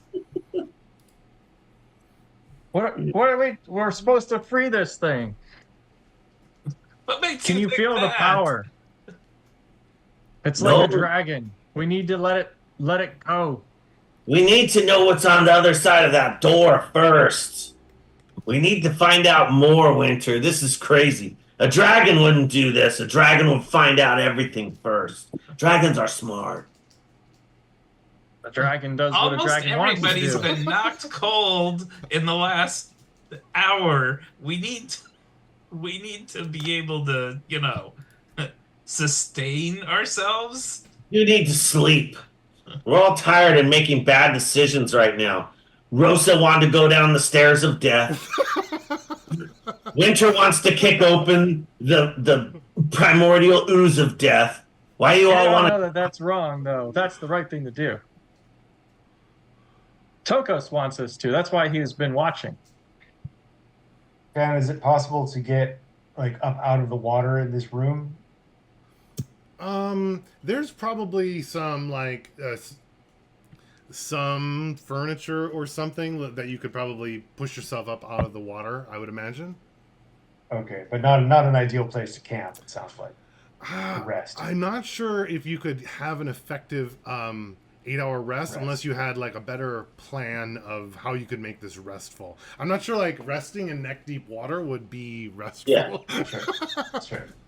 Or not neck, because it's like calf height. It's like, so calf ankle. you could like lean up Right. against something, but you'd be like underwater. I don't know. Yeah, no, I agree. I don't know that. I think you could sleeping probably in do a the short water is rest. the best That makes move. sense, but maybe a long rest might be a little tricky here. I think you could have Sure. before in the other rooms, but we didn't. Yeah, why don't we just go back up to the, surface per se and see if we can't camp out up there. You did seem to draw some of the fire shooting orbs in that direction. So if you go up there, those might be there. It's not clear how far they would follow you. Well, he would know if Ember's gone, right? Oh, right. You can still Yeah. see Ember, right? Are you still connected to Ember? I Yes. Well, I forgot about Ember. That's all. Ember would be up there. Ember is not invisible, right? No, Fey creature. Yeah, so I think the orbs they only seem to like move like 5 feet a turn or so they're going really slowly. But once the first one gets close enough to Ember, would Ember be backing up from them? Yeah, I have a telepathic connection, so I would definitely be telling Ember to stay safe. Like, I mean, she could fly up and, like, hang from a hiding spot and stuff. So Oh, I like that. Can you make a stealth for Ember? yes, Or just roll a d20. It doesn't need to like anything fancy. it's a 13 on the die. If she uses mine, it would be +5. Yeah, cool. We'll put her right here. Then Ember would see that there's like probably like 8 orbs up there, kind of slowly wandering around in that general direct area. Okay. Yeah, definitely. We definitely do not want to go back to the surface. That is a bad place to be. There are so many of those orbs. It's crazy. Our only option is to pick open this cover and figure out what it's going to do. No, or just hear me out. But we could open the other door and see what's over there. It's going to be more orbs or something that's going to attack us. Something's attacked me in every room. I like literally, and this is out of game as well, but Phoenix is definitely hearing that. Like every room we go to, we get blasted. So even the bottom of the stairs get blasted. That other room is somewhere near the bottom of the stairs. So, and there's light. I don't know. Maybe we could just like peek. Okay. Phoenix is gonna ask Vaclav, go feel the doors and see if there's like any of that stuff that tells us to do something to open them. All right, so Vaclav walks over to the door. Is the door set above the water? Probably not, right? No, it's not set completely touching the ground, so there's like a little space underneath, and that's where you can see the light coming through. But all of that would be underwater. Okay, I'm just gonna push the door open if I can. Sure. The door, it seems to like pull, and it seems like it's not marked on this side, almost as though it's like that's the other direction that you would be normally traveling through, if that makes sense. Right. Can I pull it open? Yes. So I think that's a bad idea. Give me 1 second. Oh, it's definitely a bad idea.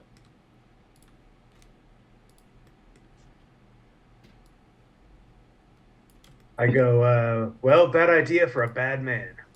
Okay, hang on. Before you open it, just hear me out on this one. Maybe we should be ready to throw this cover off if something bad starts coming from that room. We just go for it.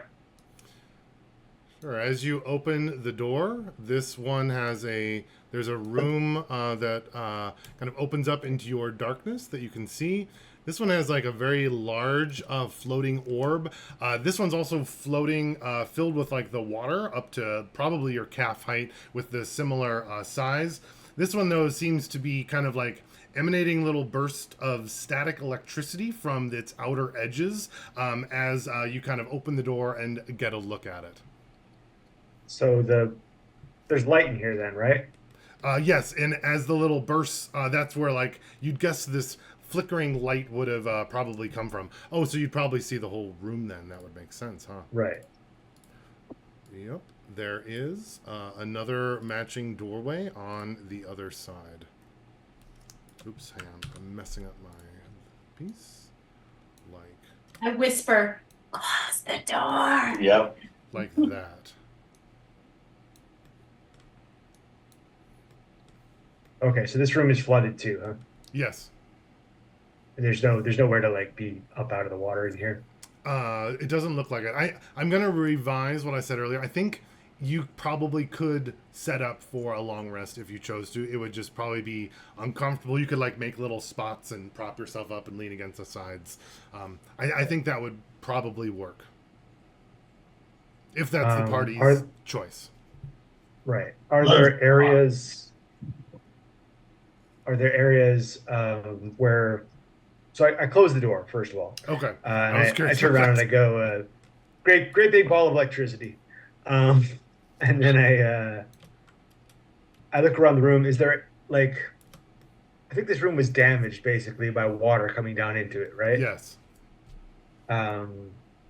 So maybe some of the masonry blocks, have fallen inward, I something like like that. that. Yes. And is there any earth exposed behind them, or is it all rock? No, it would just be more like sections of this black magical stone. Okay, so this place then isn't made of blocks. It's carved out of a single stone. It seems like that. Yes. Okay, Oh, but question, maybe Dan. The chasm we came down was natural, right? Or appeared natural to me. But now we're in this room, and this seems like it has been purposely material This has is been the same removed. style as it was before. It seemed like a little bit of water had gotten into the other stuff. The space between the two, it was like the mud was brought in. It wasn't like black stone and then dirt and then black stone. It was black stone the whole way, but it was as though the slime and the muck was like slowly carried in through that little river over time. I see. Okay.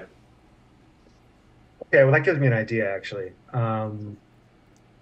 We're standing on a bunch of mud, right? Yeah, it would be like the silt is all down there. yeah. Yeah. So I'm going to use my mold earth, and I'm going to start like sweeping the mud up basically and piling it into a corner to make an island. Sure. Nice.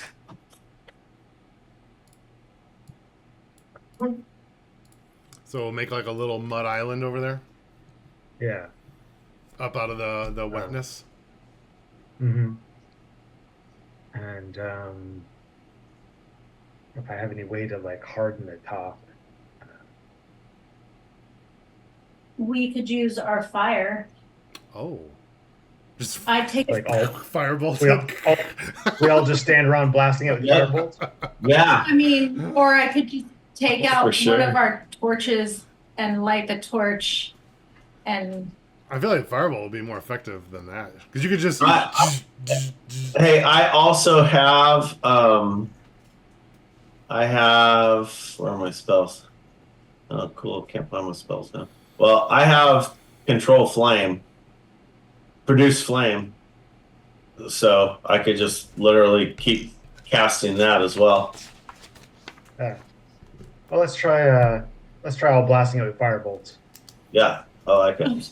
Yeah, I think that would bake the dirt into something a little bit stronger, and at least for a while, keep the water out. Yeah, at least for just the top of it, so we're not just like 6 inches in the mud, you know? Yeah, exactly. Yeah. All right. And then the idea is a long rest in that spot. Yeah. All right, Yeah. cool. It's a good place to pause. Oh, definitely. Probably. Not quite where I thought we'd be, but that's perfect. We're on the mud island in the basement of the bastion at the end of our session here. The name of the session. Oh. Welcome to Mud Yeah. Island. Another question: are we still immune to fire? Because You are me, no Rose. longer immune to Oh, fire. oh. No, Okay. that ended Okay.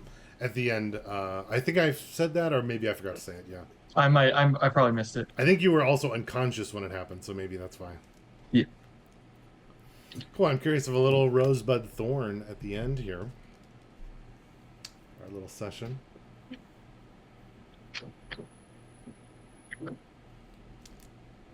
Rose for me was going down this chasm and then using the what is it? Freaking Ember? wild companion. That's cool. And then Rosa saying, "Yeah, or we could use the stairs," which out of game. I was like, "Yeah, obviously we want to use the stairs." And then she immediately gets trashed at the bottom of the stairs. Down the chasm. That's classic. Bud is actually the that's out of game, but the rebuilding of the characters, it's kind of cool. Like I spent the second half of the session just playing off the new one, you know, so kind of excited about that. That's neat. And then Thorn.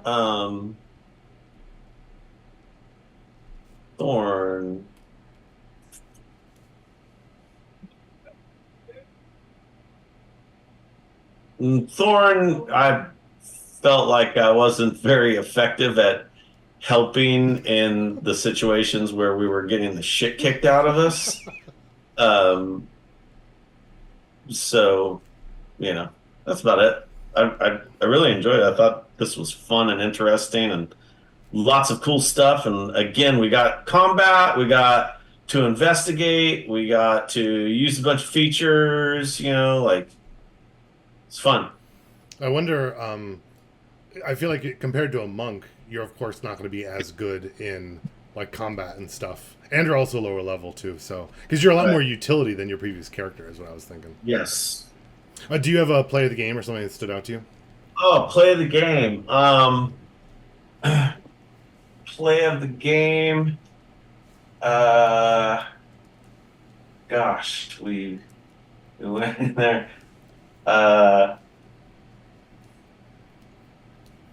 Yeah, play of the game just goes to Rosa initially for being like, nah, stop that right now. The intimidation. Yeah. And then, like, because that started the cascade of, yeah, we're going to reverse that and move on with this whole thing and get to go move forward. So that was just like a good kickstart. She didn't kill him, just went in there and just paladined up and was like, nope. Yeah, I liked that a lot too. That's a good point. Thanks, Travis. Sure, I'll go.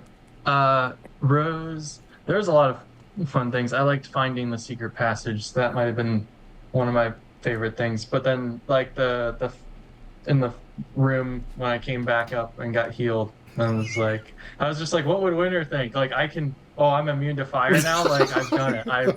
I'm a dragon. Like, which was fun.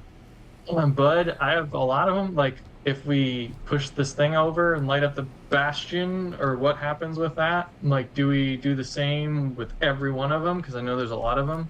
And then just another one, I'm curious, what happens with those guards we trained up and brought inside? Because, like, they're going to be awake before we're done here. So I don't know what happens with that. I'm intrigued to find out. My only thorn was that the fire room, it felt like I had no idea what to do. I think everybody tried one or two things. And I don't know if you had in mind, like, oh, this is... So I don't know if there was other ways to get out of there, but it felt like there was only one way. But we stumbled upon it. And then play the game. I thought, like, Phoenix trying to find the secret door, and then there actually was a secret door, was awesome. So I'll give Phoenix play the game for that. But I had a lot of fun.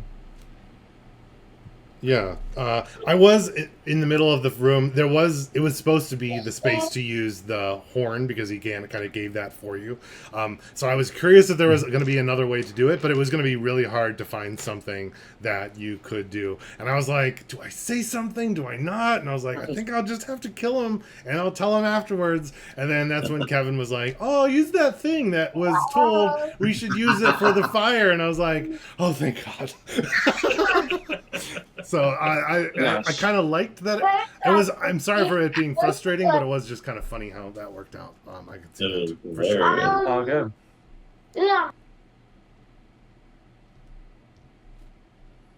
Yeah. So for me, I'll go. Both the rose and the thorn were the same thing in the fire room. Both like not realizing and reading my notes until too late.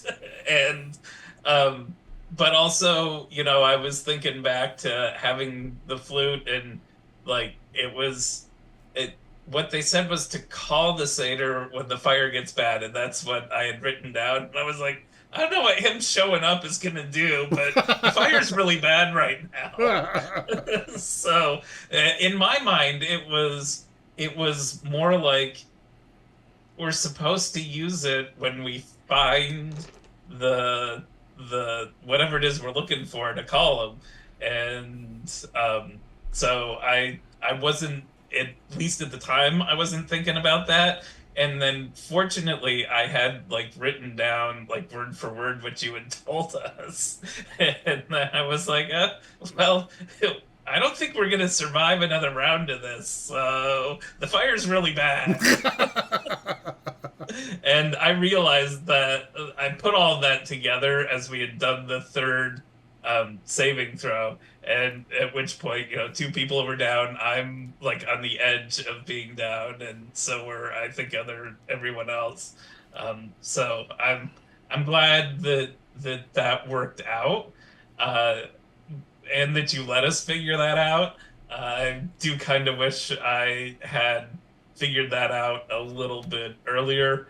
I also felt kind of bad because at the same time that was going on, Jonas needed help with something with it, and I was trying to do both those things at the same time, so I wasn't fully focused where I should have been.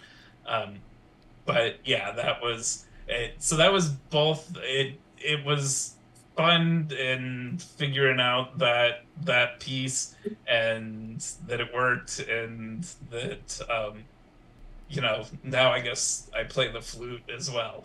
I guess so. The bard got a new musical instrument, or one that I can use whenever if it's no longer doing anything but being a basic flute. Um, the bud for me, I I half was thinking like just let um Winter kick this thing over and see what happens. I think ultimately that's gonna be what happens, but at the same time, I'm like, I don't think this party can survive even the tiniest of hits at this point. So I know I can't, and that's why I was like, let's regroup before we do anything more. So yeah, that's the bud is definitely what's coming next with this, and I kind of wonder if it's all just been for naught and should have just let Winter do the thing in the first place. Yeah. The play of the game, I'm gonna go with Rosa and the whole like not killing the guards and taking them hostage, but wondering if we're just gonna find them dead, chained to the post anyway, because they're not horses, but it feels like that's kind of like what happened here. You'll just have all those orange Dan's orbs will be infamous like horse killing. eating their bodies. And you'll be like, well, we didn't kill them. Or who knows? I don't know. But yeah. Right. So, but I thought that was really on point to her character, and like, not killing them because they're not outright bad, evil characters or whatever. They weren't specifically trying to harm us, but they kind of were. So, the don't kill them but take them with us. That that was not a place I would have gone with it, but we went with it. So Yeah. it was interesting. I'm happy that we ended up like leaving them behind, but so that we weren't dealing with moving them through, but at the same time playing out the whole thing. That it was fun. Was it Rosa that was like, let's go get the guards and toss them into the fire room? I can't remember whose idea was that. Oh, that was me. Yeah. Yeah, that's right. That was Rosa. I was like, well, Like, let's see. I wonder what will happen if we throw them into the barbecue. And it's like, I think I know. I had that general thought too, but she said it first. That's funny. right. So like my rose was getting into the bastion the way that we did, and kind of like quelling the whistle was blown. Now what do you do? My bud is what on earth? Like, okay. So we're supposed to find this artifact. We're gonna know it when we see it, but we're talking to a creature of Fae, and ish, right? And there's a part of Rosa that's like, how is any of this helping our family? Like, we're going into this, and the whole reason is like family, So I'm not, she's like wavering now. She's almost died. Everyone's almost died. And she's like, okay, what are we doing? Why are we doing it? And this fiendish creature keeps like popping up. So it's weird. But it's still exciting. And then the thorn is like, but for what? Like, my sister's pretty pissed that I just left the family when I say I'm doing this all for the family. But, you know, it's like, what, I guess there's like, what are we doing? We're getting an artifact for what means? Like, Toko showed up that first night, and my thought was, how is this connected with the dwarves? But even then, like, I believe Ken was the only person that really saw the dwarf thing that was happening, but Ken didn't actually say anything about it. What dwarfs? From when the building first exploded, they were doing some sort of magic thing. And that was right before we got down into the hole, where Toko showed up and said we needed to find this thing. So it's like there's a That's right. lot of like real ambiguity to like, Oh, that's right. what is our purpose? What is our mission? Yeah, we're supposed to get this thing, but then like when Rose is down here, she's thinking to what ends? Like, we literally moved our family caravan for the first time in decades, and I've left them by themselves so that we could come here and get this thing, and I'm like, for what? So I guess that's like, I'm like, okay, where are we going with this? But that's okay. And then my play of the game goes to, it has to go to Kevin for pulling out the pan flute. He did. Because we would all be dead.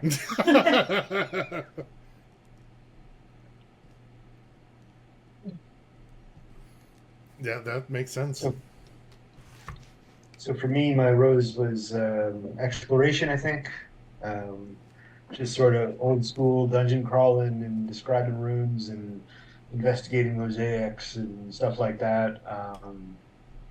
I'm curious about the devils that seem to be related with the construction of this place, or devil cult or whatever it is. And you know where our morality is supposed to fall regarding devils, and the diabolical making deals and stuff. My bud, I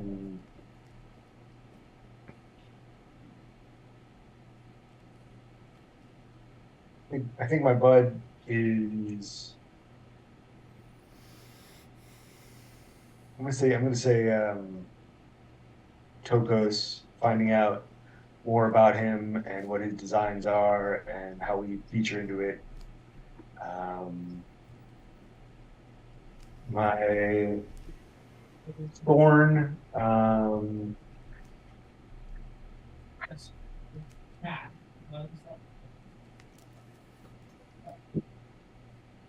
guess my thorn is that Winter didn't get to kick the top off that giant pot of primal energy. I definitely think that was the more dynamic choice. And play the game. Yeah, I have to agree. It was thinking to play the pan flute because I had no idea. And well done remembering that and writing that down, Kevin.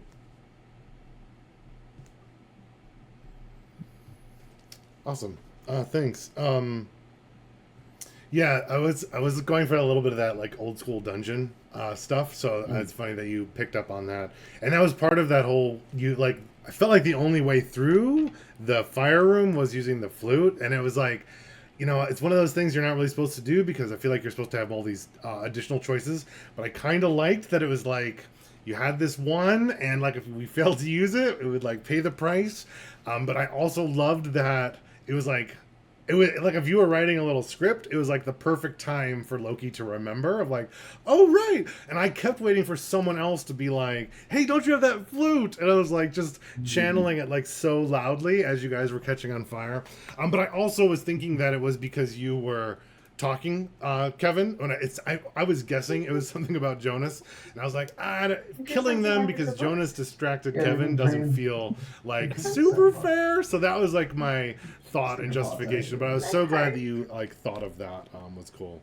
But my rose was I've been wanting to like share the Bastion with you guys, and for like things that are coming up next to kind of like find our center. I was shocked that you guys didn't let Winter take the pot off the thing, and I was like, okay, I was just, you went through things quickly that I thought would take a while, and then slowed down on things that I thought were easy, but you know, that always happens as a DM and stuff, but I was having lots of fun. I definitely think we were a little bit slower and more confused, but I think the biggest reason was the new rules would just come in and be like, oh, actually, this is how it is supposed to be. Oh, it's new and different. And I think for me, I just have to really sit down and like read this whole thing. And I think you guys hopefully will like take a look at your characters for next time so that we can like figure out if we're in the future one or the old one. And then it's like, oh, wait, we don't know Infernal anymore.